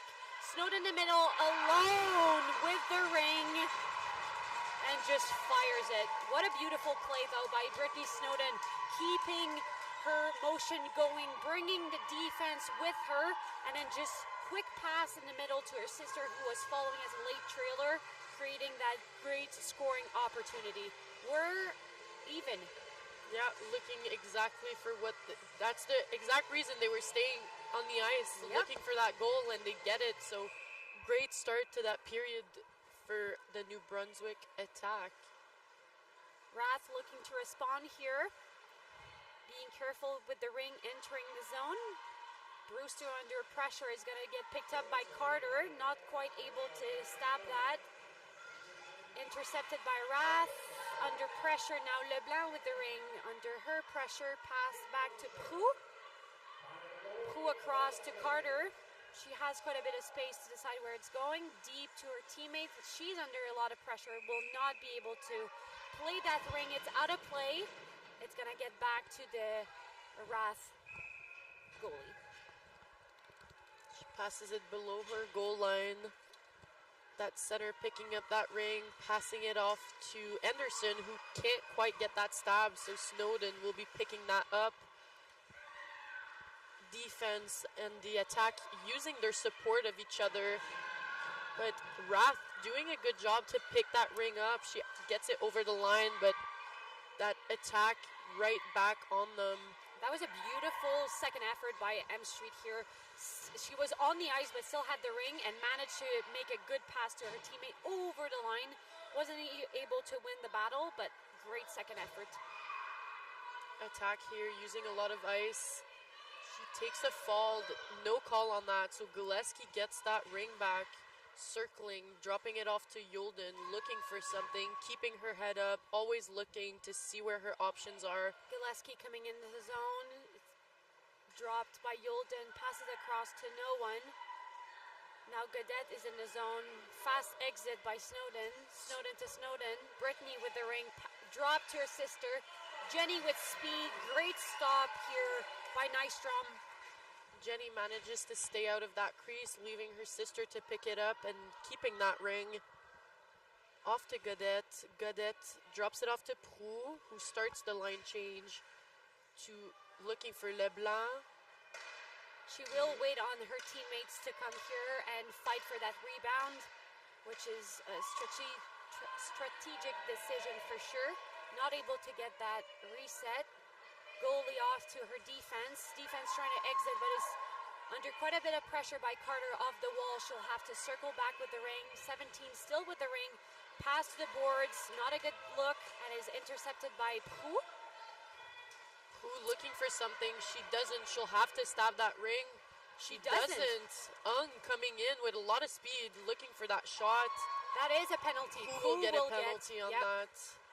You are responsible for your stick, even if it's not in your hands anymore. That's exactly what happened to Ung. She tried to cut middle. Great play, by the way, by Ung here offensively, creating that chance for her, who had no choice but to play like she could to intercept that great chance. Ends up in the penalty box for 2 minutes. Calgary on power play. I have to say, I'm surprised Prou didn't choose to stab that ring to prevent the Wrath girl from driving, but ends up in the box instead. Yeah. Circling the top of the net at Exner looking to shoot. It's blocked by defense pads.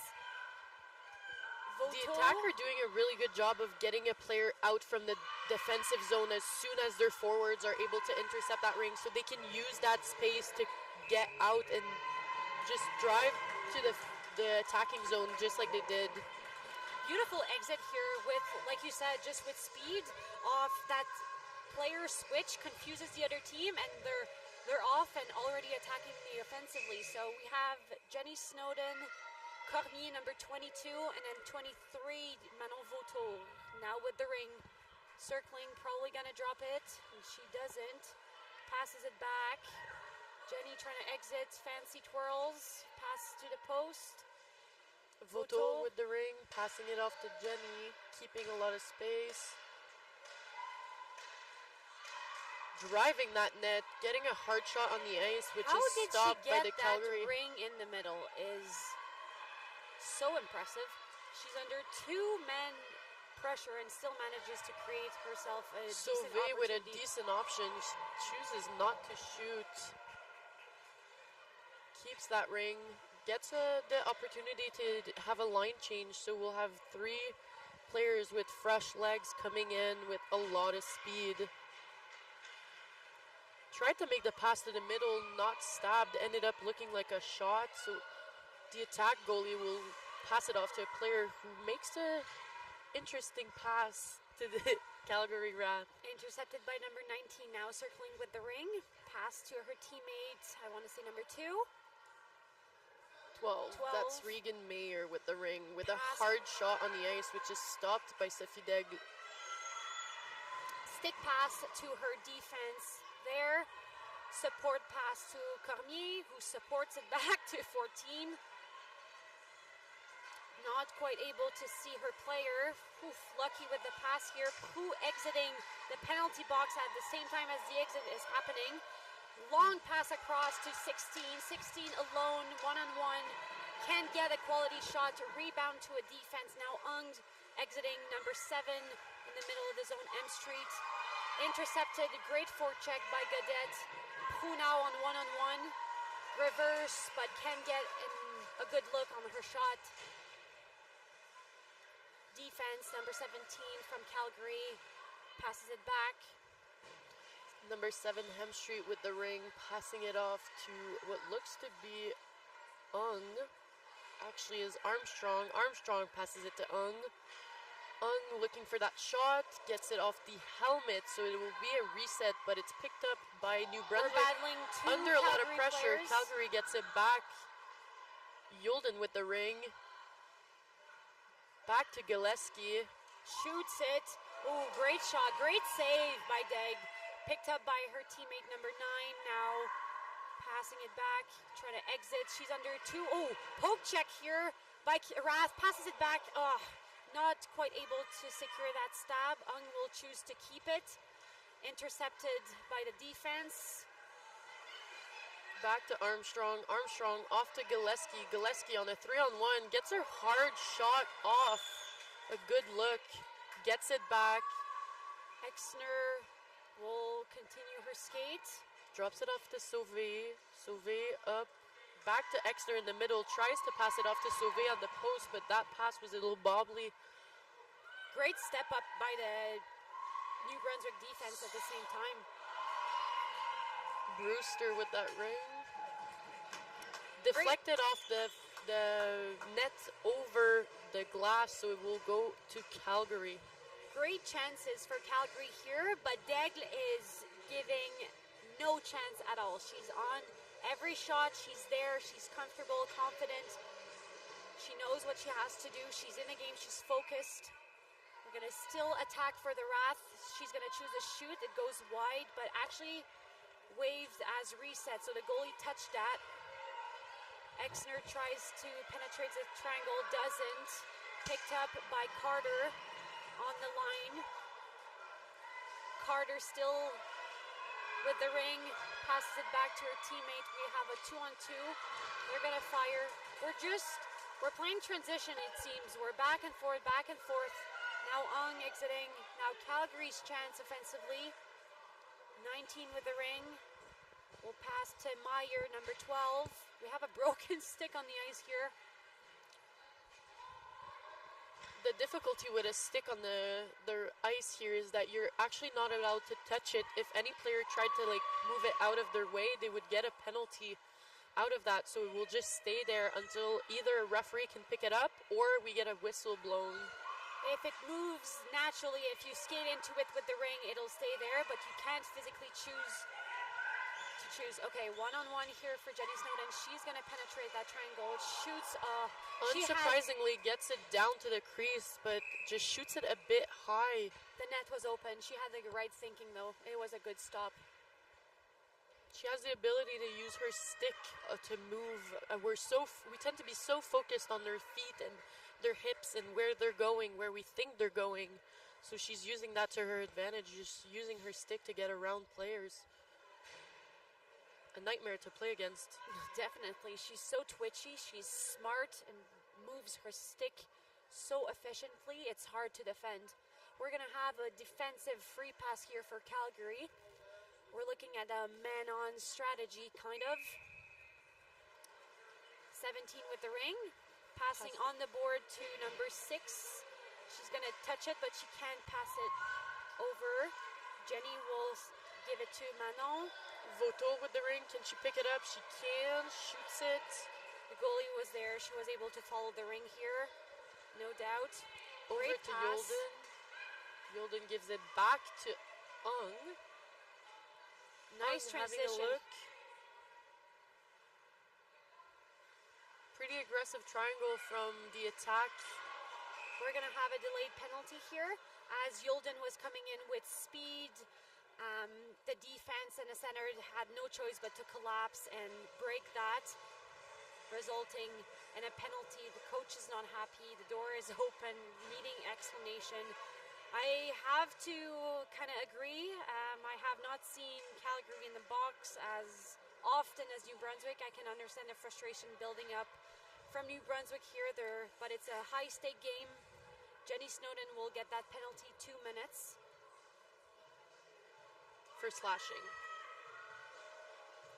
So coach is just talking it out with the ref, trying to figure out what's happening, why they got that call. Those are hard calls to kind of defend, if you will, because it's just the player was coming with so much speed that the defensively you kind of have no choice but to play physical, and sometimes it doesn't go your way. A stick gets called. If someone falls, well, you're easily blamed, and that's the case here. So Jenny in the box for 2 minutes. The ring is still for New Brunswick as there were a crease violation from Yolden with the ring. It's intercepted. We have a 2-on-1 for Rath. She chooses to shoot, but the goalie followed that. She's going to get her own rebound. Sauvé still with the ring. Off to Brewster. Brewster looking for that post. She can't quite get it, but I feel like they're they're trying really good on getting that ring back. They're trying those passes across the triangle, but it's always getting intercepted. They're doing a good job of picking those ring back up. They have lots of space, no players on the ringette line waiting for them. Brewster crashing, looking for Exner. Unfortunately, Brewster got into that crease, so they will lose possession. It goes over to the attack, looking to break out with 4 athletes. Number 4 having a look, passing it back to her player, using her speed to her advantage, but she has no options, has to circle back, passing it off to Cormier, who actually gets that ring back, but picked off by Calgary Wrath. We are still on penalty kill for New Brunswick here, 1 man down. They had a 2-on pressure with the ring. Calgary able to pick that back up, and now they're circling offensively. Number 19 passes in the middle, not quite able to pass back as she's squeezed by 2 attack players. Pass across, not quite able to do a shot.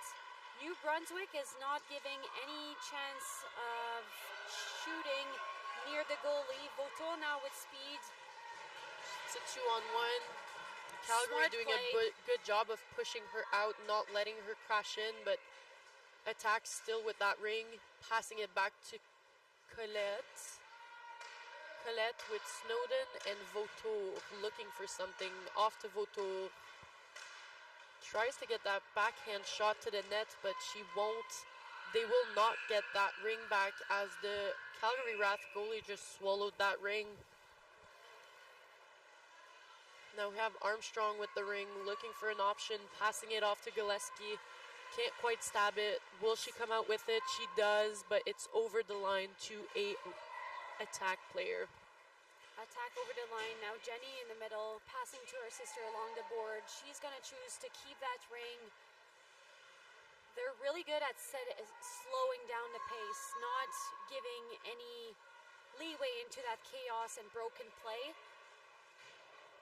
They want a bit more time offensively. She's going to circle back. Carter with the ring, passing to her post. Picked up, still in the goalie's crease. Wrath will have a chance to exit their zone here. She's squeezed by 2 players, loses the ring.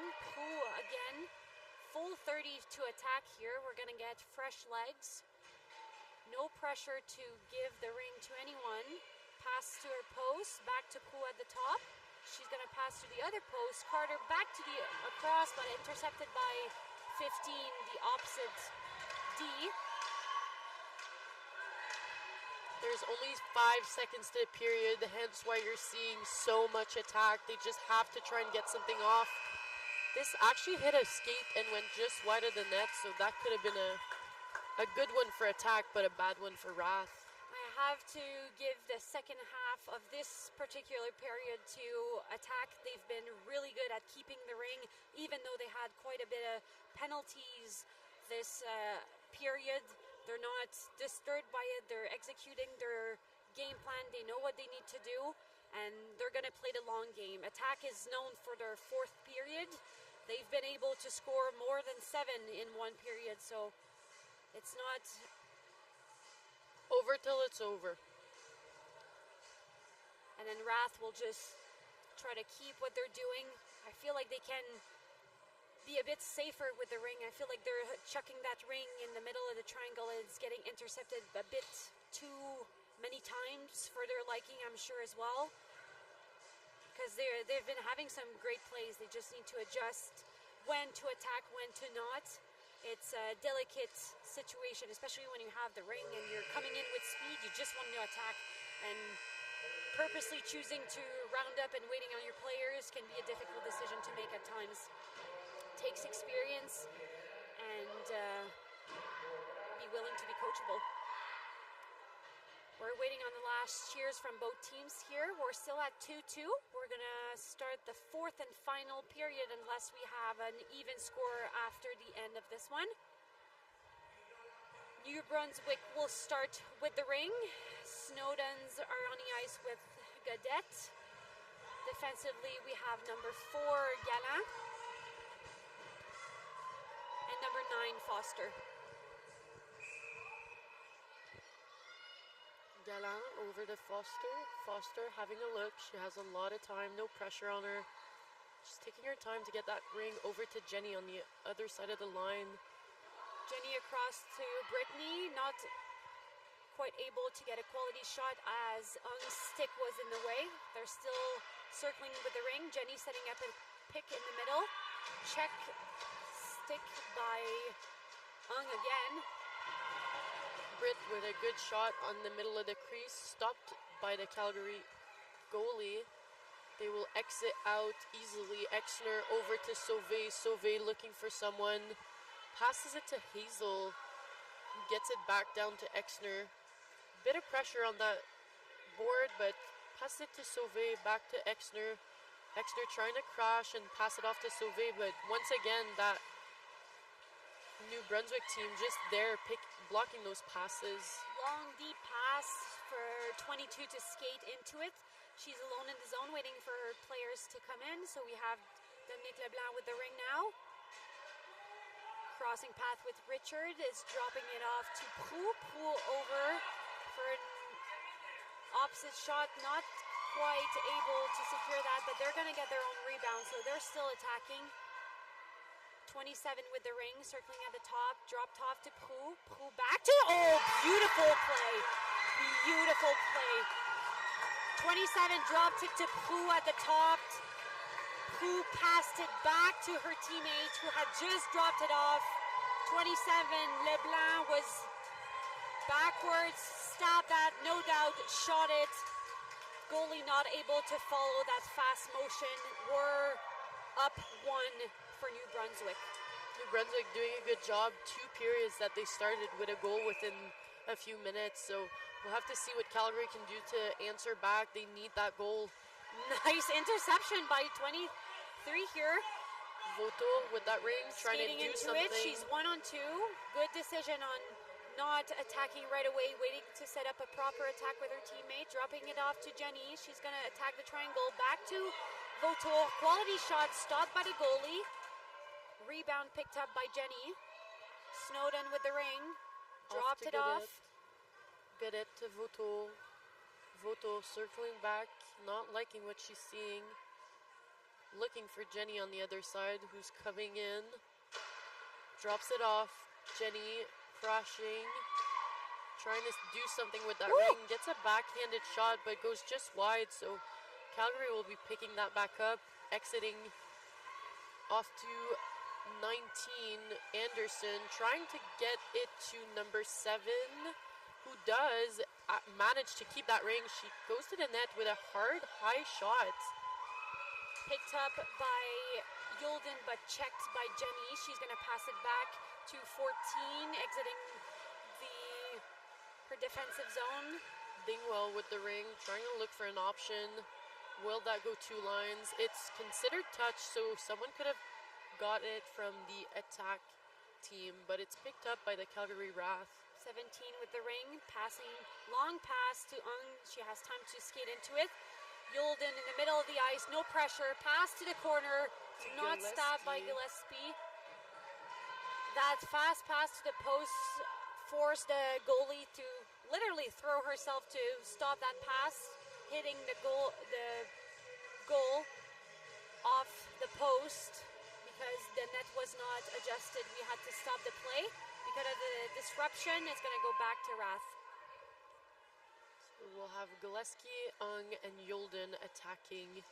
Yulden with the ring right now. Back to Gillespie. Tries to get it down to Ung. Those posts are just not working for They Wrath need to right shoot now. that. That extra pass is... They're giving away their opportunity. She had a shooting lane right there, Yulden. She needs to take that. Yulden with the ring. Off to Gillespie. Shooting it. Hard on the ice. Stopped by Dag. Back to Yulden. She gets that rebound. Pass Up to across. Ung with the ring, circling. Back passing to Gillespie. Nice glove save by Deg here. It's back in the crease for the goalie to play. She's going to stick pass it to her defense. Nice check stick by Ung, but she was in the crease. It's going to go back to the goalie. How frustrating is that when you forecheck a player, win the ring, but then you have to do it all over against her? One of you was in the crease. With speed now, exiting the ring. Richard passes, not picked up. It goes 2 lines.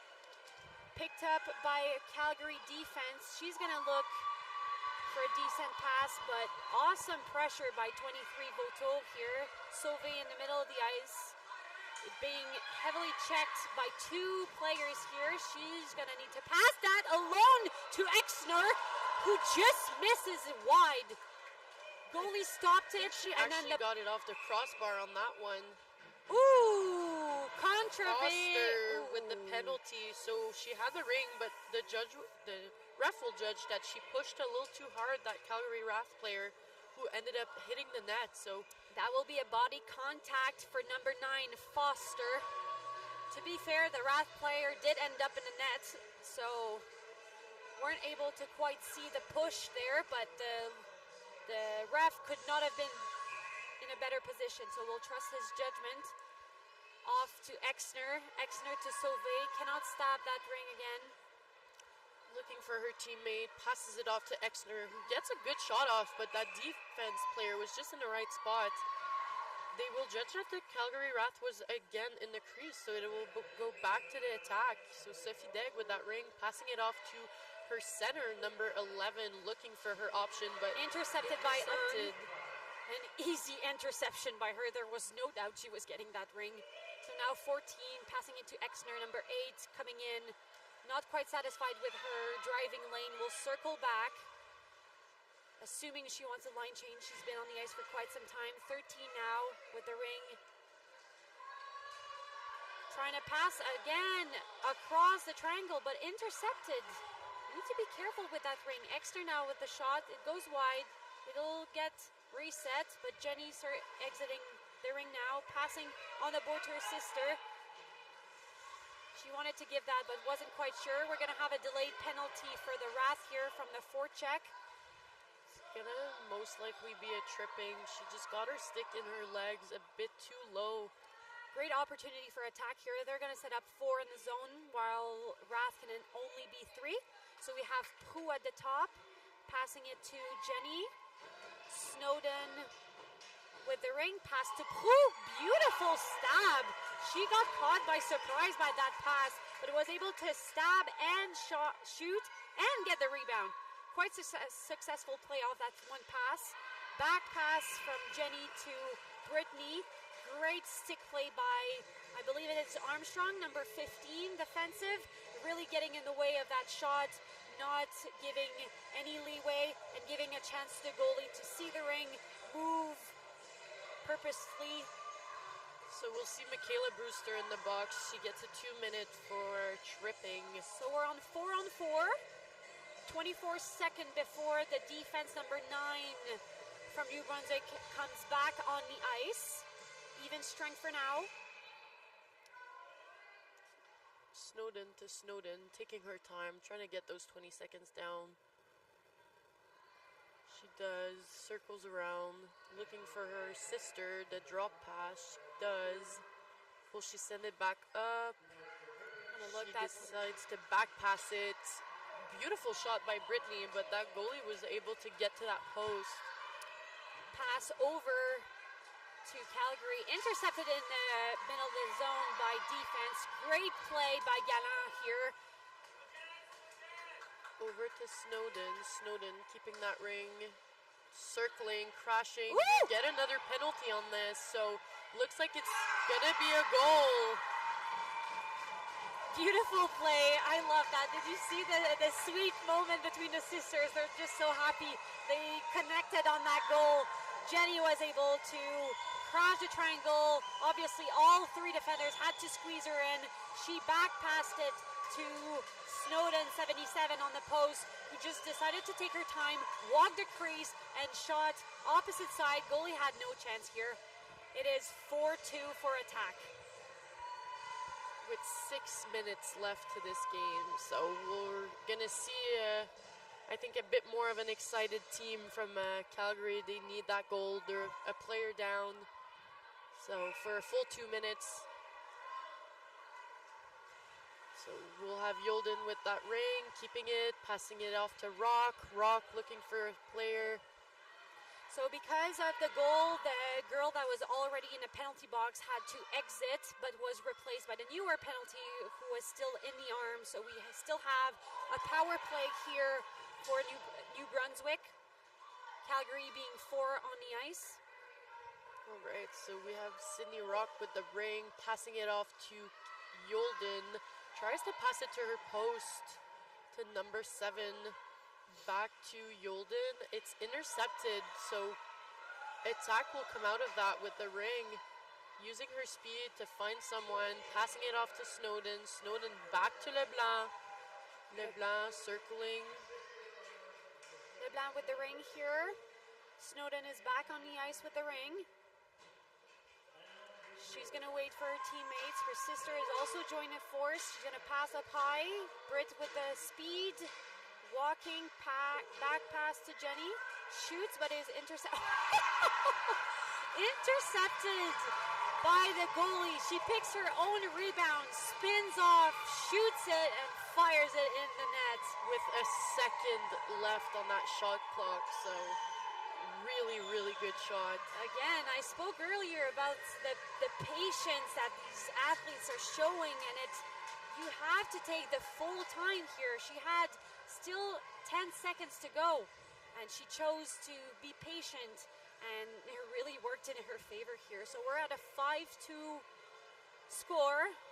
Obviously, Rath not happy with that last goal. They just called a timeout. We're going to have a 30-second break. I have to say, I'm surprised Rath didn't call it at 4-2. 4-2 with 6 minutes. They probably figured they could get that goal, but now it's important to get 3. They need 3 in 5 minutes. Very doable. Very, very doable. We've seen the Wrath do this before. Unsurprisingly, though, the attack is exploding in fourth period. We mentioned it at the start of the period, how you cannot stop playing against attack. They will just keep going, and that's where they take their leeway, is on the fourth period. Honestly, great job on them to not fall over emotional over the penalties and whatnot. It has really worked in their favor so far. So Rath here, really important first shift right off that timeout. They need some offensive time. They need opportunities and scoring chances. But attack is not letting go. It's intercepted, picked back up by Ung. She's alone. Going to be attacking with Exner and Gillespie as well as... We have the goalie out. We started our 4-on-3 attack. So the goalie will get quite a bit of back and forth here for the fourth period. We have 4:22 to go, and I'm assuming they're going to pull the goalie at every chance they have. But they need to keep the ring in order to do that. So we'll see the goalie skating coming off. in. She's off, so they'll be able to go 4 in with 15 seconds on that shot clock. We have Brewster passing into Exner. Exner from bottom to top here, passing to the corner, intercepted by the center at the top. Jenny wins that battle. Voto with the ring. Will she shoot it? She doesn't. She goes over that line, so it will be a free pass for the Wrath. We'll see if they decide to take that goalie out for the free pass. They do. So right off that free pass, they'll be able to have a fourth player in that zone. I love how attack is not backing off, though. They're pressuring every pass. They're making you doubt. If there's one loose ring, we're just going to keep firing it and make them doubt they can win that ring. So the Wrath's actually going 6 players on the ice, meaning they will most likely not be putting their goaler back into play. They will be going 6 players. One player from the Wrath is actually allowed to go into the crease and play as a goalie if need be, so we'll see what happens. So attack here, trying to exit. We're in the middle of the zone. Gaudette with the ring, passes it back to Jenny. Snowden sends it deep. It's picked up by Brewster, number 5 from Calgary. Calgary with the ring. Exner. Back to Brewster. Brewster with a lot of speed. Will she go for it? She doesn't. Looking for Anderson. Stabs it. Back to Exner. Exner over the post. Brewster with the ring, can't stab it. Will they get it out? They do. Looks like it's picked up by Anderson. Only 2.5 minutes left, so they really need to see start something shooting from Calgary. They need 3, so they really need to start getting something going. We're going to set back up with Yolden at the top with the ring here. She's going to pass to the corner. Not quite a shooting opportunity. Pass back to Yolden. She's at the top. Pass to Anderson, but it's stopped by Deg easily. She knew that ring was getting passed to the corner, and she already had moves for that. It's going to go over 2 lines, so only the player from Wrath can stab that ring. It is a bouncing ring, though, so it's going to be hard to pick up. Attack needed a change as they were on the ice for the last minute and a half. The players obviously exhausted from that long shift. Ung with the ring. Wrath coming into the zone. Gillespie now. Looking for something over to Exner. Will she pass it? Oh! She doesn't. She buries it. No doubt. A goal is easily scored within 10 seconds. You just need to get that intensity and everyone on board to follow that one game plan. We are now at 5-3, 1:49 on the game clock. We're in the last period here. Wrath has literally nothing to lose, so they will go man on for that I free believe pass. we will see Attack going for that timeout. Good decision, to be honest. They're probably tired. They've been under pressure for a bit of time here. The last 2 minutes, I'd say that Wrath were all over them. Having that extra player was definitely beneficial for them. They just buried the third goal. They still need 2. They will keep that intensity going for sure till the end. New Brunswick here don't need much. They don't need to score. They just need to keep the ring away from White. So you'll see lots of support pass. You'll see lots of circling back, making sure that pass is getting connected to your teammate. You don't want that intercepted to give a transition opportunity to Wrath. I believe we may actually see the Snowden on the ice for the full 2 minutes. It's not surprising. Honestly, their cardio and endurance and athleticism is just next level. They've been asked to play this game for so long. It's second nature to them. Calgary adopting kind of the same strategy. We've been seeing the same names for the last 5 minutes, so I think both teams are just really putting everything out there. Manon wins her battle here under 2-man pressure. Snowden with the ring, passes it to Snowden. Snowden under pressure from 2 players, passes it to her sister. They've been quite successful right now at keeping the ring. We have 10 seconds on the clock. Still New Brunswick with the ring. She's going to go for that rebound. She tries to get it, but she's in the crease. It's going to go to goalie. A minute 24 for 2 goals to go, so we'll see Yolden skating it out. Trying to find someone to pass it to. She does. Over to Exner. Back to Ung.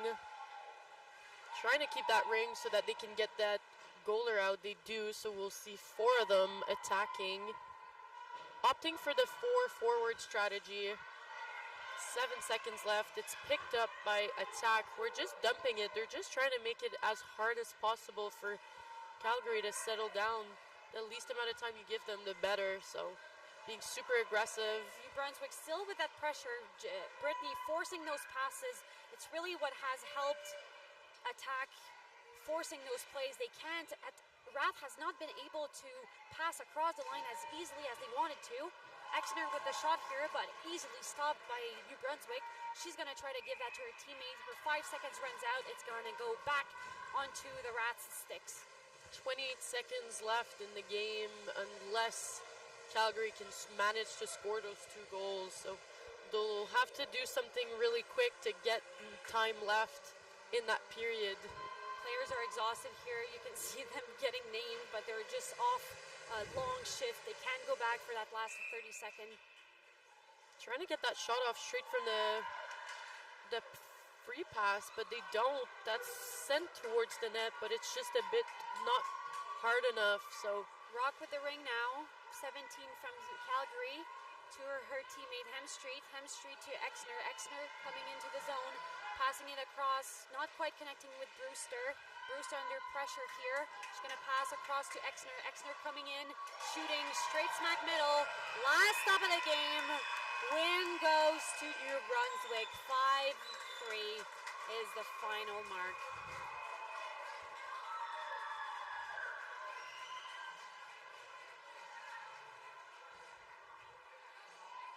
Have to give it to New Brunswick. They really didn't give anything offensively. Rath really tried to give their all, but intensity-wise, New Brunswick takes that one home. Thank you guys for watching.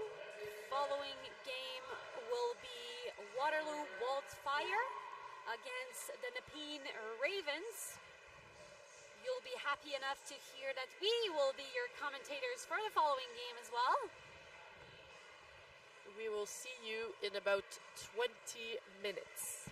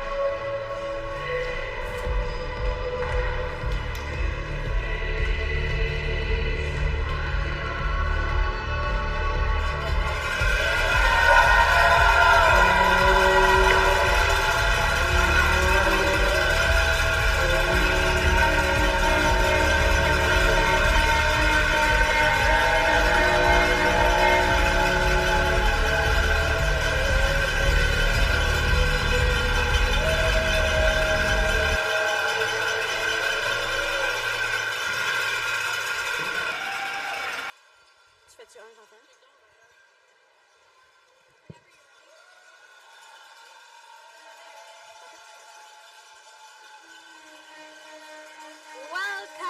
ladies and gentlemen, to this fourth NRL game opposing the Nepean Ravens to the Waterloo Wildfire. I am Emily Chenier, accompanied by my sister Sophie Chenier, and we will be your commentators for today's game. So the Nepean Ravens in white, we know very well as we've been playing them all season long. Same goes for the Waterloo Wildfire in black. Actually, new jerseys for this year. They've changed them, I want to say, just after the Christmas holiday break. Yep. They're looking really good. Yeah, it's like that quite little jealous. vintage look they brought back with the big W. Looking pretty neat, not gonna lie. So who do we have on deck for the Waterloo Wildfires? Tell me, sister. So the goalies, we will have Elisa Perron and Cam Schnarr. At the D, we'll have Jordan McClement, Lydia Duncan, Megan Henton-Fong, Ella McGoldrick, and that seems to be it. Then we'll have Maddie McLean, Jackie Senior, Jace Cormier, Erin Markle, Erica Kiviaho, Brooklyn Norris, Allison Bewald, Isabel Lawrence, Brianna Jacoby, and Emma Mason. And for the Nepean Ravens on the roster, we have number 2, Amanda Law. Number 3, Julia Corey. Number 4, Zoe Dobson-Takoff. Number 5, Layla Evrer. Number 6, Sarah Ayami. Number 7, Olivia Etsy. Number 9, Grayson Cooper. Number 11, Camden Wilson. Number 13, Anjali Risbud. Number 14, Molly Lewis. Number 16, Brooke Voshalation. I'm so sorry for that mispronunciation. Number 17, Emma Kelly. Number 21, Rebecca Bastien. Number 23, A.B. Manson. Number 25, Alyssa Wong. Number 30, Rachel Pilasek. And number 32, Catherine Gagné. Off what I know, I feel like it's going to get, in net, we'll get Pilasek and Schnarr, but nothing to be confirmed yet. We don't have the starting lineup. We will have to wait the 5-minute warm-up to end for that. We still have 1:44 on the clock as the team are just finishing up their warm-up right now.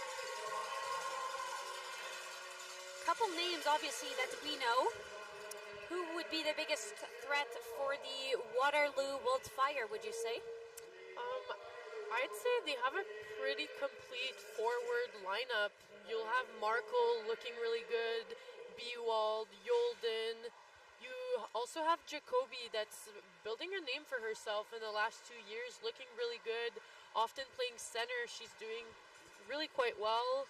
You also have Kiviao, of course, who I believe was captain for Team Canada. Yes, she was. I was actually fortunate enough to play with her in the last cycle. We went to Finland in 2022, I want to say. So had the good chance to play with a couple of my now enemies, if you will. Some great players. I've also been able to play with Allison Bewald, now wearing the black colors for the Waterloo Wildfire. She's actually from the region here in Ottawa, but chose to wear the colors where she fits best. From the Nepean Ravens, our top scorers are Molly Lewis and Emma Kelly. Abby Manson has a shot on her, have to respect that. And I'd say Layla Ever has been... Leia, thank you. Has been picking up intensity for her team as well. So we're in the last few seconds of warm-up. We'll see both teams coming together, talking a bit, doing their team cheer, and then we'll get this game started with the Ravens on the ring. Ravens being the visitor team will get the head start. Now confirmation for goalies. We were right about Pelisek, but we were wrong about the Waterloo Wildfire. In the net, we will have Elisa Perron, number 20. from the 29, sorry. Thank you. From the Nepean Ravens, I see Molly Lewis. Leia Evrer. Looks like it might be Emma Kelly that's behind the net over there. For sure. And then Wong we have and Bastier Bastier. as defense. For the Waterloo Wildfire, I see senior. We have Kelsey Yulden. Kind of funny, we just did the broadcast for her sister in the Calgary Wrath. Caitlin Yulden, now we'll do her sister, Kelsey Yulden. She's starting off with her best teammates.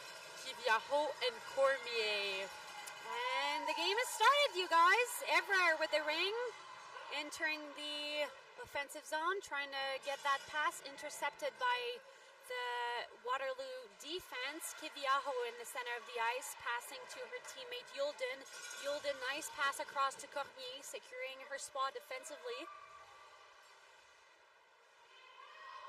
Cormier with the ring, over the top, looking for a back pass. She's checked by Bastien. Lewis picking that ring up, using speed and time to choose who to pass to. Looks like she might be going to Wong. Wong back to, tries to get it off to Kelly, who would have been on a breakaway, but it's intercepted by Waterloo. So the signal, if you missed that, the shot clocks were not on the same time clock. They were actually disconnected and it waved off. The ref has no choice but to stop that play. Give it back to the team who had it in the last possession zone. That would be the Nepean Ravens for the center ice free pass. All right, so the Ravens with the ring.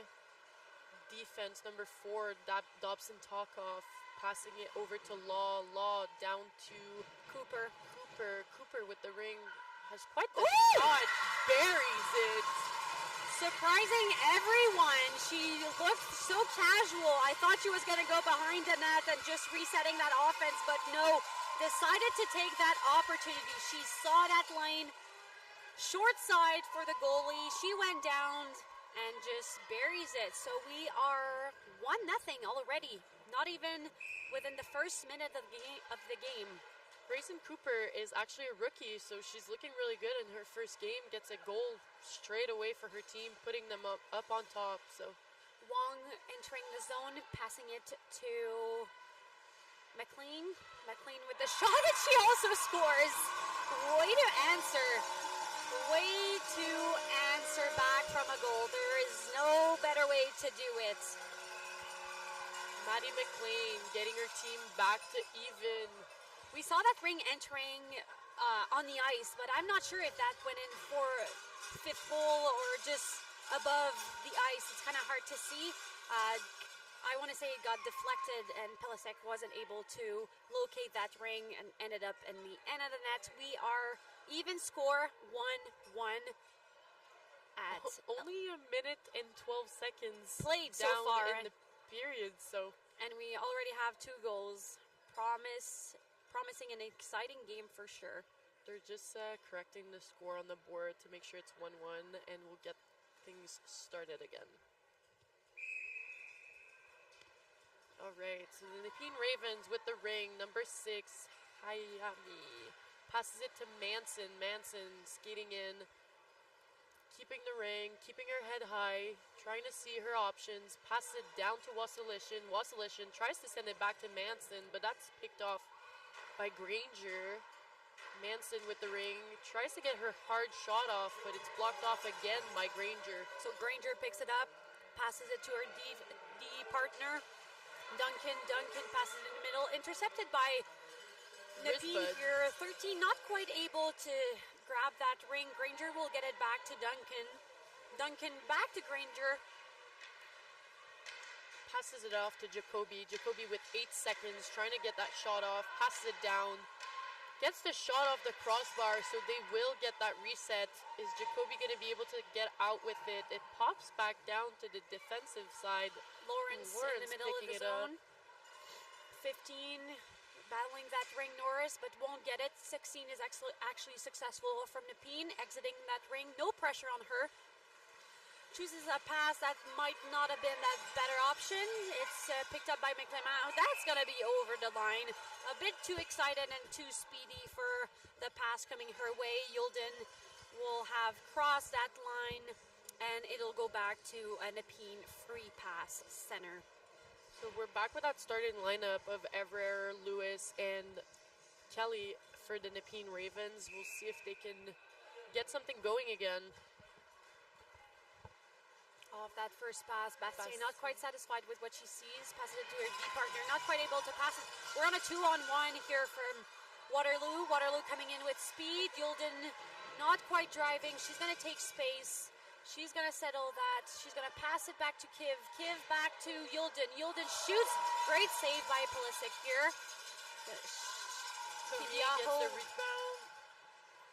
Another shot here deflected by the defense. She's going to pick it up. Nepean exiting their zone. Bastien over to Lewis. Can't quite get it. A bit too hard on her stick. Kiviao keeping the ring over to Cormier. Cormier deciding to go around, taking her time, waiting for her teammates. Pass to Markle. Markle entering the zone with speed. One of the team captain of her team. Oop, she thought she still had that ring but forgot it on the way. Picked up by Molly Lewis. Lewis to her partner. Kelly now has the ring entering the zone. They're on transition, shooting behind the goalie pad. She got lucky to stop that right on the line.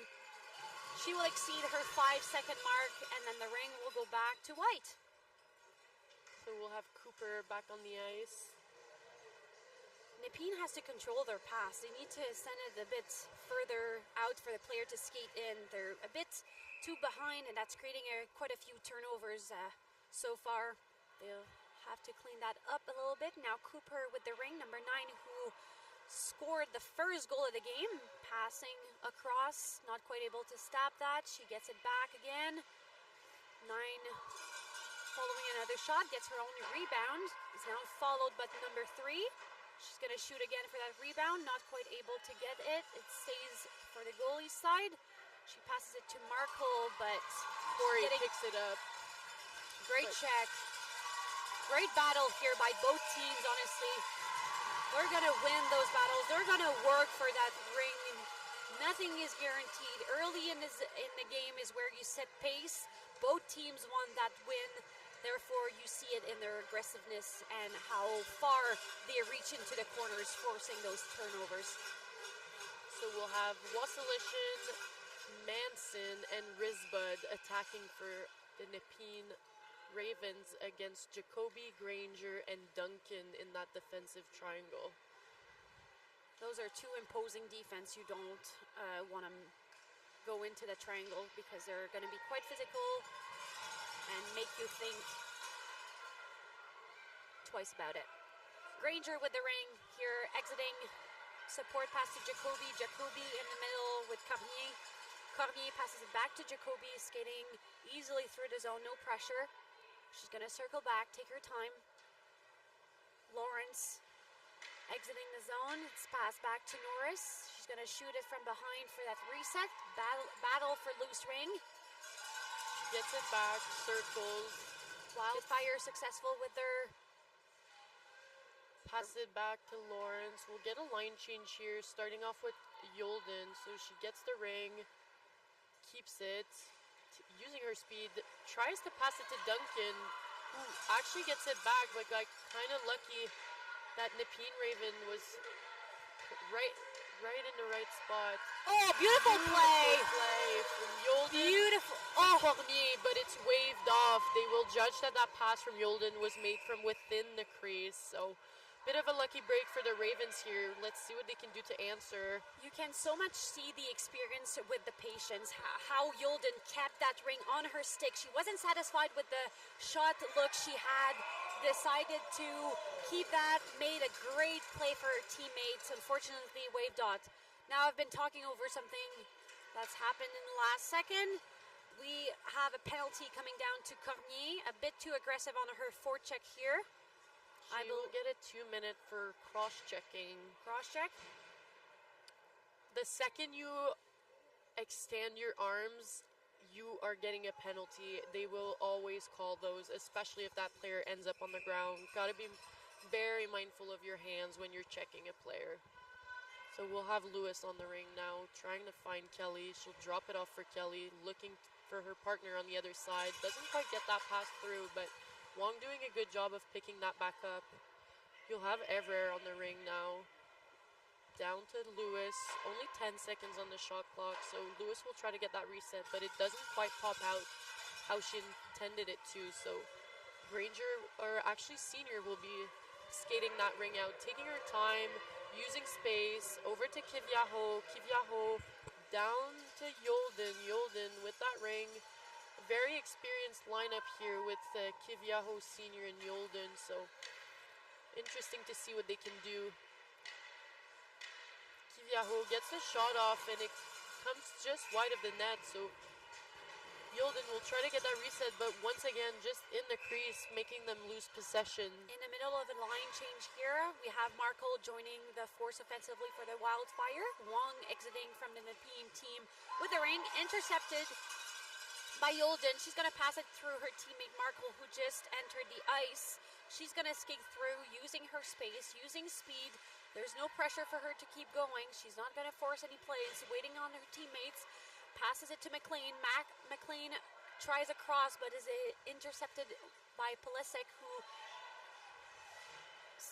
check it to her player, but now it's back onto Black's stick. Markle with the ring now. Still taking her time, seeing her option. Passes to McLean. McLean shot wide. The hole was there, but she misses the net.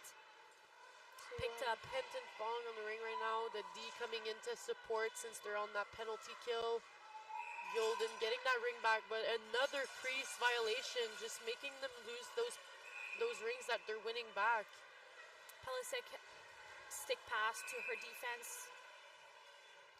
We'll have to retake that defensive pass. I believe the time did not start, so the ref will have to talk to the timekeeper, make sure we're resetting that penalty and resetting that time clock to the right time, and we'll have the Nepean Ravens still up a man on a defensive free pass. The Nepean Ravens were the last team to have possession before that little glimpse of it with the time clock, so they're going to start back with the ring here whenever that is settled with the timekeeper.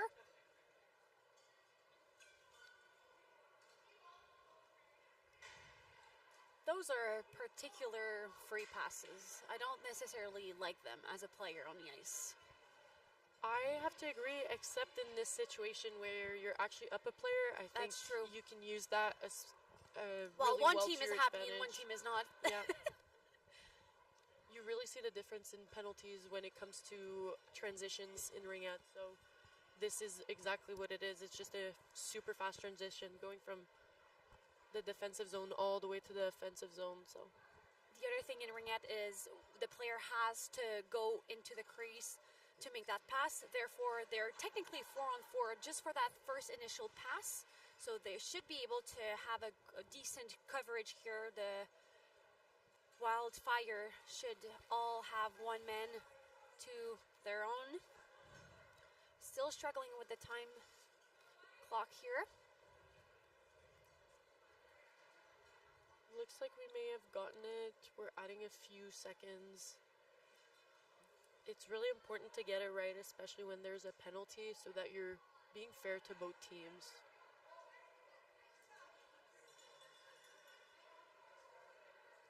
Looks like the Wildfire actually might not be going fully man on.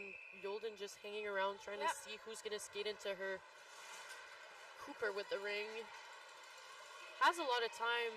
Waits for Corey, gets it back. Ref judged that someone touched that ring so she could get her own pass back.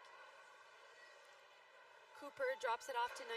19 with the ring, tries to go across. Quite a bit of pressure from the Waterloo, forcing a pass, and is now intercepted by Granger. Coming up the ice now, Cormier in the middle of the zone. Granger taking the give and go option.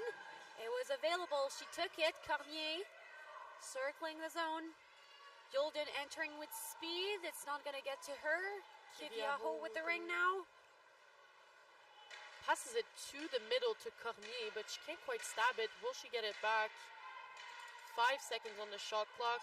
Need to get that ring to the net. She doesn't, so it will go to the Nepean Ravens for a goalie ring. Good defensive play by the Ravens here, pushing in the corners, making them work for that ring possession. Cooper will get the ring again. She's been all over for this one shift, I have to say. Pass intercepted, but somehow picked up by the Ravens again. 19 with the ring. She'll send it deep to Wassilishin. She picks it up. Over to 13. Number 3. Back to 16. Shoots wide. Picked up by Abby Menson. Tries to shoot it for wide. the reset.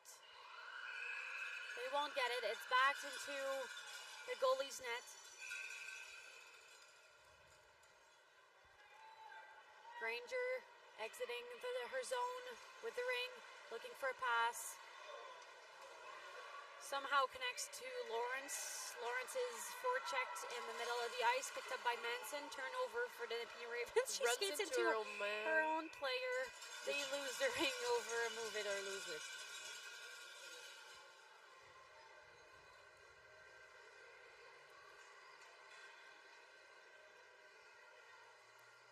So the ring will go to the Waterloo Wildfire. They're sending one player down to the end of the Nepean Raven zone, keeping all other 4 players at the top. Yolden will pass it off to McClellan. Bewald alone in the middle of the ice. Passes back to her post. McLean not quite satisfied with her look. She's going to pass it up to Markle. Skating through the triangle. Back to McLean. Nice shot, but it went wide onto the exterior post. She picks up her own rebounds. Now Bewald exiting as she's making a pass to Senior across. Senior actually a defense, but quite active offensively. Coming in and out, a beautiful shot, beautiful save by Pelisek here. Markle back with the ring. Bewald on the other side. Waterloo for that pass over to Senior. Senior shoots it low between the legs. Bewald with the ring now has a lot of space. She uses it to pass to Yolden, who tries to go on her backhand, but it goes a little wide. Super hard check on the Nepean Raven player. She gets it back over to Senior, doing a good job of keeping her head up, making sure they're not going forehand because they are a team that tends to attack with 4 players. Waterloo really loves that attack of exiting a player and coming in with speed, and the fact that they're actually attacking 4 when you include that Senior player defensively, like I said, was very active offensively. They're doing an awesome job. Nice pressure here by the Nepean Ravens, forcing them to lose the ring. It's gone back to their goalie. Rachel giving it to her teammate 21, Bastien with the ring, passes it in the middle of the ice to Evrer, Evrer to Kelly, Kelly back to Evrer, Evrer shoots. Not sure where the ring goes. Seems to be deviated by the Cormier. Cormier now with the ring. Passes it in the middle for Yolden. Yolden passes it deep to Kiv. They're on one-on-one. So Kiviaho alone here with 3 defensive players from the Ravens. Jacoby with the ring. Taking her time circling, waiting for her teammates to come back on to help her out. Looks like it. Lawrence with the ring. Gets a hard shot on the ice. Looking to get that reset, but Emma Kelly's getting right in there, trying to prevent them from doing that. It's a 3-on-2 right now. We'll see who comes out with it. Waterloo does, but a really good defensive play by Kelly and Lewis to make it hard for them to come out with that. Norris will take that pass. Attacking with Lawrence and Jacoby. Lawrence with the ring now. Circling at the top, drops it off for Norris. Doesn't have a lot of space, is being really pushed out by those Nepean players, so she sends it down to Jacoby. Passes back, misses her player. They now have to battle for it. Lewis is going down. Norris tries to pick it. Everyone's just falling. We have a penalty. I believe that will be a tripping on Lewis. Just while she was on the floor, she kind of used her stick to try and get the ring out, but just ended up making Jacoby falling. So it will be a 2-minute for tripping on Lewis. We'll have a power play here, 2 minutes for the Waterloo Wildfire. They will be 5, then the Pink Ravens being 4. You will still see that strategic attack of 2 on whenever the Pink Ravens, if they're successful at getting the ring, they will get lots of pressure as the Wildfire being 1 man up. So we're in the last minute of play, still 1-1. Pretty even game. Waterloo doing a really good job at staying in the offensive zone, but I have to give it to the Nepean Raven defense. They're not letting a lot of options in. Yolden with the ring, gets a shot right on Pelisek. She was ready for that. Kelly skating it out. They will call it on the Waterloo Wildfire. Kelly doing a good job of using her speed to try and get that ring out. Draws the penalty. Unfortunate. She was already falling, and then her motion just took out another player. But you are responsible for your body. Doesn't matter what happens. Therefore, Markle will get a 2-minute penalty for tripping. Now we are on even strength for 135, being 4 on 4. Kelly will get that free pass offensively, passes it to her teammate Evrer. Evrer back up to Kelly with Corey on the other side. Skating in, trying to give them an option. 27 seconds to the period. Kelly passing it down to Evrer, tries the wide shot, goes a bit too wide. Kelly picks it back up, 11 seconds on the shot clock. Good pressure by goes Yolden on the backhand, misses it a bit wide, but Everett doing a good job to bring that back in the crease. Only 7 seconds on the period, so we'll see if Waterloo can do something with that last second. They will not. So 1-1 after 1 period, and we're gonna be starting up again with a 4-on-4 Waterloo ring. I have to say, I really like the battles for the loose rings we're seeing on both sides. Eager to jump on those. Nepean really forcing Waterloo here to work on their attack and make better decisions on their passing options. They're not giving it an easy go or an easy route. Same goes for Waterloo. They've been pretty good at pressuring that player trying to pass across with the ring. They've been forcing her out, adding extra pressure from the forwards on the line. So got to be mindful of that. You can skate into trouble at this level. You have to be smart and be very cautious of ring possession. So we have a 1-minute break here, 20 seconds still before we resume for the second period. NRL is 4 periods of 13 minutes.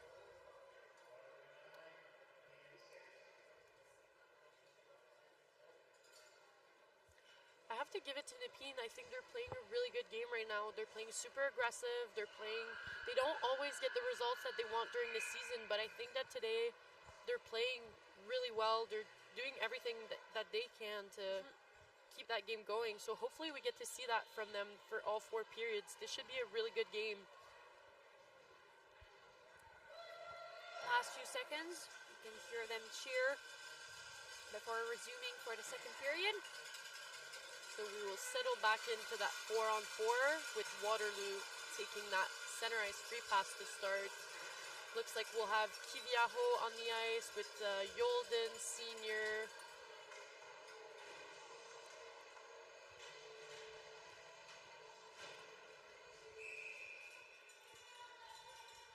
Yolden passing it to McClement. McClement down to Kiviaho. Kiviaho turning away from trouble, trying to keep that ring over to Yolden, back to Kiv. Tries to crash, but Nepean just pushing her out, keeping her on the outside. 10 seconds left to the shot clock. Senior trying to go in, but Nepean just shutting it down. And you can hear their bench. They're pretty happy with that. It's probably something they've been working in the past few weeks, as they know how much Wildfire likes to exit and come back with speed. They're really doing a good job at shutting that down. And DC now with the ring, doing a good job of cutting that pass off. Cooper keeping the ring, taking her time, using the space. Only 1-on-4 right now for Nepean, so she's taking her time, waiting for her teammates to get on the ice. Number 6 now entering the zone. They're 2-on-3. They're waiting on their third player. They're going to set up an attack. 8 seconds on the clock. They need a reset. Ooh, they get it, but they don't get the rebound. So Yulden gets it, passes off the wall. Nice play here. Seeing her skating through, just avoiding trouble everywhere she goes. McClement now coming into the zone offensively. Jacoby now with the ring on the changeup. So over to Markle. She'll have McLean on the backside to pass it off to her. Tries the shot, but it's blocked off by the Nepean defense. Goes for the wraparound, but she will miss. So this ring will go back to the Nepean Ravens as they manage to expire at 30 seconds. Rachel now with the ring, passing to her defense, who's instantly under pressure by Jacoby. Is going to pass back to her D partner. Wong with the ring, skating away. Long pass, not picked up by Nepean, intercepted by McLean. McLean, wide support pass across to Markle. She's going to find Wong over the second blue line, coming in with speed. She'll just hang on to the ring and give it back to a forward. McLean here with speed, coming into the middle of the triangle, but Rachel gets a good look and a good glove save on that. Now Markle with speed, just dangling in front, but not able to secure a good shot from the angle she was at, but the goalie was anywhere but in her net at that point. Markle tipped off to Bewald. Bewald passes it back to Markle again. Markle still dangling in the middle of the triangle. Rachel now with the ring, down to Lewis. Lewis with the ring. Tries to find an option, she doesn't. It's over to Granger. Kelly trying to find Ever, she just wasn't looking. So it's back to the Waterloo Wildfire. Bewald with the ring. Pass it over to Jacoby. Jacoby has the option on the back, but she shoots it hard on the ice. Pelisek with the save. Down to Corey. Corey with the ring now. Kelly with the ring.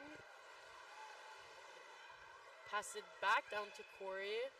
Corey over to Lewis. Can't quite stab it. She might still come out with it. Not unfamiliar for We're going to have a move it or lose it whistle. It's going to be deemed to be Waterloo's ring. So Duncan exiting with speed now. Pass to Lawrence. Lawrence off the wall to Norris. Norris wins her battle. Sends that across. Deviated into the goalie's crease. She's going to pass that to Emma. Kelly with the ring. Skating pass, long pass to Cooper. Not quite able to stab that to Corey. Sorry, Granger. Jacoby with the ring now. Passes it to Norris. Norris can't quite stab it, so it's going to be picked off by Nepean. So you're going to try and get into that offensive zone. Spend a little time there. She passes it off to Wong with a lot of speed. Tries to pass it down to her forward player. Drops it off to Cooper. Cooper with the ring now. Circles around. She'll only have 10 seconds to get that shot off. She's gonna opt for the pass down. Shoots it. Ooh, that hit the post. I think that went inside the crossbar, but the ref is gonna judge that it didn't go in. There's no way she saw that, so. They will have a 5-second delayed count, so they will lose that ring. Someone went into the crease. Really good play by the Nepean Ravens, though. I thought that was in, but that was a wicked shot. Looks like it's going to be a post. Perron off to Senior. Senior off the wall to Kiviaho. Can't quite stab it, so Wong's going to pick that up, send it to her partner on the other side, who's going to send it out to Cooper. Cooper going to take her time, keep that ring, use it to her advantage, take that space that they're giving her by the boards. 16 now with the ring, circulating. Just waiting on added player. She's going to shoot that. Same exact position as the first goal. Didn't aim for the same target and the net, but same exact spot. That was a wide shot by number 16. Well done, Nepean. They're going to bring the mark up to 2-1. That was Brooke Wassilishin. She's actually, her home association is actually Waterloo, so It's interesting to see her How playing fun. the Ravens and potentially beating out her home team. Yulden off the free pass to McClement. She's going to enter her zone. Seeing her now with the ring, entering with speed. Not quite ready to attack yet. They've just entered the zone. She's going to set up something nicer. Drops it off to Kiviaho. Fakes it in the middle. Back to Yulden. Yulden on the post to Lawrence. To Cormier. Can't get that shot. Beautiful save. So nearly answered as fast as they did on that first goal. You can see, though, that Waterloo are looking for that goal. They're playing for that goal. Cormier with the ring now. Yulden was screaming for that ring coming in with speed. Didn't quite get that. Deviated to Cormier. Cormier to now Kiviaho. Kiviaho at the top of the triangle. She's going to pass it to the post. To Yulden skating through it. Coming up high. Pass in the middle to Cormier. Can't get that shot on net. It's deflected. Not sure about that one. They went for the ring, but unfortunate alignment with the stick and the skates of Amanda Law from Nepean. It's called for 2 minutes. Cormier will have to serve a 2 minutes, I believe, for tripping. We got a hooking penalty called here. Automatically sends Ravens to the offensive zone with a free pass. Kelly is going to get that. She's along Lewis and Everett. We have Granger, Duncan, and I want to say Markle here defensively. Lewis with the ring, circling down, using her speed. We have Everett in the middle, looking to set a pick, but it won't be used as Lewis sends it down to Kelly, who tried to crash the triangle. Actually had a decent shot. Duncan with the ring now. Blocked off by number 7, a DC, who sends it down to Lewis. Lewis looking for an option. Doesn't quite find it, keeps it, sends it down to Kelly, but it's intercepted by Granger. Granger is so good at intercepting those passes and stepping up. She's been in the league for so long. She's experienced. She knows what people are looking for. Nice play here. Granger off. Ooh, breakaway opportunity, but Rachel followed that ring pretty nicely. Good look for Granger, though. Bewald firing off a second option here, just wide. Picked up now by Etsy. Etsy along the board, pressured by Bewald. Bewald gets it back. She's alone with 4 skaters and is actually able to get that ring back for the Wildfire. Senior now is just going to wait. There's no need to attack 1-on-3. She's going to wait for her teammates and set up a proper attack. Little confusion defensively within the Peen Ravens here. Senior with speed, misses wide. Kiviaho Gets a nice shot off, but Pelisek is there to stop it. They still get the rebound, so Senior with the ring now, looking for her post, blocked off by Kelly in center, picked up by number 19, tries to send it back to Kelly, but Senior's there, gets it back, tries to go for it, but really nice play by the Peen Raven defense. I believe that was Bastien who just pushed her out, didn't give her anything. Great show of experience here. She really chose to just keep that ring on her stick and gave another opportunity of attack for her team there. Don't necessarily have to force the ring. Sometimes playing it safe and circling back and giving time to adjust is the better decision. Back to full on 5-on-5 here. Bastien tries to send it to Corey. She does. Corey with the options. Tries the same shot as Wassilishin, and I have to say, that was a good one. Nice save by Perron, who sends it to her partner. Cormier with the ring, skating down to try and get some space to do something. Yulden taking her time, making that short little pass to Hinton Fong.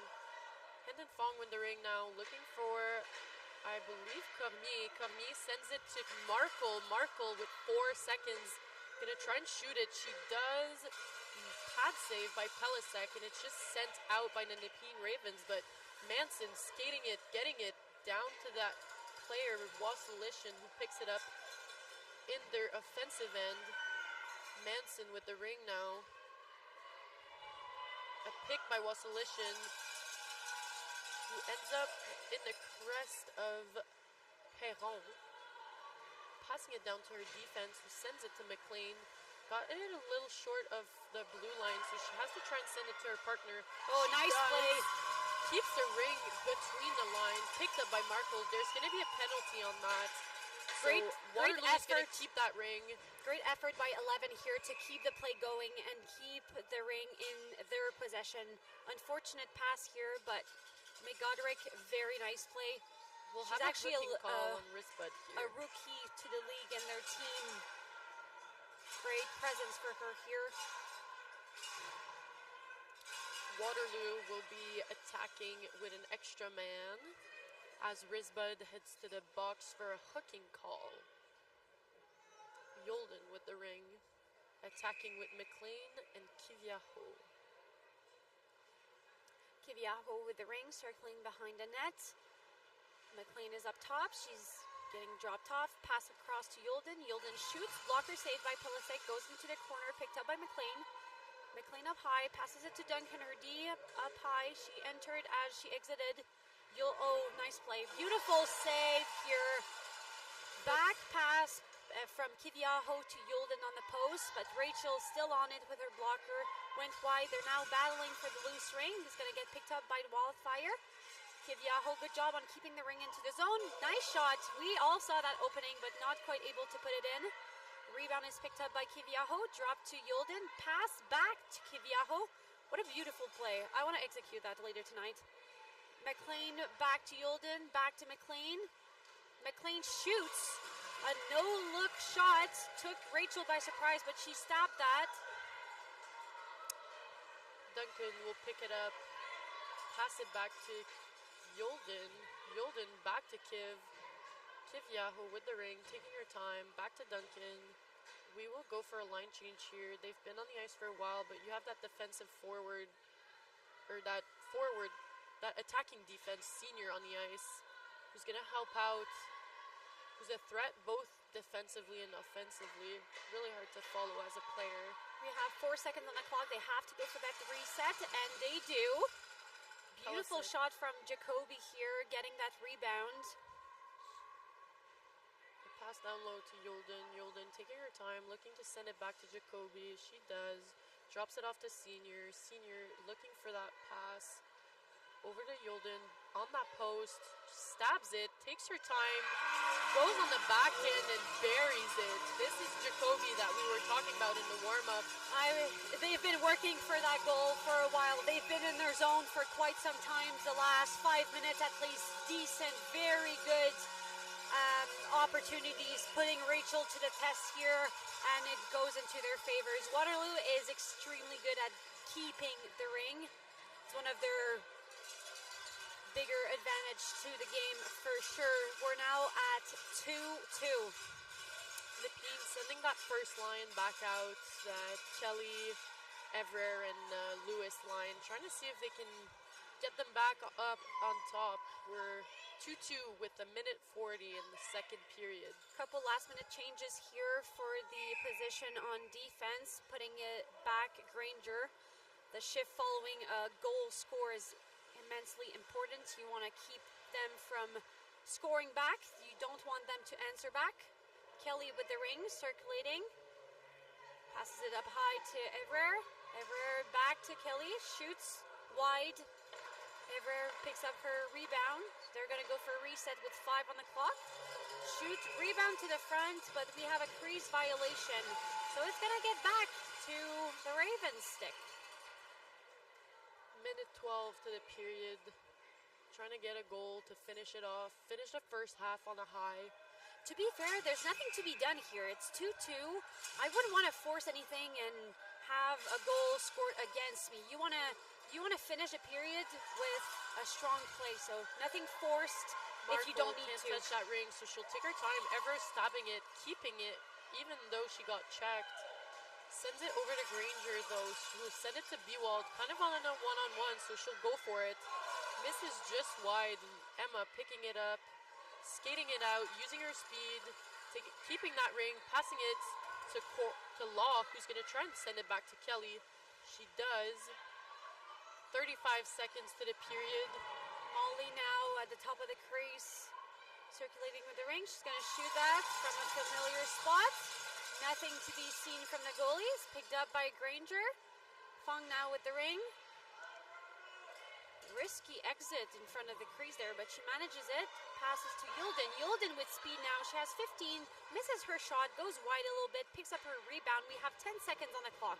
Are they going to get a last shot? 8 seconds. Last shot opportunity. Goes back. Very smart play. Good effort. They've seen some stuff.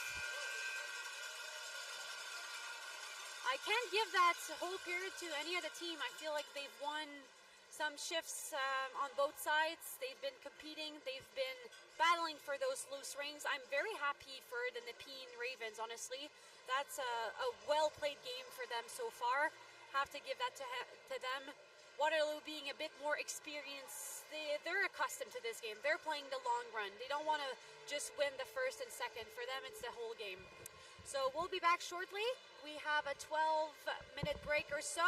We will make the ice and come back fresh.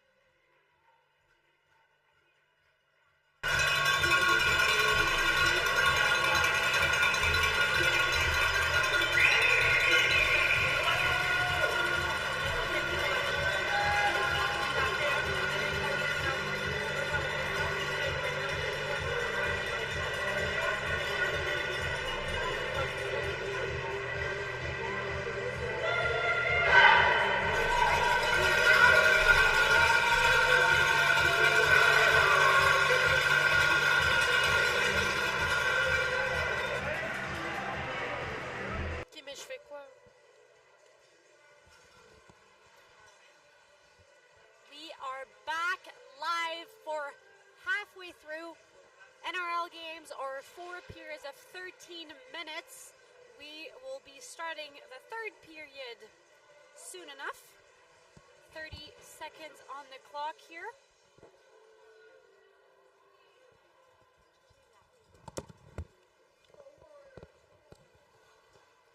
So the Nepean Ravens will start being the visitor team. They're the ones to start the period with the ring.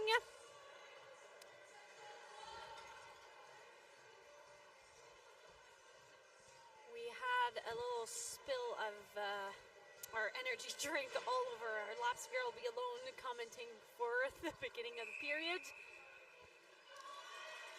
Oof, bad play. She was out of the crease with her skate while touching the ring. You cannot do that. You have to be fully engaged into the zone, therefore losing the ring, and Wildfire will start again. Starting strong, McClement to Kiviaho. Kiviaho entering the middle of the zone here is pushed by Bastien to the side. Big pressure. Kiviaho still skating around. Cormier tries to Kiv in the middle. She does. Backhand shot, not quite successful, but she's going to get her own rebound. Unfortunate fall. Fong will exit with the ring. Passes it to Kelly in the middle of the zone. Passes it back to Wong. Is picked up by Yolden. Kiviaho with the ring now over to Yolden. Yolden back down to Kiviaho, back to Yolden over the blue line. Looking for Senior on the other side. Senior with the ring. Looking for her options, gonna give back to Yolden. Yolden looking across to Lawrence. Lawrence connecting, shooting wide. Yolden, big skate to the boards there to win the rebound. Great show of speed here. She's gonna give it back and go for a change. Lawrence still with the ring, passing it across to Granger, entering the zone, passing it back to Jacoby. Jacoby off wide. They're gonna get a 4 men into the zone. It's gonna go over. Center ice free pass for the Nepean Ravens ring. I mean, with that many back and forth into the zone from defensive to forwards, at some point you get called for, and it's just unfortunate. Corey with the ring now. Loss. Law with the ring, sending it to Henton Fong. Over to Perrault. Perrault with that ring, skating it into the zone, keeping it over to Cooper. Cooper having a look, finding her teammates. Tries to send it to the middle to Corey, but doesn't quite get it. Perrault, though, picks it back up. They get a reset. I don't think she was aware she got it, though. So now Granger exiting. It was picked off. Jacoby with the ring to Norris. Norris battling in the corner. They're going to have a delayed penalty to number 4 for the Nepean. Here, a bit too aggressive on the line. They're going to wait for the goalie to fully make her way to the bench, which she does. They're sending a new attacker on, McLean. McLean at the top, who just joined the formation, is going to shoot that. She really had the goalie not quite ready, but her shot didn't follow her thoughts. And it's going to get called off as the Nepean took possession. So we'll have a 2 minutes here on number 4, Dobson takeoff. 2 minutes for holding. The Wildfire will start again with the ring. McLean claiming her spot right off the free pass. Pass to Markle. Markle will start the attack. Manson doing a good job of being active on that line, trying to make it harder for that defense to get involved into the offense. They're able to get a shot, but I wouldn't say it was a quality one. Unfortunately for them, they get the ring back. Sent back to Bewall. She's going to take her time setting up that attack. Long pass across to McLean. Great shot, but Rachel's on it. Bewall stick check. It's getting back into the Wildfire zone. McLean still with the ring here. Ooh! Nice follow. We're still going to have a delayed penalty here. If they give it to the goalie, we're going to start on 3-on-2. We have a slashing penalty coming to one of the defense from the Nepean Ravens. Not happy with the call. We'll have a slashing here called on Bastien. So since we have two players of the same team in the box, the rules say that you can only have two defending player in the zone. So what we'll typically see is the Waterloo Wildfire setting up in a triangle over the two defense of the Nepean Raven, trying to get that ring moving and get it into the net, trying to get them on top. At this level, a 3-on-2 is supposed to be a guaranteed goal. Therefore, they're really going to try to make the most of it. We'll have a bit of a delay here as it took a little longer than intended for the time to start. So we'll have to set both penalties back up 2 seconds as well as the time. So we'll have a bit of a delay here. This might take some time. They have to readjust quite literally everything that was input on that timekeeper board. That gives time to the Wildfire trio to discuss on a play. So we've decided to opt for just waiting 2 seconds when that whistle is blown instead of setting back up the time, making it a bit faster to get going. Pass across to Senior here. Senior looking at her option, back up to Yolden. Yolden backhand pass to Markle on the post. They're just moving from up to down till they hit that shot. It goes wide. We have 13 seconds on the clock. Senior to Yolden. Yolden to Senior again. Miss stab. They still have 20 seconds on the clock here. Ooh. Great shot. Yolden really took the time to see what was open, what was Rachel giving her. She shot that. We thought she had stopped it with her stick, but it fumbled into the back of the net. We are 3-2 is the mark. We're still going to be up a man for the Wildfire because they had a 2-man advantage. Now they're down to 1-man advantage. So we'll have Ever setting up with Lewis as forward and a D from Nepean helping them out in that attacking position. So Wong on the ring now. Waterloo not choosing to man up here, which surprising. Dobson takeoff, trying to get into the zone. Ever picking it back up. Pops over the middle, but it's going to be Waterloo that picks it up. D-to-D pass off to Yolden. She has all the time in the world to decide what to do. She's going to give it back to Senior, who just exited. Back to Yolden. Nice exit. Oh, nice pass on the post here. Senior got that one-timer, but not able to put it in the net. Rachel saw that coming. We have a battle for loose ring here. 25 from the Nepean Ravens pushing that intensity up. Ring fumbles onto black jersey stick. Kiviaho now with the ring, dropping it to Yolden. Not quite in position to stab that. She has to circle back. Now Granger with the ring. We have 1 second on the clock. They're going to lose possession, and it goes to Rachel Polasek, the goalie from the Nepean Ravens. 35 seconds on the Nepean penalty left. They need to get that ring out, try and get a bit of offensive time. Wong trying to find an option, taking her time, sends it directly to the other team though. She had no options, tried to get rid of it, but just quite couldn't. Kiviaho now with the ring. It was intercepted by Jacoby in the center ice zone. She's going to take her time, wait for her teammates to join the attack. We have Norris and Jacoby. Lawrence will also join. High pass to Lawrence. Lawrence coming through. They have 5 seconds to get that reset. She tries the backhand, but not quite able to connect. They're just going to wait that clock to go down. Lewis now on the ring. Under a bit of pressure, sends it to Dobson takeoff, who tries to send it back to Lewis. She does. Looking for a far option. Sends it to Hayami. Hayami over to Dobson takeoff, who fires it down, but it's blocked off by Granger. Once again, picking that pass off. Granger now coming out of the zone with speed. She's going to look at her D partner, Lydia Duncan. Another Team Canada player from the senior team last program in 2022. Duncan still with the ring, skating through, passed up high to Markle. Ring goes up high her stick. She has to wait for it to go down.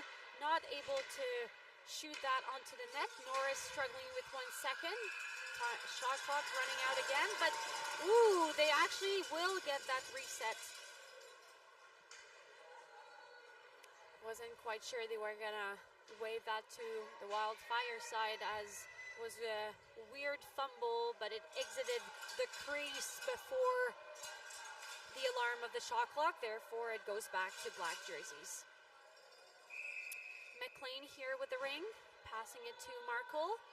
Markle skating around, is followed by McLean. She's gonna hang to her post, pass in the middle to Bewall. Bewall passes to the corner, not quite able to connect. Bewall has always been able to see those quirky little passes. Fast transition with here. The ring now. Trying to look for an option. She gets squeezed at the line, sends it over the line though. Can't hold too long with that ring. If the pass is there, you have to make it. She gets squeezed. And now Markle is circling with the ring.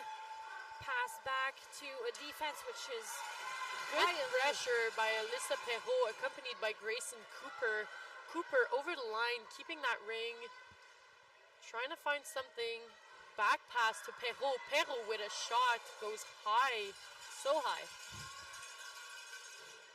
Now Yulden with the ring in the center center zone. Passes to Kiv. Kiv Yaho tries the late pass, intercepted in the middle of the triangle. Pelisek up to Wassilishin. Wassilishin looking for someone touched in the middle, so Abby Manson will be able to get that ring.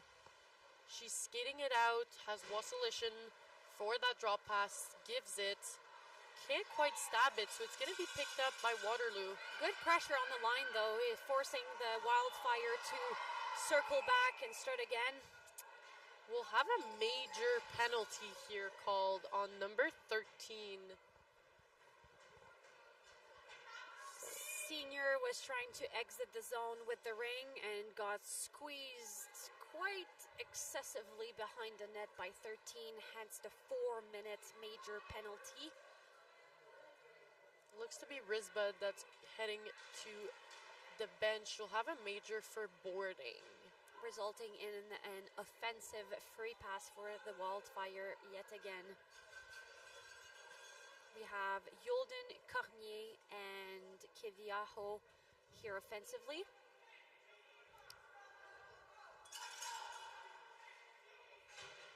Major penalties are usually called when they're behind the plays, or, oh, she exited that crease with the ring.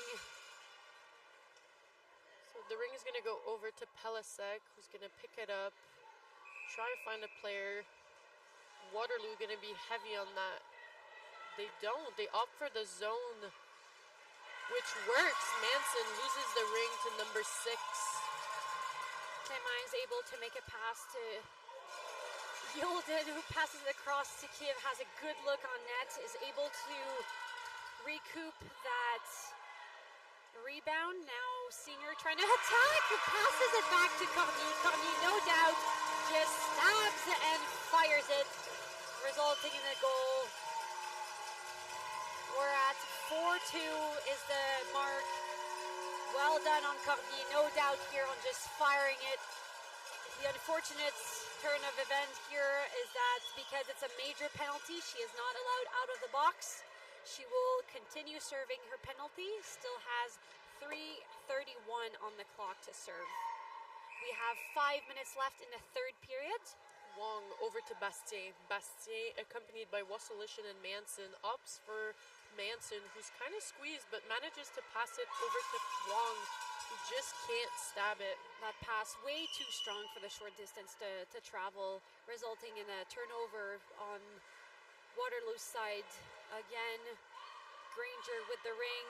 Jacoby making a nice tight turn, offering her stick wide open. She's just going to walk through that middle. No one made pressure on her. Rachel now with the ring. Over to Bastien. Bastien skating it out, taking her time.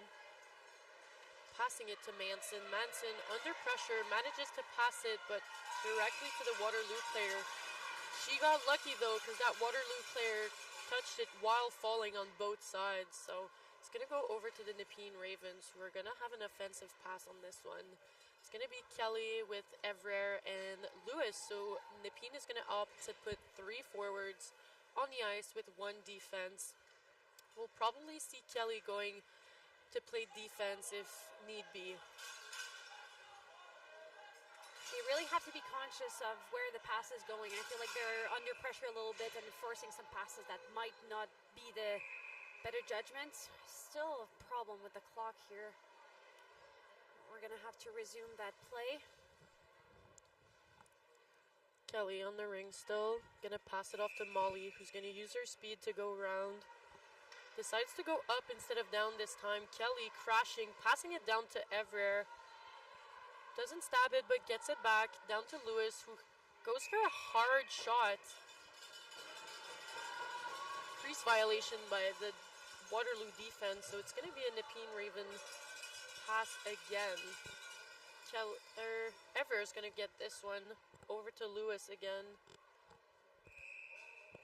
Lewis with the ring, skating it up, looking for that low pass, but that stick was right in there. Goes all the way out of the zone, picked up by the forward on the line. Bewald passes it to McGoldrick in the middle of the zone, ends up on Markles' stick, keeps it, skates through it. Bewald now up top of the triangle, wanted to draw another penalty here.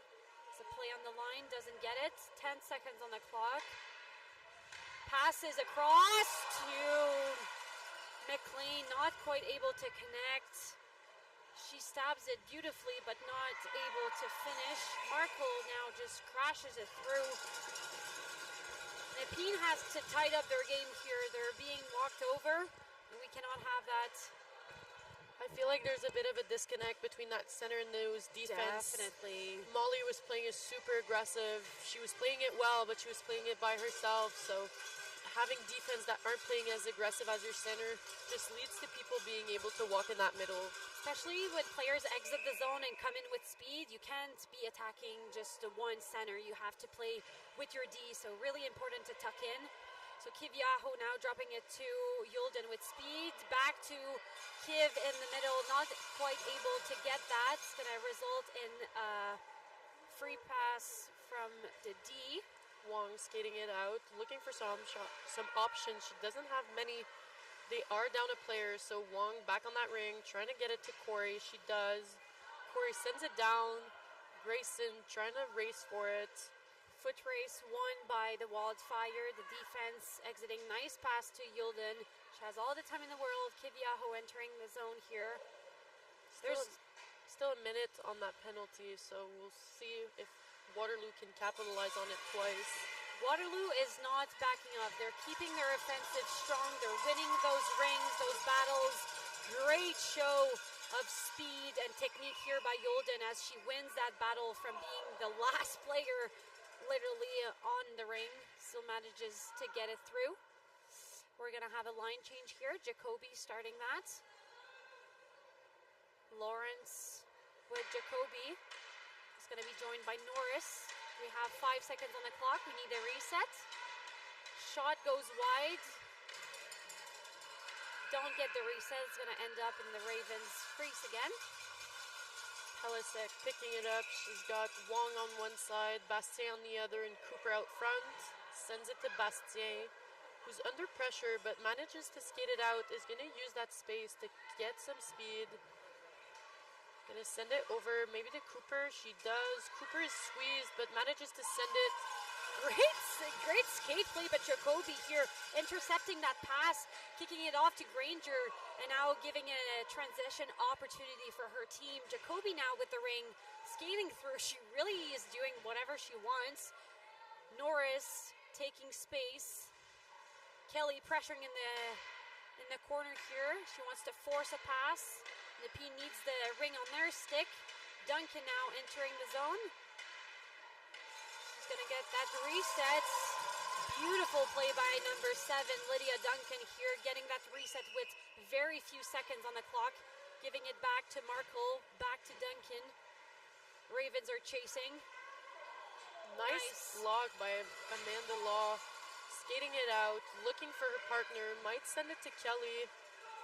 Doesn't quite get that pass off. Was looking for Evrer, but intercepted by Waterloo. McLean now in the offensive zone, turnover again on the boards, resulting in the ring being on Waterloo's stick. Ooh, dangerous play here down on the low post with Markles Dangles, not able to put it in the net. Nice pass across to McLean, who misses the net again.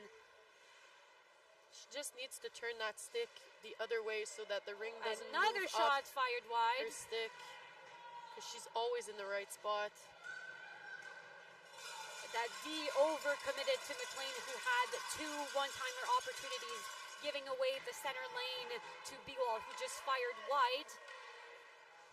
We have very few seconds, actually none, left to this period. So it's a 4-2 as we're heading into the 4th period with Waterloo leading. Nepean here, they don't need to stress. I feel like they've been playing a little chaotic and forcing some plays, but they don't need to. They're a very young team, but they're talented. They have skills. They just need to connect and be patient. They don't need to work harder for the one rings. But that is something that comes with experience, right? I mean, Waterloo, some of the players, we are reading their players card and have been in the league for 20 plus years. So, I mean, it's hard to compete with that much experience as well. I'd like to see a bit more shooting, to be honest, from the Nepean Ravens. I feel like most of their players have like really good hard shots. Just a little lower and a little more frequent, I think, is going to be to their advantage. Waterloo tend to play a really low triangle with their sticks on the floor, so those passes are hard to get through. But those shots are there, the high shots above that D, they're there. And the D is doing a really good job at stopping and blocking those shots to even go through.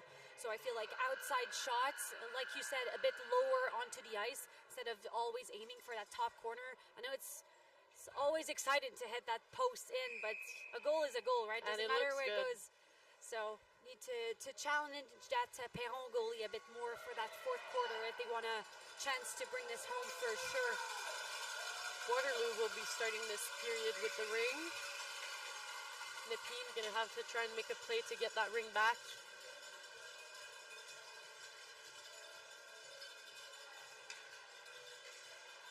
We'll have Manson, Wassilishin, Bastien, Wong, as well as Perrault, I believe. Against Yolden Senior, McClement, Kiviaho, Black and jerseys Cormier. starting with the ring. Senior has it over the second blue line, enters the offensive zone. She's going to circle back. Kiviaho with the ring here. She's going to try across. Long pass to Senior. She's looking at her option. Long pass to Yolden. She's going to fake that, send it deep. Nice pad save, rebounds into the corner for Senior to pick up. She's going to force drive that D, creating a nice opportunity for Yolden in the middle, but not quite able to connect. It ends up on Kiviaho's stick, which she's able to fire it, hits the post, gets her own rebound to Yolden. Those are hard passes, but they're able to connect. Ooh, she saw that opening and just decided to fire it. Goes wide. Kiviaho with the ring, ends up on Yolden's stick. Back to Kiv in the corner. She's going to take her time, circle wide, up to Cormier. Yolden still in the middle, just trying to create some chaos for the goal here. Bit of a fumble for the ring. We'll have a freeze violation here, so it's going to go back to the Waterloo Wildfire. Full line change for both teams. We're going to bring fresh legs onto this next play. We'll have Jacoby, Lawrence, and Norris setting up next attack against Molly Lewis at center. Oh, interesting.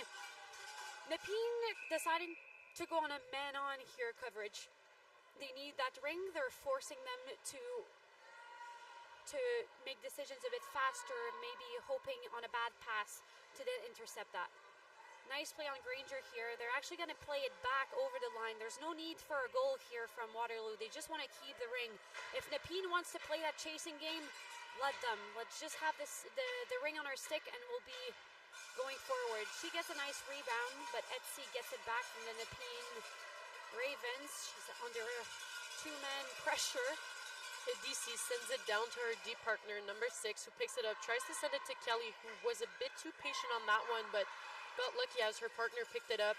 We'll have Evrer now sending it down to Kelly, who, pulled a little shirt there, but she got away with it. Yeah, and we all saw that. Reindeer still managed to get out of there with that ring.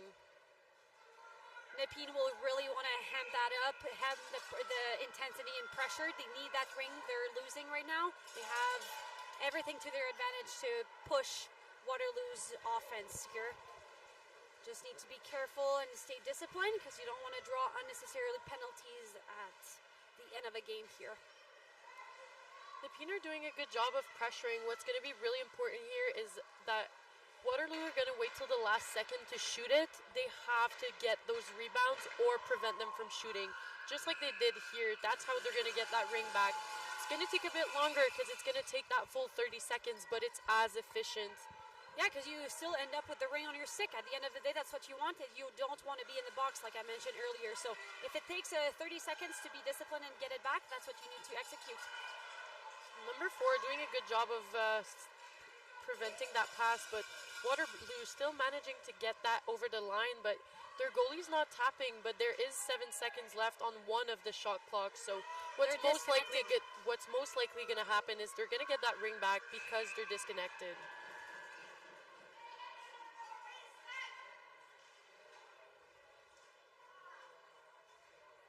So like I said, because those shot clocks weren't set up at the same time, they always go for the one that's the highest. So once that lower shot clock goes off, it just goes back to their team. So they did a good job of waiting it out, getting that full 30 seconds back. Yulden passing it to Kiviaho. Kiviaho will take her chance in the middle and just bury it. You give her the space, she will take it. You give her the middle of your triangle to just come on in, dangle the goalie, and just finds the back of the net. We're at 5-2. 9.5 minutes left of this period, so Nepean gonna have to get a goal pretty soon just to get that momentum flowing back into their game. To be fair, 9 minutes is way more than enough they need. I feel like they need to settle down and just get control and prove themselves that they can play this game because they've been holding on for 2.5 periods. And just as Cooper answers. Good for her. Her second goal tonight. Way to get her team back up on that one. Beautiful patience to walk into that triangle, take her time, and just shove it down the net. Deciding to take matters into her own hands. Well done. There's no better way to answer a goal with another goal. Nepean going to opt for that pressure on the free pass, trying to just get Waterloo to make a mistake, make a pass too hard, too slow in the skates, whatever they can get so that they can get that ring back, just get that momentum going for them. Definitely higher intensity now that they just scored. They will want to continue that pattern. So beautiful play on the line here by Bastien. She needs to be careful on the boards here not to draw another penalty. Number 5 with the ring, Cormier. They're going to go for her stick, 2 on. Kiviaho ends up with the ring here. She's going to try to make a play to Cormier. Cormier does. The shot is going wide. They got the reset on that. So for those who didn't know, Yulden exited the zone here, and then that gave the opportunity of Singer to go in and grab that reset as she was closer. That is I just love that exit. Wow. Exactly what I just talked about. That exit for the other far post player to come in and drive, and has all the time in the world because everyone's overcommitted to decide where the ring was originally. This is just pure experience play that you see there. It's just so well executed. They've been playing that pattern for more than 3 years already, and it's been working wonderfully for them. It's really hard to defend as a defenseman because you're counting the players that are in the offensive zone. You see 3, and you're like, yeah, I'm good, I got this. I know where they are. That pass is made, and then, oof, there's a 4th player that you didn't count on. You don't know where they are, so really good on Waterloo of using that to their advantage. Yeah, and they have nothing to lose, like we said before. So they don't need to pressure. They don't need to make those hard passes for nothing. They're going to wait on Nepine to bring that pressure, and they're just going to take that space. Evrard is going to get a 2 for tripping here. Bit too aggressive on that forecheck, so Nepine just figuring that they're going to go full on, might as well, since the ring's going to be Waterloo's anyways. She'll get a major on that, actually, so... To be fair, that was from behind, so...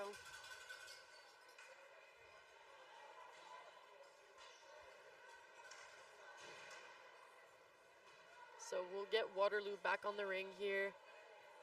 Another 4 minutes of 5-on-4. 8 minutes to go. 3 goals down. Not the ideal situation for Nepean. Nothing they can't overcome if they put their mind to it.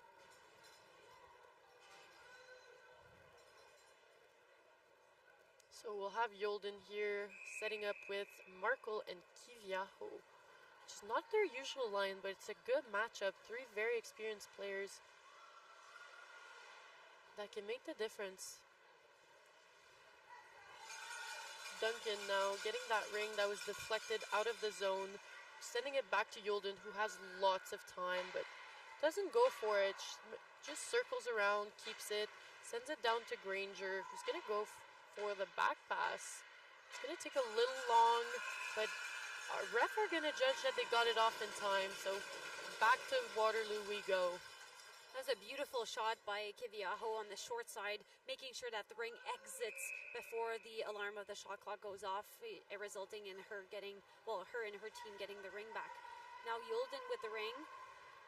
Raven still with that high pressure. Granger will just skate around, wait, find the open player, which is Yolden, all alone in the middle of the crease here.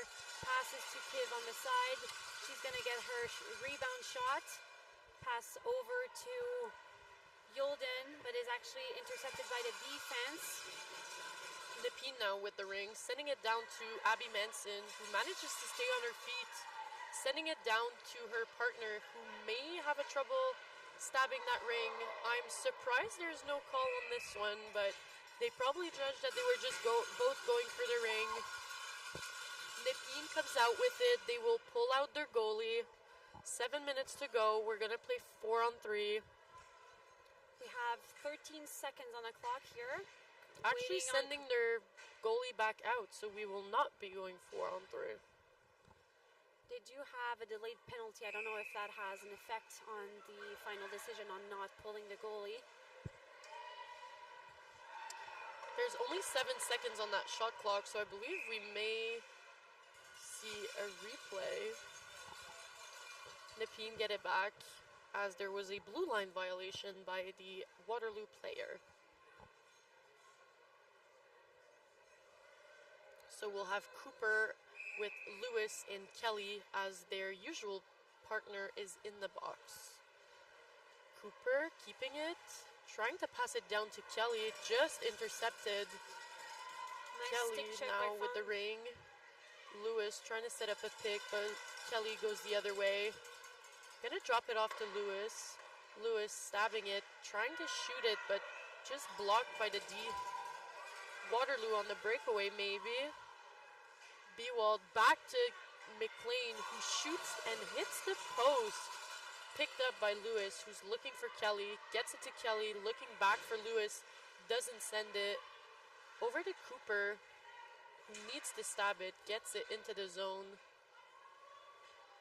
Cooper still with the ring. Circling, looking. Nice stick check there by Duncan.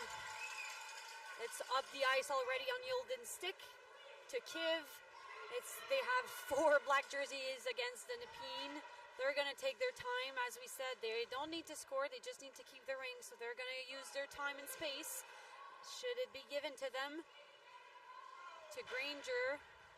Pass wide, pass down low to Yolden. She's just going to keep skating around, creating opportunities in the middle for her teammate Kiviaho here. Battle for loose ring. 2-man advantage on the defense. She has no choice but to give it back. Very composed team here, not worried about any added pressure or them chasing you. The big difference is they haven't missed a stab yet. Like, every pass they're making has a purpose, and it works because they're stabbing it. Wong on the ring now. Taking her time, but maybe a bit too much time. Passing it to Manson, who just shoves it down the ice. Trying to prevent a move it or lose it, but it ends up being on the Waterloo stick anyways. Pass along the boards to Jacoby. Jacoby will take space, take support pass to Granger. Granger down to Markle, down in the middle. Tries to go for a back pass, but it actually ticks off the Ravens defense, number 6 with the ring now. Hayami trying to send it to Corey. Corey gets it, even though it was a bit deflected. Kelly now on the ring. 4.5 minutes to go. They were 4 in the zone, so they finally managed to get that ring back, but they will lose it again to the Waterloo Wildfire. 3 seconds left on the Nepean penalty. We'll be back to full strength within that 3 seconds. Nepean really has to dive down to their game plan here. We can't afford any mistakes of 4 in or whatnot. We have 4:20 into the game, and they need to be the 4 better minutes of this game played. We have Beold coming in with speed, passing it to her teammate, who's trying to make her way across. With her power and strength, she manages to. Law picks it up. Sending it to Kelly, who can't stab it, but will get it before the blue line. Sends it to Manson. Manson now with the ring, circling. She's accompanied by Evrer and Corey, I believe, will go in as they have taken their goalie out to be 4 in. There is only 10 seconds left, so you'll hear the bench tapping to let them know they need to get a reset. Corey trying to get that shot off, but Law picks it back up. It's blocked. They get a reset, though, so Rachel will have to be quick on her feet to get back in her net, and she does. Seeger with the ring from behind the net to Jacoby. Jacoby to Kiviaho over the line to now Yolden over the second blue line, who's skating with strength. Just using all the space she has. Markle coming in with speed. Fires that.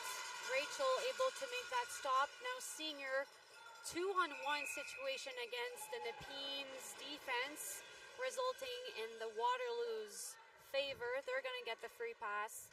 Yet again with 3 minutes left into the game. The big difference in those last 2 periods, I feel, is just Waterloo's winning every single battle. They've come out with the ring most every time, and ring possession usually leads to winning games. Yep. Now Kiviaho with the ring, using space. Yulden and Markle are joining her for the attack. They're just going to decide to circle back to Duncan in the middle of the ice. Now back to Markle again. Oh, hard hit That will here. definitely be a... Oh, that's unsportsmanlike, I believe. Yeah, She will be ejected if I'm not wrong. That is the call to be ejected from the game. That is this very unfortunate. Nothing you want to be... So I believe she'll be ejected, and they'll have to send another player in the box in her place. So Alyssa Perron will be done for today. This is unfortunately what we talked about discipline and bringing the intensity up. You can play hard and intense and push, but you can't. There's a line to be drawn, and unfortunately we've passed that line. So we will have our 3rd major penalty against Nepean today. I believe she will not be able to play her next game, but we'll have to see what the rules are at Nationals. They will have to send someone in the meanwhile, which is Amanda Law. She will be serving the rest of the game in the box. So we will start again, 5-on-4, Waterloo with the ring. Nepean still opting for a kind of man-on approach, but Waterloo setting up in a straight line, which worked. They just all went different directions. Hard to follow. McLean with the ring now. Nepean doing a good job of getting it back but the pressure from Kiviaho was enough. Yolden by herself with lots of time. She got robbed by Pelisek. Beautiful save to keep her team in it. Kelly now with the ring, sending it over to Lewis. Lewis gets the penalty. There will be a trip on Duncan, a boarding on Duncan. So we'll go 4-on-4 for the next 2 minutes unless Nipeen can send it into the net. So was trying to find the regulations around that ejection, but unfortunately couldn't get the details right. So we'll go on a 4-on-3 here. All 4 players that are on the ice for Nipeen will be in the zone as they have taken out their goalie. 2 minutes to go, so need a goal straight away or fairly quickly. Kelly goes for it. Good shot, but saved by the goalie. Back to Kelly. Kelly's gonna circle, looking for that post or that top. Goes for the top. Lewis with that ring coming in. Over to Kelly for that shot again, a bit wide. Hopefully Cooper can get that back for them. She does. Comes out with it. Back to Molly. Cross crease pass to Kelly. 5 seconds to go. Doesn't get that shot off. So Waterloo gonna come out with it. Bewald might go for the shot. Doesn't. They have 1:20 to go. They just want to kill the time here. They're up 3 goals. They don't need a 4th one. Jacoby will circle. Heavy pressure by Emma Kelly. Gives it back to Granger. Now to Fong over the line. Back to Bewald. Bewald to Granger. Now Jacoby with the ring. They have 4 seconds to go on the clock. They won't get it, but it's picked up by 16. Brooke Wasilishin with the ring now over to her partner. Sends it back to Wasilishin. Over to Manson. Manson skating into the zone. Has Lewis on her post. With Wasilishin at the top. 4th player coming in. Risbud. Tries to send it to the middle. She does, but no one there to stab it. So Risbud gets it back with the full 30 seconds. Lewis shoots it. I believe that was a stick save by the goalie. Woo! Manson Decent shot hits by the Manson. crossbar. Get a reset. Less than 30 seconds to go here. Brisbane tries something, doesn't get it quite right. It's back onto the Wildfire's territory. Kiviaho tries a cross pass to Yolden, intercepted by Manson. We have 5 seconds on the clock. And this will be game. Final mark being 6 for the Waterloo Wildfire in black against the Nepean Ravens in white with 3.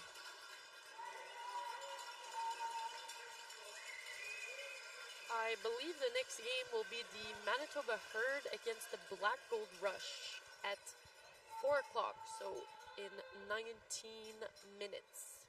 We will be logging off as we need to get ready for our own game. Thank you for watching.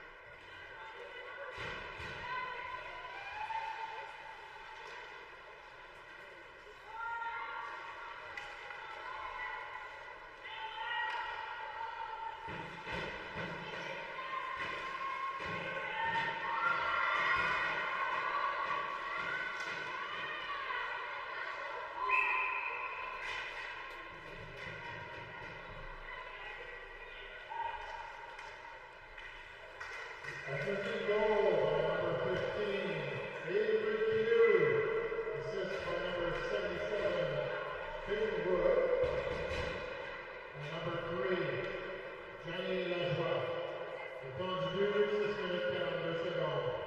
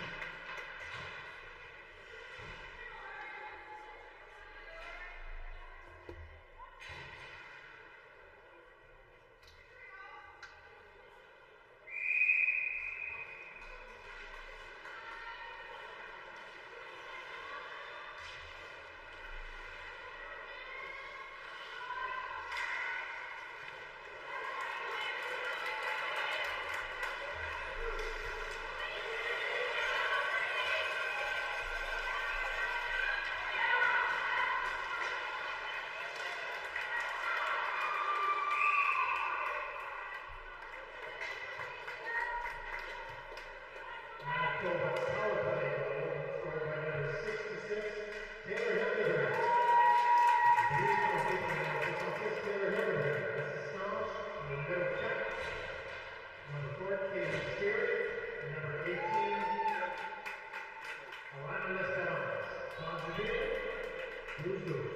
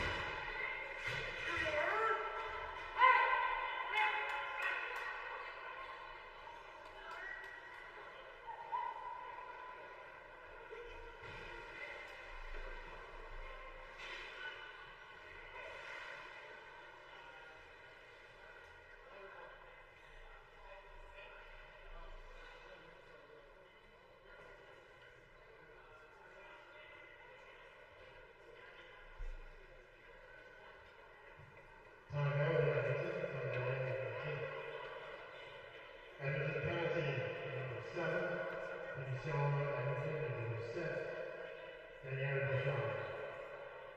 Time 1,610.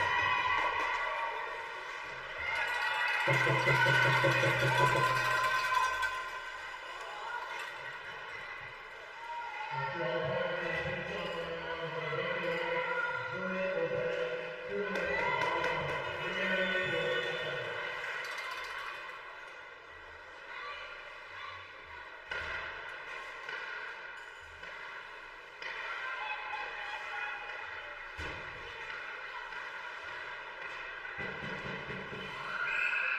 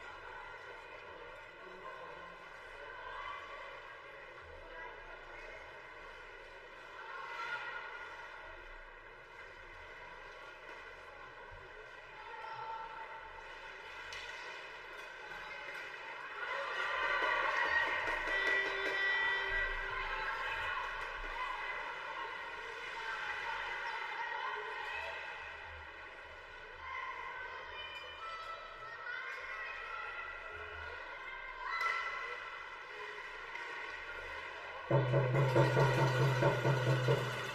Montreal Paralympics representing Samuel and NDPS event. Body of the winners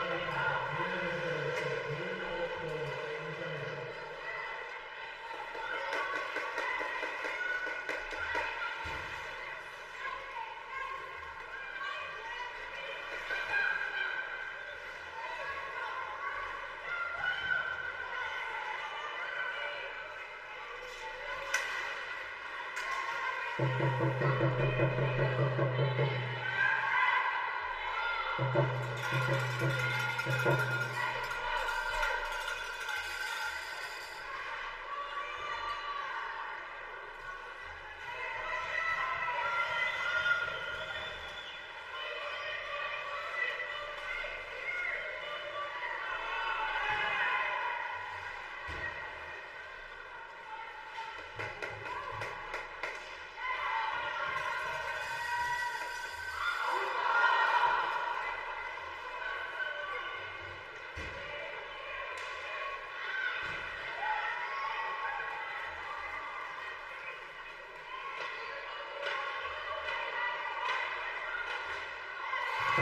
Hoodies, t-shirts, t-shirts, supplies along the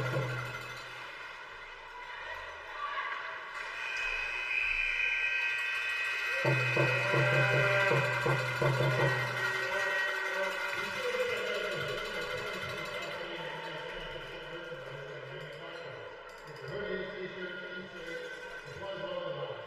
Show your support for the team et contre le championship history. Alors, découvrez la marchandise officielle du championnat de Ringette canadienne 22-25. Au niveau principal, recueillez les chandails, les t-shirts et les souvenirs. Les textes sont disponibles. Encouragez votre équipe et remportez chez vous un souvenir du championnat.